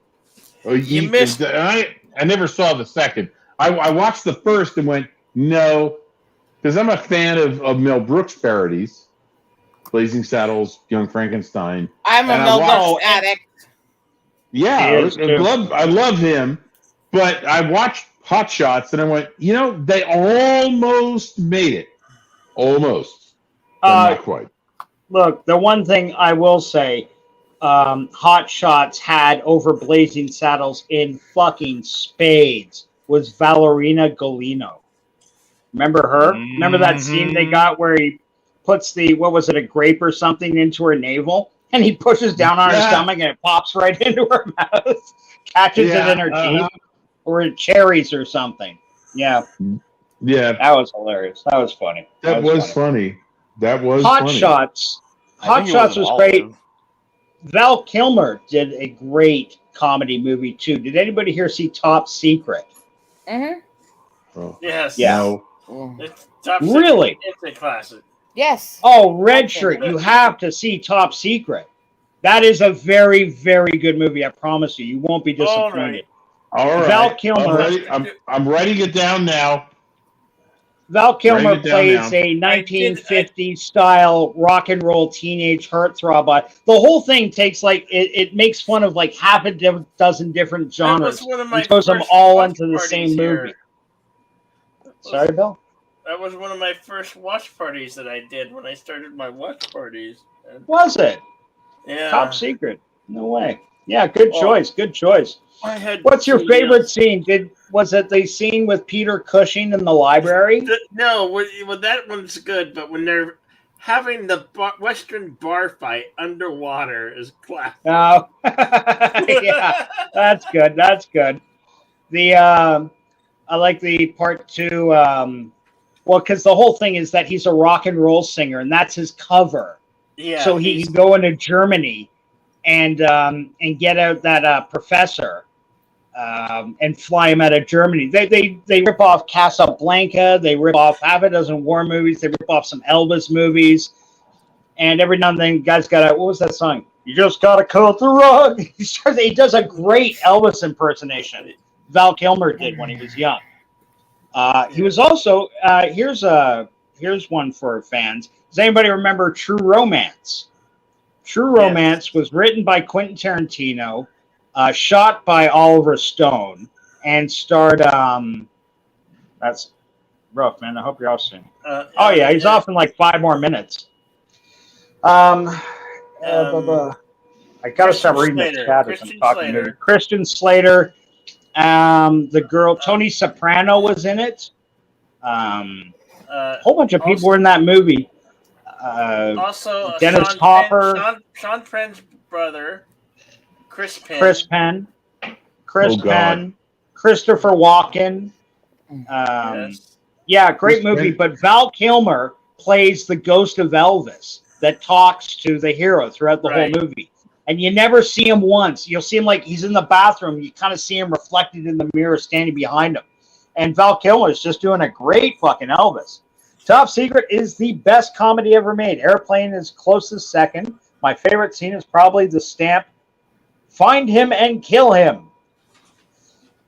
Excuse me. Yeah, that's a stamp in the movie. And then the spoof of the Blue Lagoon. Yeah, the Blue Lagoon spoof is funny. I love it when, oh shit, what's that name? He's a great German actor. We've seen him as the bad guy in 100 movies. Oscar Werner, whatever. But they do that phone gag where the phone's ringing, the guy gets up and walks across the room, the phone's like 6 feet fucking tall, and he picks it up and he's like, hello, who is it? It's a cheesy joke, but it works perfectly.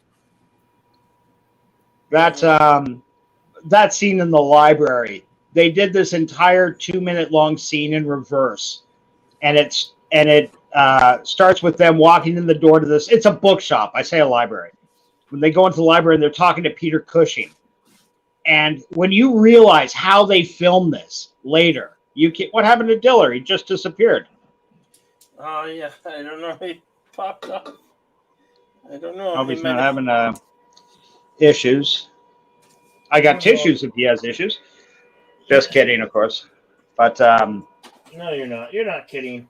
That whole scene where he's walking, they filmed it entirely backwards. So for like 2.5 minutes, they're walking through this building, and shit like books are. He's handing the young kid books, and he's throwing them up on the shelves perfectly. And it takes a little while before you realize, holy shit, they filmed the whole thing backwards. How many takes must have this? And they exit the place by sliding up a fire pole. Remember that? Yeah. They wish the guy good night. They go to a fire pole and slide right up the thing. Fucking genius. Yeah, that's a classic one. Random Menace. Yeah, he's a big fan of that film. As a kid, I didn't get the scene when the car lightly tapped the Pinto and it blew up. My dad had to explain to me why it was funny. LOL. Yeah, okay. There's another example of a joke in a movie that at the time made sense, but later on it just wouldn't last. You're right. Young people wouldn't get that Pinto reference. I grew up at that time where they were calling Pintos left, right, and center because they were like fucking bombs on wheels. Just another red shirt. You want to get? It seems like you want to get some rest. I gotta 'cause go. You gotta work. Yeah, I have to go. I have to go to work. And Holy cow. Oh yeah. And they only pay me when I show up. It's kind of. Oh, a pain in the who ass. says you need to get paid? Well, I say I need to get paid, my dear. Don't take me So- wrong. I enjoyed your Nice. presence being here, buddy. But fuck, if you got to go to work, where do you live? Like, I don't. If you live in California, maybe you still got time. I don't know. For me, I it'd be live in Texas, and my commute is the length of the house. So that's pretty sweet. Yeah, I just have to walk from one end of the house to the other, and turn the coffee maker on the way, and then I have I was coffee. going to say, does 10 that minutes include later. your stop for coffee? But yeah. Yeah, no, that's the coffee comes after that. But yeah, folks, it's been an absolute pleasure. I have a great time being on Jedi Thank Bill's you. channel. Glad. Jedi Bill, you're the greatest. You're Thank so you. much fun. I enjoy being on here. I've been Jedi Bill's one of the first people who gave me a spot on a stream on YouTube, and I still love coming on here. I stay up late just so I can come on Jedi Bill's streams. And I'm a fucking zombie the next day because I'm a fucking zombie the next day. You're blaming him, aren't you? Oh no! I do this. No, Eagle Rider. I do this voluntarily. I do this voluntarily. It's entirely on to me. I stay up. Because I am having too much fun, way too much fun. So everybody, have a great night, morning, afternoon, wherever the hell you are. I don't know what your time zone is. It's been about 4 pleasure. a.m. here. Yeah, it's about 3 a.m. 5 here. a.m. 5 a.m. here. Well, actually, it is about 4 a.m. here. Good God. But yeah, have a great night. Have a great tomorrow. And I will be seeing you. Brother Red Shirt, be well. Take care. Also, just to mention that PCAT had to go. He says, have to get back to work all. Have a great day and hope to see you all on some other streams today. All right. We'll see you around, PCAT. Jeez. What awoken you so early, this Eagle Rider? Awoken means you've gone to sleep. Oh, you didn't? Oh. I'm sorry that you had... made it to bed I'm yet? in mode. I'm in OCD mode the last few days. I have barely slept because I've been out here sorting things for days straight. And you can't take any meds for it. It's horrible. But I'm getting stuff done. Well, there is that, right? There is that. There is that. But I have, allergy meds. Now, Bill, this is very interesting. I see you got your Superman shirt on the cusp of the giant story about Superman's son being gay. Is this your way of showing support? Should you have a rainbow S on your chest? No. No. None whatsoever. You know, sad is they're really making the Dunham skit come true. You remember back when he started and the whole thing about gay men, da da da da. Hi. Yeah, no, I missed that, to be honest. Jeff Dunham, he's the guy that's the ventriloquist, correct? Mm-hmm. Yeah. Oh, so it's 5 a.m. in Florida, or on that side of the states. Dunham is good at not caring what people think and speaking his mind, and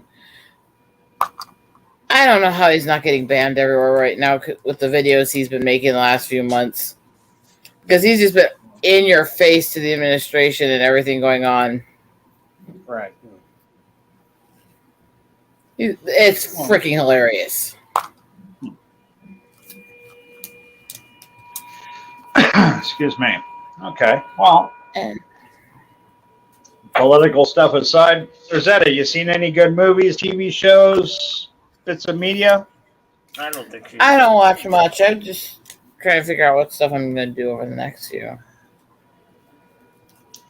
Son of a red shirt, was it you that brought up the late horror show that gave a ton of old great stuff, even a Superman series at Jedi Bill? I don't think that was me, brother. I do remember that night, though. I was involved in that conversation. The late horror show. Is that on YouTube? I do remember talking to somebody about that. I was recommending stuff like the Wu-Tang Clan channel, if you like kung fu movies, and Fight Arena. I just saw an amazing kung fu movie on there tonight, though.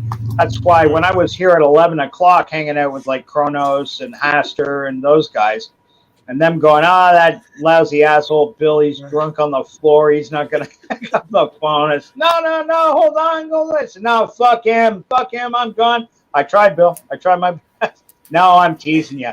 Everybody knew you just accidentally typed in the wrong thing. Don't worry about it. Yeah. But I was over on Fight Arena. And Fight Arena, if you guys want to see free kung fu movies, it's a great channel. Them and the Wu-Tang Clan channel. I know you think it's going to be music. Not a bit of their music's on there. It's just all old kung fu movies they bought. They bought and now have on their channel. These all used to be in public fucking domain too. How frustrating. But they went out and mass bought literally thousands of them. Fight Club Arena, and there's another channel called SMR. I believe it's an Indian channel. But they'll play these kung fu movies with the English dubs. And I just got finished watching The Revenge of the Dragon Women, which was a terrible title for this movie because there was only one girl in it. She was stunning, though. She was absolutely beautiful, and she did all her own kung fu and all her own stunts. David says, yes, on YouTube. The late horror show. I got to check that out. You can find the Superman series as well as Flash Gordon and Captain Midnight and Shazam on CCC. That's Classic Cinema Channel. I think it is CCC. I got them in my my saved columns, and they're great. They do live shows all the time. Bill, I'd love you to see these guys too. They host movie nights 3 nights a week, 4 nights a week, but they don't do it the way I know you want to do it. They're a little different. They dedicate the whole screen to the movie, and people in the chats just go back and forth chatting. It's great. They got a good crowd that comes in, lots of funny stuff, especially when they play one of the worst movies. People will just rip it apart. And a good movie, too. They're relatively well behaved. But you see some wonderful classic films for absolutely free here on YouTube if you know where to look. And if you can afford it and you like the YouTube, I tell anyone, spend the extra 10 or 12 bucks and get that premium account, because that erases all the commercials on every channel. You'll never have to put up with any of those garbage commercials. Where's that thing with the kung fu movies? I've got too much already that I've already paid for. I don't need to. Yeah, I know what you mean. I don't need to pay. So I love that stuff. Why Season should 9 I is on pay Netflix. YouTube when it pissed me off so much? I mean, I want to watch it. Well, no, you know. It's just some commercials are forced. Other ones they give you an option you can skip. So it's not Right. that bad. To have. I don't think I'm going to make it much longer. What, you're getting tired? Good. Oh, I'm well beyond getting tired. I've just barely answer- slept all week. Yeah. I mean, well, you gotta treat some yourself, rest. right? It's not for lack of trying. Wait. Should somebody phone call your husband and maybe he say, hey, get to work. Good luck finding his or my number. I don't. Kai, just to answer your question, buddy, you can find, if you got a pen, or remember the Wu-Tang Clan, type that in, and you'll get to their page, and it's just Kung Fu movies. Nothing to do with their music. Not even a hint. They don't even advertise their music there. It's all free Kung Fu movies. Another one is Fight Arena. That's a decent one. Digiplex. He runs this game show called Bye. Good night, Eagle Rider. Good I'm night, going Eagle to Rider. go pass out. My pillow is screaming that it wants some head. Bye. Bye. How come the pillow gets luckier than I do? I don't know. Don't have an answer for you, for my friend. Now the end is near. Is it? Is it? And so I face the final curtain. I'm doing the Sid Vicious version. You Yeah. wonder why. I'm kidding. If you sing it bad enough, you don't get a strike on YouTube. Oh, is that what it is? I don't know. I don't have a channel. You're the one that's going to take the hit. I did it my way. Right. Legal, Eagle. Yeah. Stream Elements. So your little robot there just you type in Eagle and it throws out Rosetta's channel. It's a Is that command. correct? It's a Okay, command. cool. Yeah. Cool. How do you, I see this on a lot of people's channels. Remember before we're asking people, type in 1 or 2 for this or that. How do you set up a poll? Because I know you can do it. Yeah.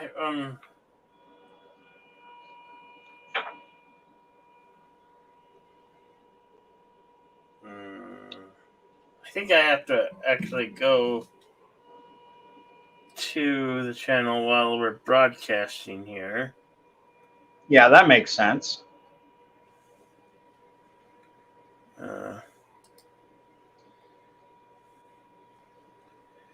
Let's see. Wow, this one's really behind. Wait. It says I have to wait. Okay. Oh, okay. Here. I think I got hit the 3 ... but I'd have to resetting. That would be a good tool for you to start using a little more, buddy. Maybe at the beginning of every night, start off with, tonight's poll question is, or something like that.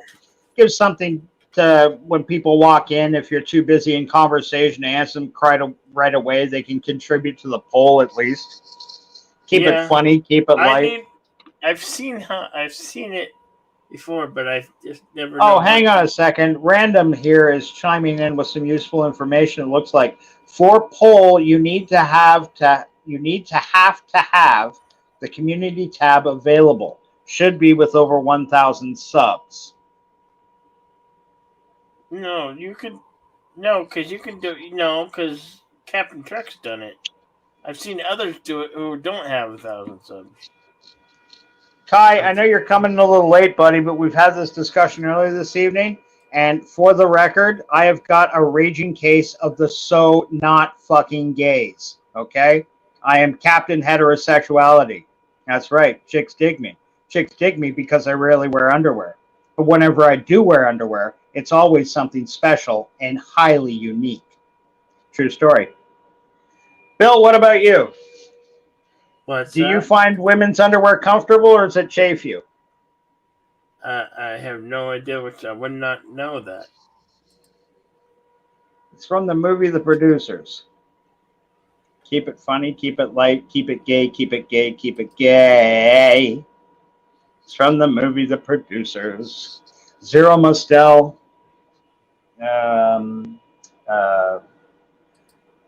Zero Mostel and Gene Wilder. I found it. I can create a poll. Okay. Ask. Okay. What? Well, this is a test. What? So. What's the question? What's the question? The question is, we're going to put up a poll, everyone. The question is, does Bill like sparkly vampire movies, or does Bill love sparkly vampire movies? No. I don't think I want to do that as a test. Okay. Here's the second poll. Okay, everyone, listen up. Does Jedi Bill choke on Disney's dick, or does he take it all the way down his throat? That one's from Cinnabon. Wait. I don't see Cinnabon. No. I'm not gonna. No. We're not doing that either. No. Come on, something better than that. Something decent. Hey guys, quick technical question. How do you switch from live camera to the avatar? For Bill, it might be different because he's hosting the show, but anybody who's a guest, if you're up here, you'll see your name and your avatar to the top right corner. And it says underneath it, the name of my avatar. Tonight it's Sweet Jedi B. And then below that, there's a box that says you're in the show. Everyone can see and hear you. If I touch on the face of that avatar that's on the right-hand side, it will give me 4 different commands. One's stop mic cam, one's edit audio avatar, edit name, remove from stream. You gotta hit the dot in your avatar there, man. Hit the dot. I don't have a dot. You're in the studio. Yeah. You go where there's a little mute mic. No, you hit the wrong button. You hit the wrong button, sir. He hit the wrong button, folks.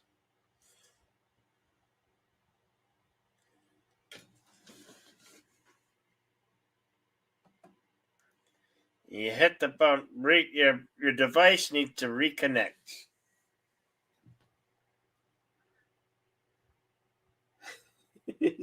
His device hasn't reconnected yet.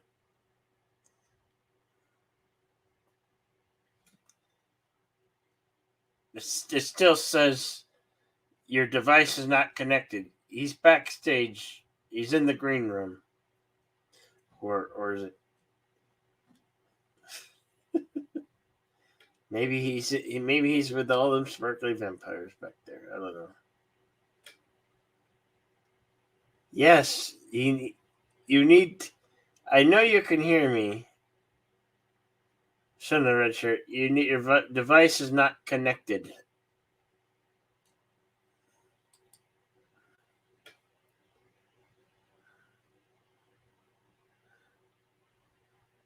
I'm trapped in your back room like I feel like one of the victims. Your lousy sparkly vampire movie, LOL, says. Well, your device has to reconnect. And now he's gone totally. So, maybe he'll be back. Should put it up. That link up there.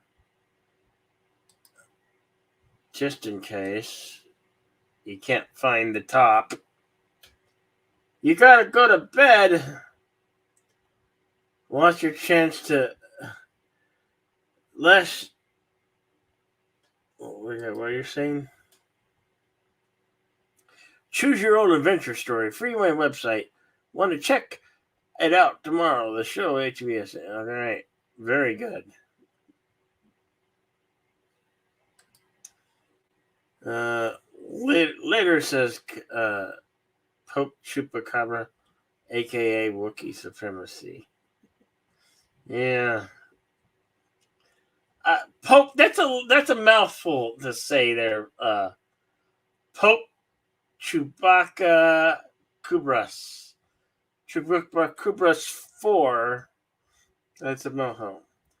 Good night, Kai. Or good morning, and welcome back, son of red shirt. There's no air back there, motherfucker. And welcome to Jedi Bill 797 Evening Theater. No, actually, I was stuck in your back room. I couldn't get out. I couldn't do anything other than just type. I'm stuck in the back room. That was weird. I had no idea that would happen. What I hit was stop mic /cam, thinking I could touch it again and it would start it again. But no, it just cut me right the fuck off. Yeah, no, you don't want to do that. You hit. Okay. Let me see if I can share my screen and show you what I'm talking about. Share. So, you see this? I'm on your thing right there. You hit the ... See, there's 3 dots next to this little mic symbol. You hit that. Yeah, I don't have that at all. That doesn't show up for me like that at all, Bill. Okay.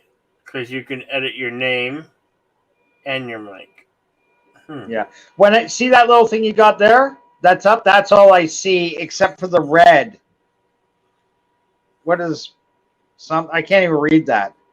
It's too small for me. It says edit name, edit mic settings, kick from studio or ban from studio, which I'm not going to do. Oh. Because I got at the top, it says Sweet Sweet Jedi B. Then below it, remove from stream, edit name, edit audio avatar, stop mic cam.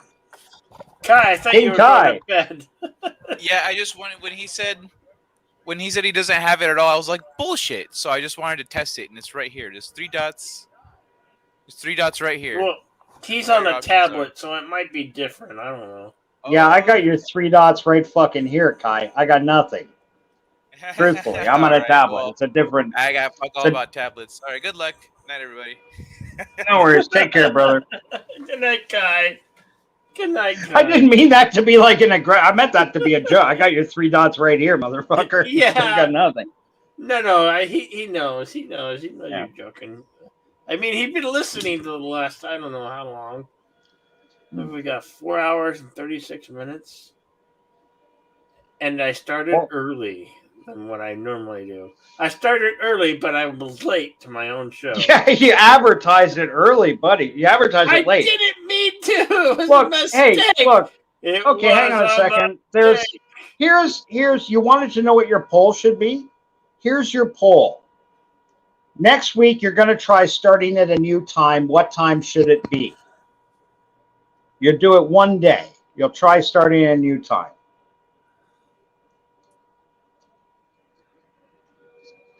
You wanted an idea for the poll? How about that? You could do a very informal poll of the people in the chat. I'm sure they'd be happy. Pope Chewbacca's got to crash out too. I'd say something all creepy. Oh, you retracted the message as I'm reading it. Oh, sorry. No, I'm sure it was something either vaguely racist or gay.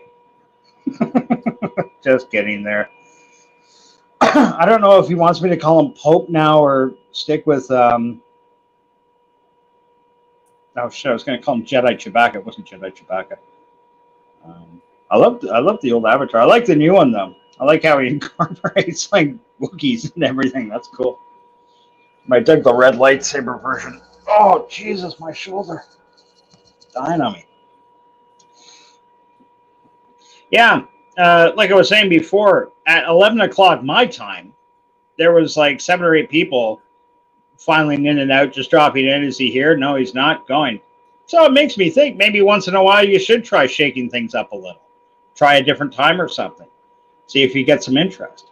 There's that guy with Poindexter Lounge, and to me, he's just eating away at the interest out there. He's doing the exact same thing we're doing here, except the guy's got himself a little more. He's a little better produced.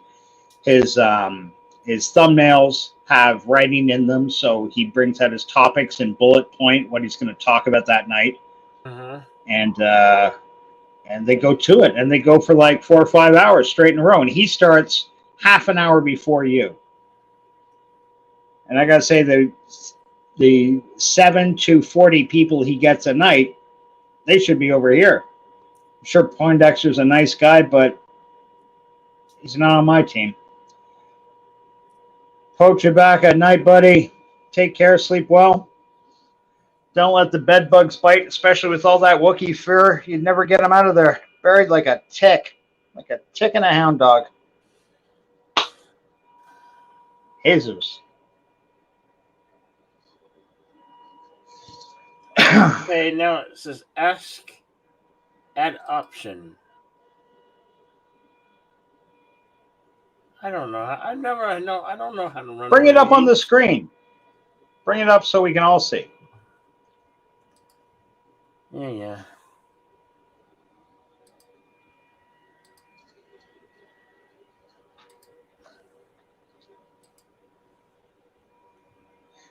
Not another bad idea might be use the poll to let everybody know about what time on Saturday. We got to get together for the movie watch party. Folks, did Bill talk about this when I wasn't here? The movie watch party is setting up for Saturday. We're going to have Freaks. A real, honest-to-God classic. Movie that was banned in numerous countries. It was banned in Germany for like 60 years. They wouldn't show it. Interesting. What?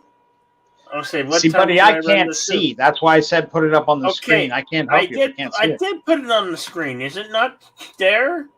No. What the hell? Honestly. Oh. Okay. Here we go. Yeah. You That's see a it ticket. now? Yeah, I do. Okay. Now the poll. What time should I run the soup? 8 or 10 p.m. Mountain Time. Let's quickly figure out what Pacific and Eastern Time is, too. Just not to make it confusing for everybody. I know, but I hate to have to figure that out for myself. Okay. 10 Well, PM, it's 3 hours to New York. 10 p.m. is 1 a.m. 1 a.m. Eastern. Yeah. That's when you And normally start the 8 show. p.m. You were saying it was 1 a.m.? I'm confused. No, for me, then it would be 11 o'clock. For New York, Florida, everybody on the East Coast, it would be 11 o'clock the show starts. Yeah. Which I'm absolutely positive you get more people from the East Coast coming in.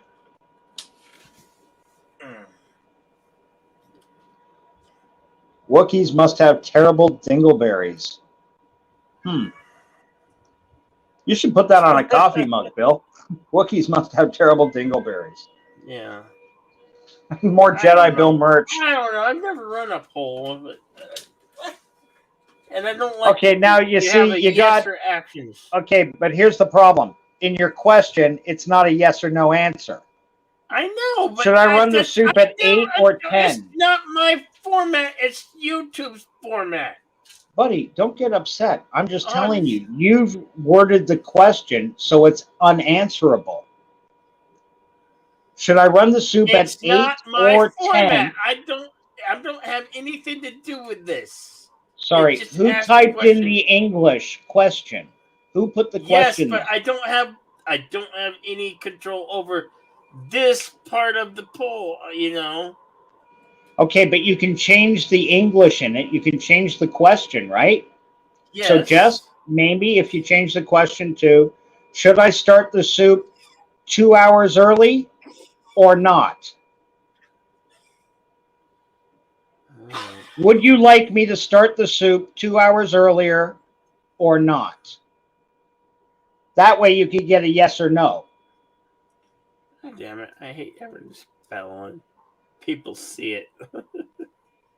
David, Jedi will confirm the time, buddy. We hope to see you at the film. We hope to see you at to watch Freaks with us, because East Coast time, if I'm correct with Bill, but we got to check on it, it's going to be 3 o'clock. And the movie's only like 67 minutes long. 60 or 64, 62. Really? It really is a classic. Type in Freaks if you don't believe me. It's one of those movies you kind of got to see yourself. I was so happy Bill found it. Great job.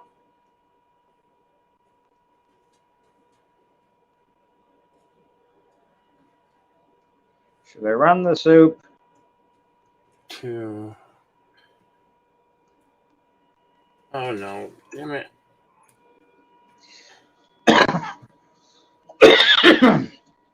Would you like to see an early soup?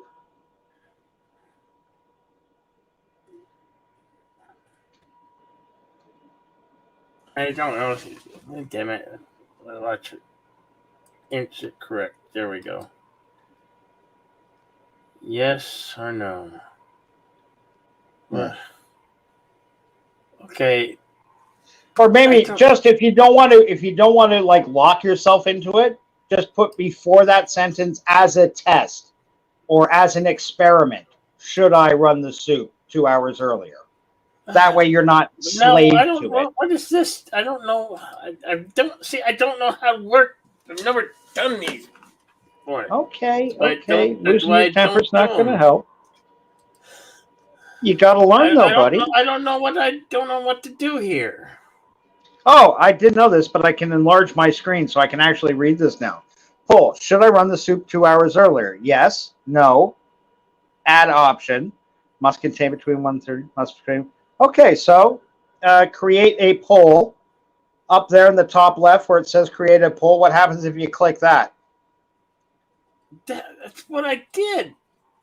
Okay, above that where it says create a poll. Yes. That's how I brought this menu up. Okay. Ask your community. Right there, ask your community. There, that means go. Ask your community. Click that. No. At the bottom of the blue box. It's not. No.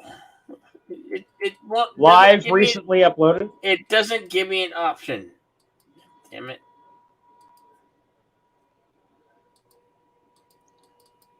All right, I'm stopping. I can't do this because I don't know what I'm doing here.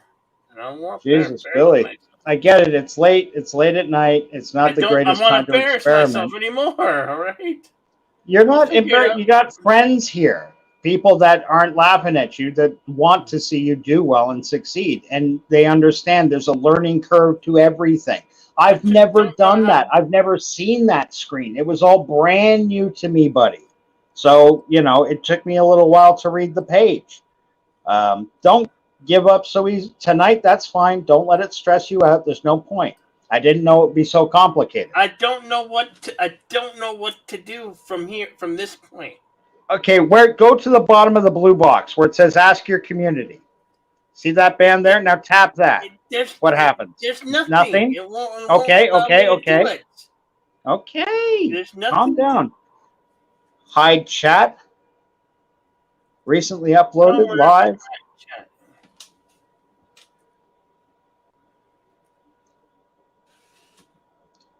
See, that number there just says how many letters you can have in that bar, how big you can make the answer, the word. So that's all those numbers to the right-hand side mean. Add option, no. You don't need to. Oh, good. Go up to where it says add option. Right above that. Shit. What? Yeah, it gave you the opportunity to get rid of those boxes. You see right there where that little X shows up? when you put out options, see the white X above that box? Go. That just Do you see yes? That No. closes it out. Bring back the blue box. No. No. Damn it. Right there. Okay. Okay. Now, go right to the top and just say anything. This is just a test.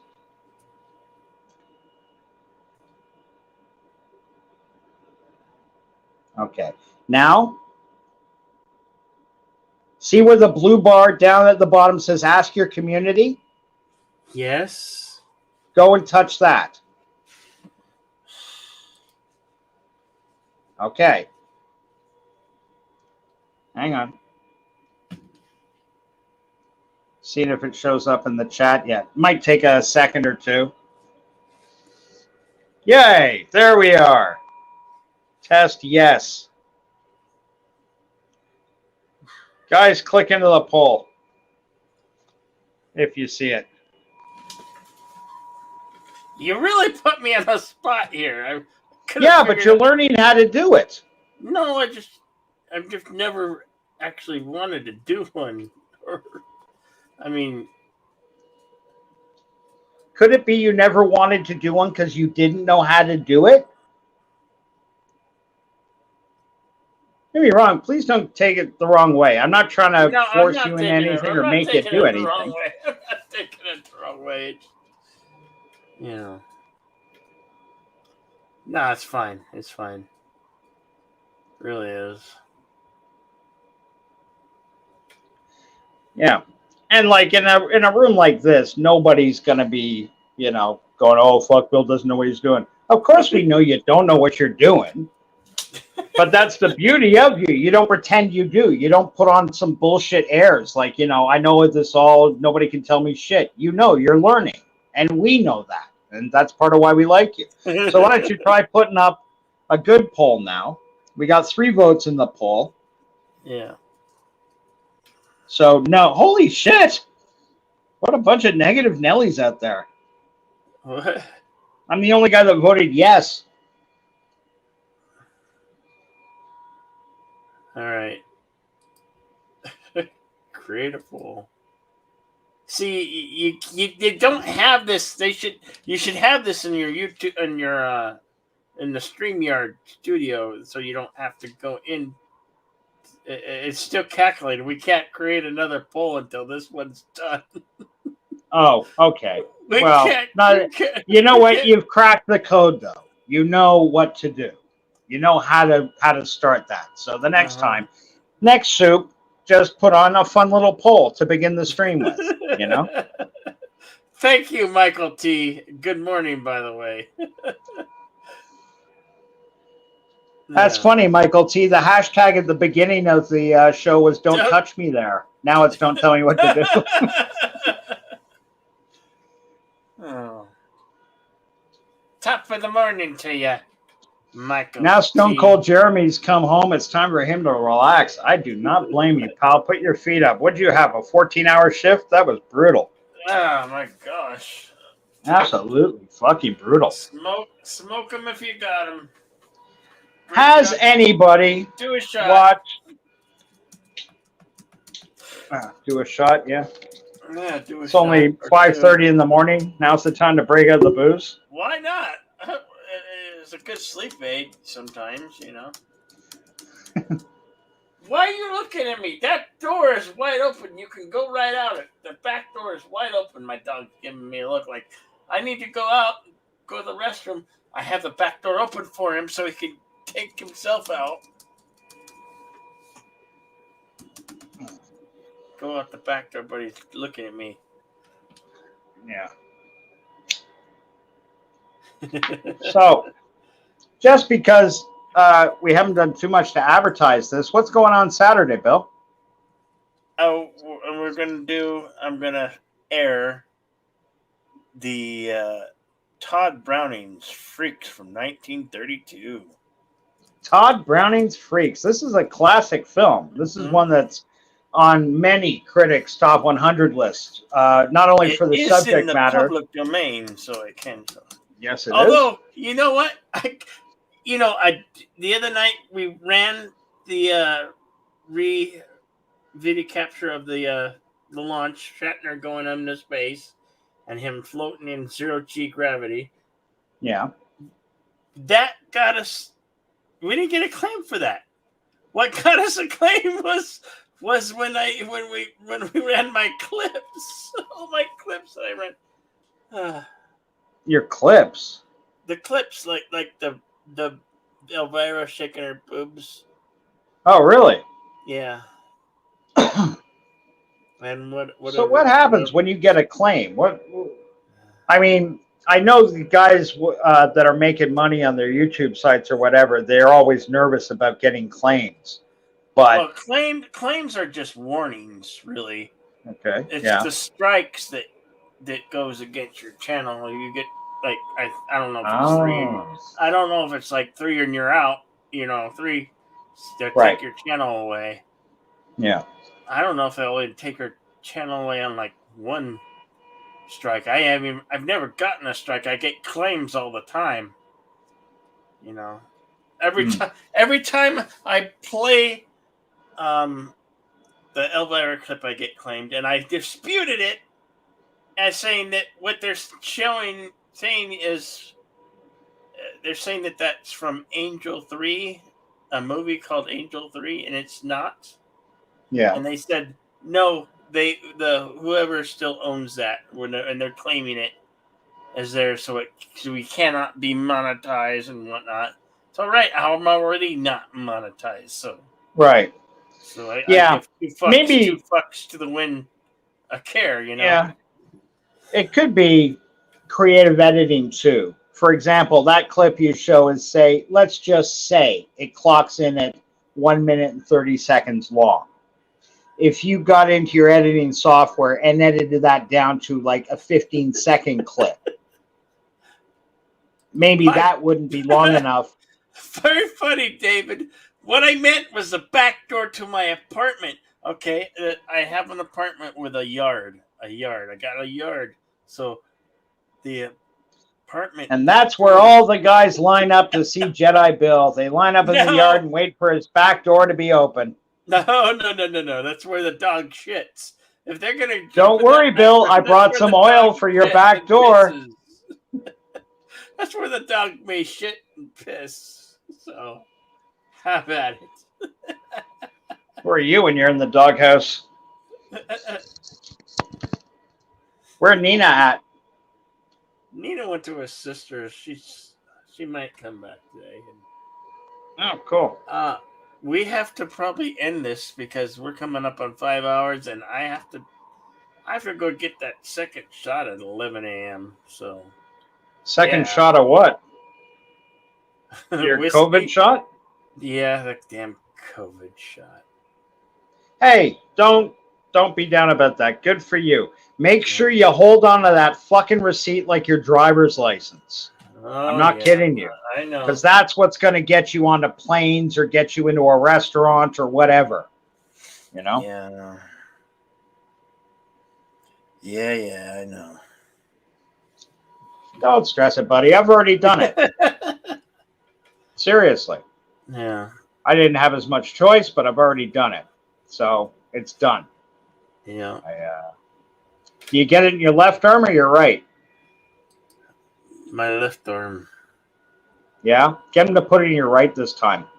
Why? I got 2 in the same arm, and to this day, my shoulder's sore. It could be that I've been sleeping funny, though, because I haven't really gone into this. I've kind of got a medical problem with my back, so I've kind of got to sleep on my side sometimes. My right shoulder's fucked. But it also started to get fucked right after I got those shots, so I'm not trying to be a paranoid guy. I just don't know if getting 2 in the same arm helped it along or not. But again, I'm not in the best shape. Well, so. I need my right arm for Rampant masturbation? No. Mostly when I'm running the show here, I use my right hand. This is my right hand. So Yeah. I have mouse and I click and I click and I click and I. Why does your mouse look moist, Bill? That's wrong, moist? Bill. It's not moist. Everything looks sticky and Little- shiny, Bill. Oh, stop it. No, that's horrible.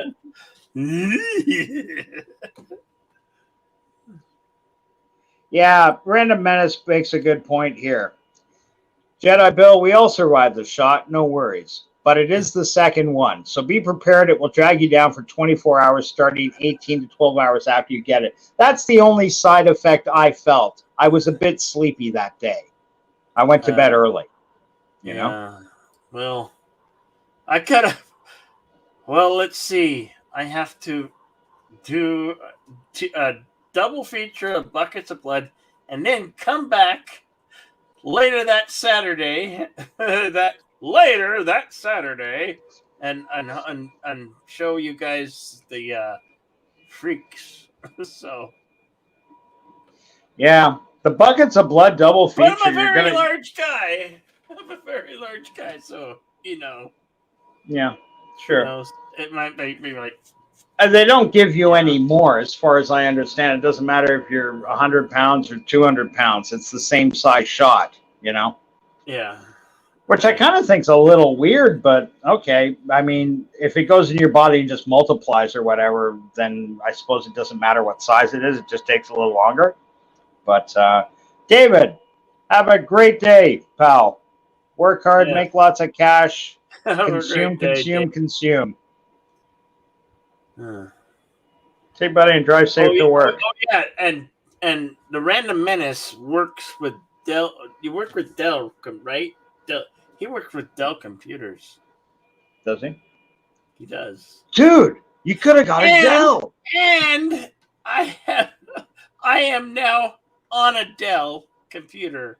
I had an HP, and now I'm on a Dell. Right. True story. I got to try to save my shekels up and get a computer.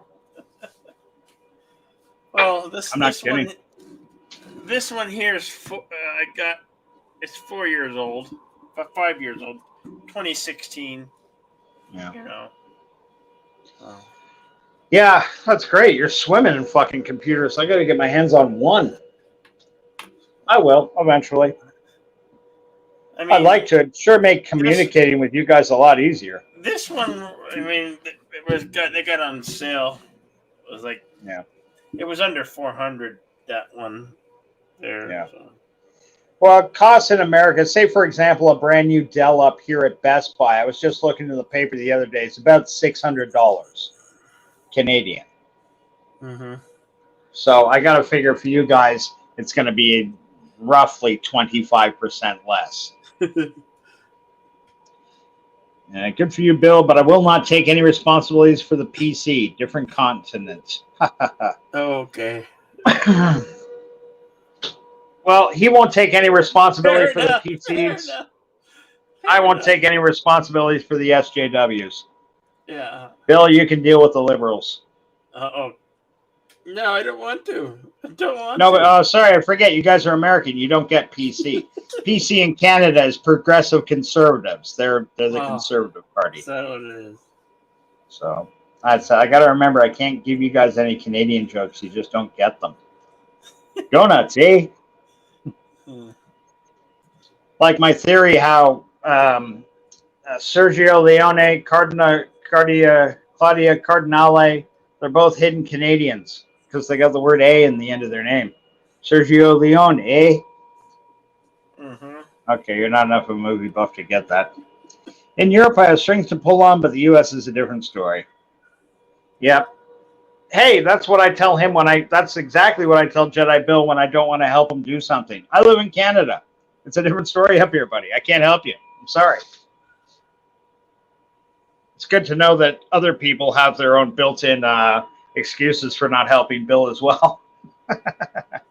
We got a list of them. We keep it by the computer just in case. So at any rate, Bill, Saturday is going to be the grand experiment, right? Saturday, you're going to do the first run, the first test of Jedi. Or are you going to give it a new name? You're going to give it its own special name? Yeah. We got to workshop that. What are you thinking? Can't be something like Jedi B's House of Horror, Jedi B's. No, I came to a name, and it's classic. What do I say? Classic or vintage horror films. Jedi Bill Theater presents classic horror. Okay, that's good. Jedi Bill Theater, classic horror with Jedi Bill. Yeah, classic horror with yes. That might even, if you can find enough movies, you could do that. That'd make a nice Sunday night show or something. Mm-hmm. Classic horror Sundays with Jedi Bill. Yeah. But if we sift through those movies that you are allowed to air, and I'm with you, and we can open up the IMDb so it can help me supplement the knowledge I have. I know we could get 30 or 40 movies in a row like that I'll just know or know of. Hell, when we were looking at that list off IMDb, how many of those movies did I tell you I knew about? And I meant it. Like, I can describe what they are, what the situations are. And some won't probably fly. For example, like I think, take care, Random. See you, Random. I like his avatar. Yeah. Cool. Got the little Delta badge. Made by Bird of Prey 5. Really? Yeah. Entirely with his left hand. No, I'm teasing.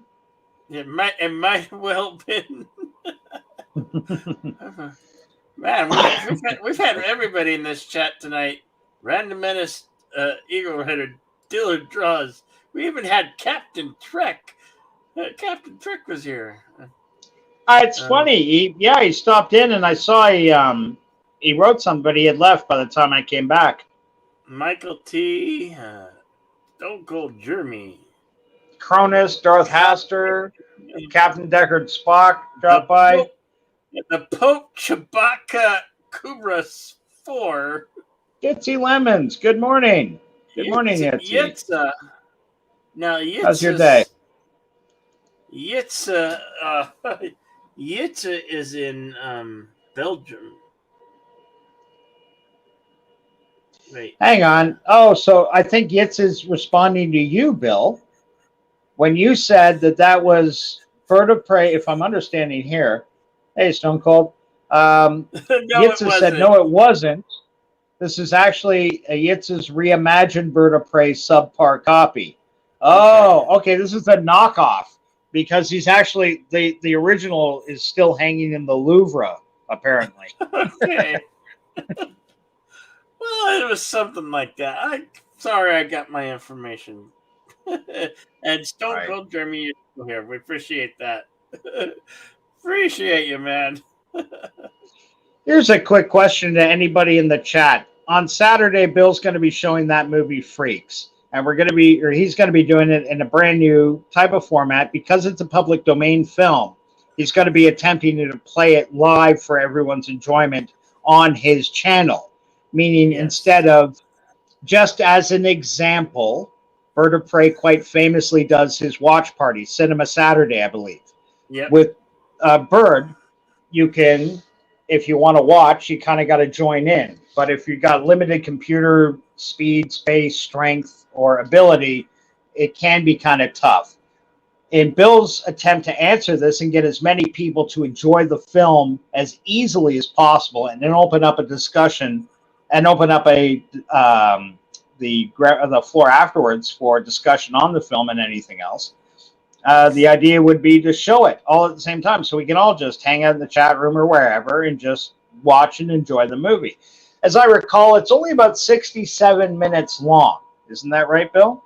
It's not a very long movie. No, it's shorter. It's about 63 minutes long.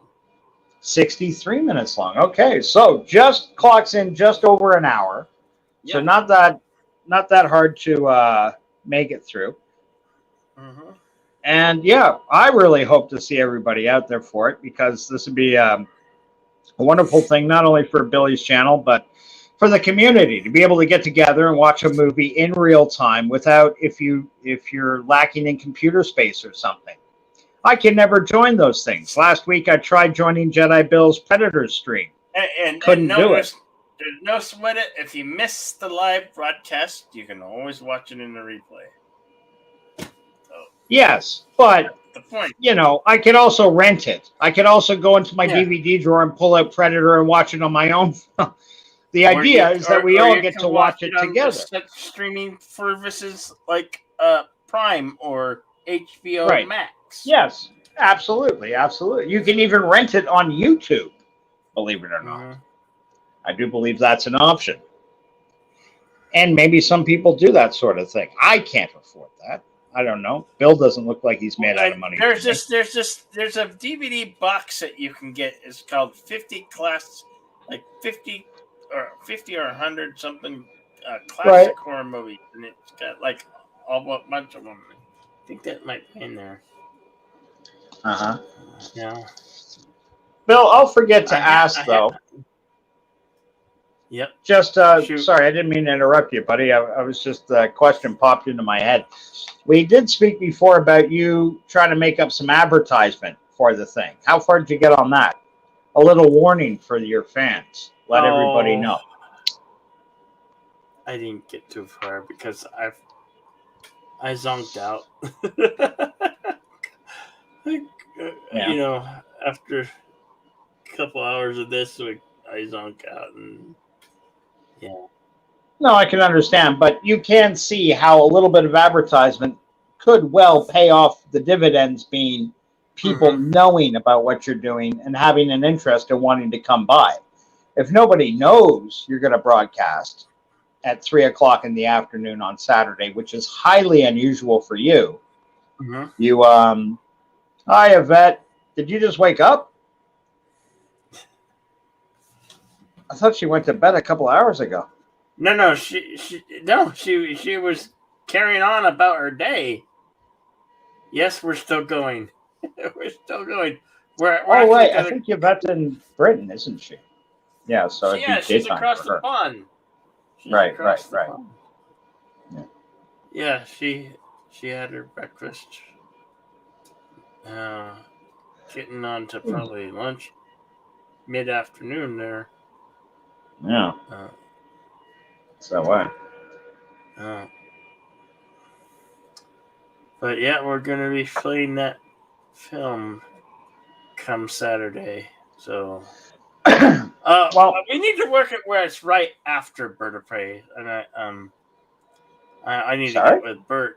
Need to get with Bird, find out exactly when he's having his cinema Saturday, what the film is, how long it is, and then we can go right after.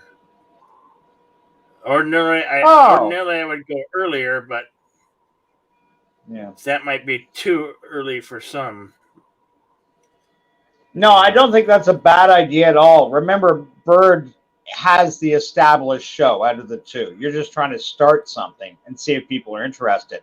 Best way to get more people in is, I'm sure, Bird sending them over would be a big help. But he's not going to do that in the middle of his stream.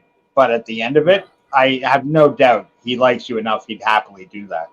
Yvette, she's asking if she's got 10 minutes to spare if she wants to come on. If you wanna join us for while you have the 10 minutes free, please. I can join safely speak for every single guy in the chat and on the panel, Yvette. You are more than welcome. I assure Absolutely. you, young lady. Absolutely. Actually, if you want, we'll kick Bill off. Just so you feel more comfortable. Welcome, Yvette. Good morning or good evening to you guys. It's morning here. Morning. Yeah. It's just coming up for 6 a.m. where I am. Bill, I think it's 3 hours behind. Well, But, actually, I'm an hour before Captain Trek goes on the air. Yes, it's 11 a.m. here. 11 a.m. All right. 11, yeah. Coffee time. Yeah, good on you. Coffee. The kid needs coffee. Absolutely. How do you take your coffee, Yvette? What's your rocket fuel? Oh, I do 4 espressos, and depending on my mood, I either have creamer or milk. Jesus, do you mean you do 4 espressos at once or over the course of the day? No, at once. It's my blood. Good Lord. It keeps 4 me going. espressos in one shot. Oh my gosh. Well, as Bill well knows, my schedule is all over the place. So it's literally my wake up coffee and my keep going coffee and. I was going to say, if your avatar is any indication, I'm looking at it right. It's a lovely drawing, by the way. I see you got blonde hair. Is it possible you were naturally a brunette and all this caffeine has just turned your hair blonde? Well, that's a Yitzer original. A lovely picture. I am a true blonde. I have no eyebrows, and Bill will confirm he's seen me live. And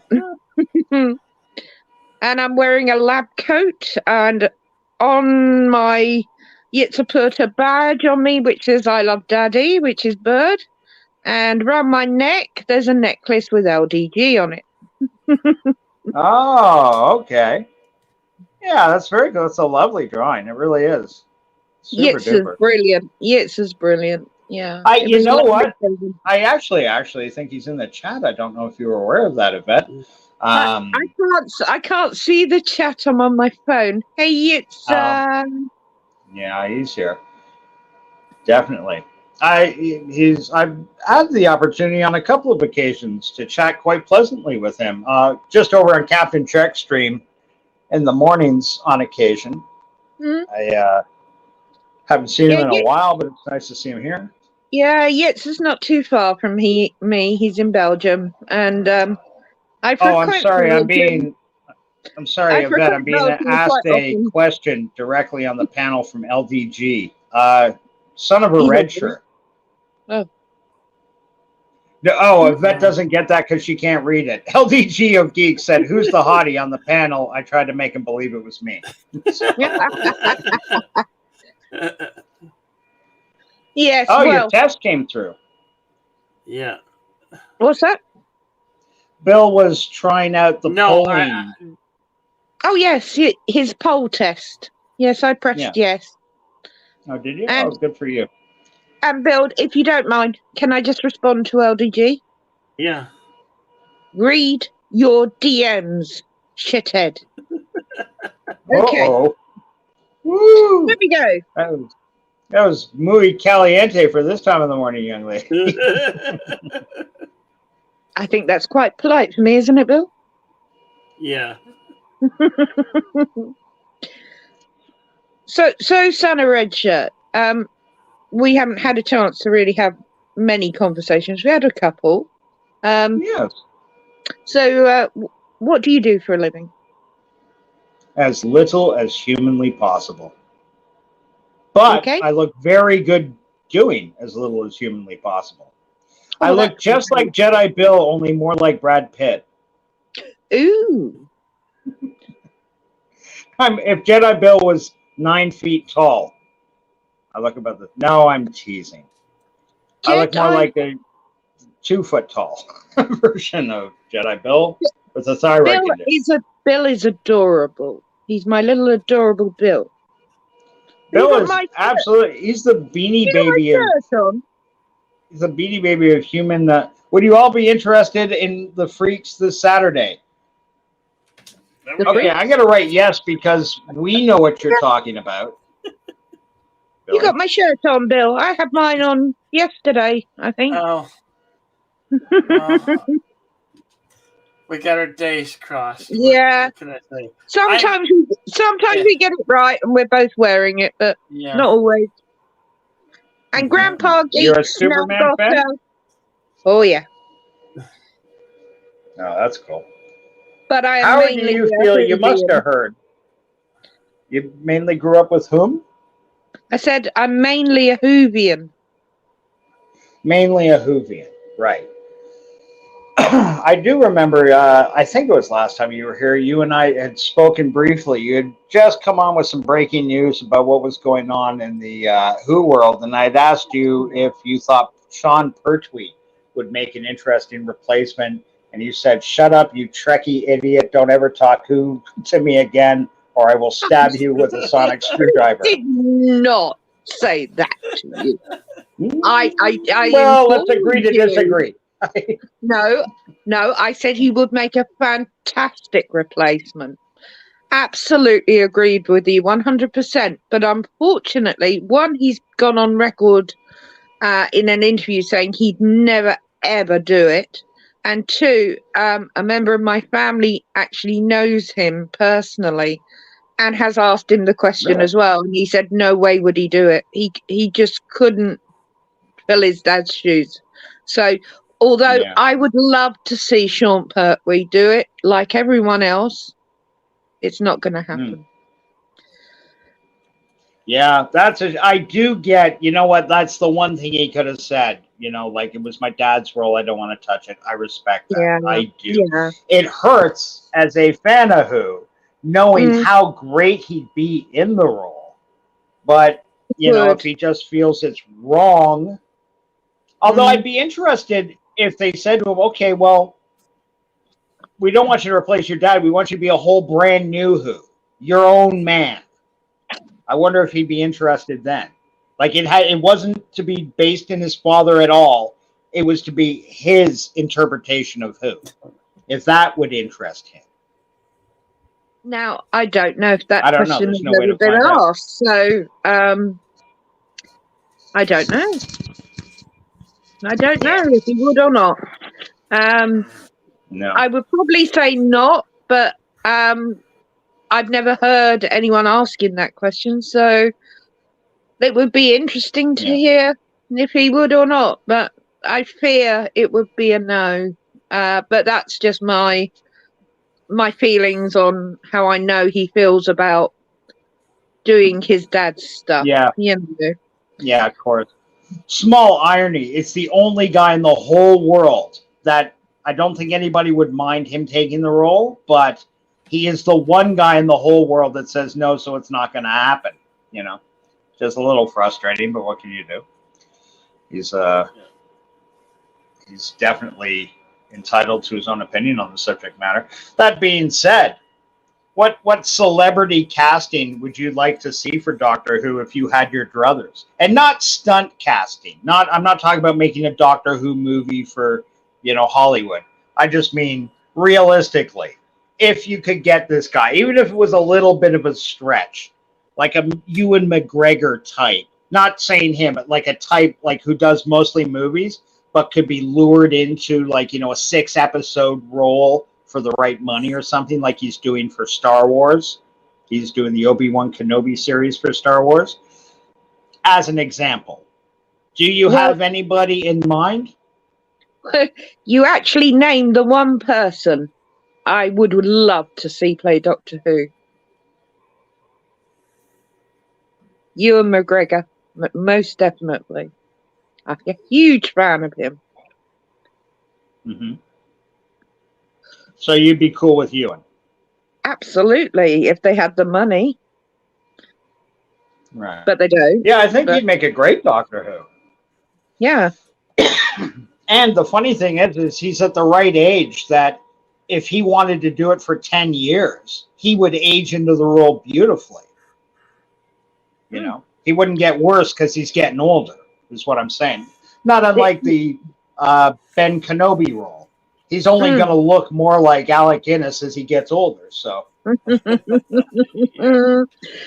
to be fair, though, the new Who fans prefer them young, as we well know. They didn't take kindly to Capaldi, whereas the original fans like us were like, "Thank God we got a doctor with some wisdom and age with Capaldi." Right. Yeah. So you have the problem at the moment, and RTD does have this problem. Whoever he picks, he's got to appease the new Who fans and the original fans. So whoever he picks, it's going to be interesting. It is. And truth is, he's not going to please everybody. Doesn't matter who he picks. It literally doesn't. Of course, you can't please all the people all of the time. No. Yeah. But hopefully you can please all the true fans in one Yeah. go. I So would even hope. if you get guys that, are tangentially, I've heard of Doctor Who. Oh, you're getting Liam Neeson. Great. I don't give a fuck. There's a whole people, Star Trek, everything. We love our fandoms, our series and stuff. But sometimes it's a little bit of a shock to remember not the whole world cares. It's, our little corner of fandom that really is concerned about it. So, not that I'm being derisive in any way, shape, or form. I can only hope the best for Doctor Who. While it isn't my series, I certainly have nothing but fond memories of it, and it was there front and center as I was growing up. Saw it in patches because in Canada we could only see it on PBS. We didn't get it on regular telly like you folks in England would, or Europe would. No, I understand. But as I was saying the other day, this move with Doctor Who bringing RTD back is hope for every franchise. Because if Doctor Who can turn itself round after being destroyed, it was the first of the franchises to be destroyed. And if RTD can turn it round, the other franchises are going to look and see it and think, and I'm hoping and praying that RTD is going to do the right thing, first of all. And two, it's going to give hope to everyone else in every franchise that's been effed over. So, and the sound has gone, so I'll Bob back in the chat. It's been lovely talking to you all. Love you loads, everyone. That always great to see you, sweetie. Take care. Be well. Keep strong. Keep the faith. See you soon. Bye-bye. I don't agree with you. Random Menace. No. Force is female. Doctor is female. Superboy and Robin are soy. The world is upside down. So you're fine with things. You don't agree with that. Well, yeah, I do agree with it. Yeah, I don't think you read it all the way through, to be honest. But yeah, my mind's on a lot of different things. I'm multitasking here. What are you talking about? With so much of all these things, like just in that sentence that we're looking at here, the Force is female. Well, okay, where is it?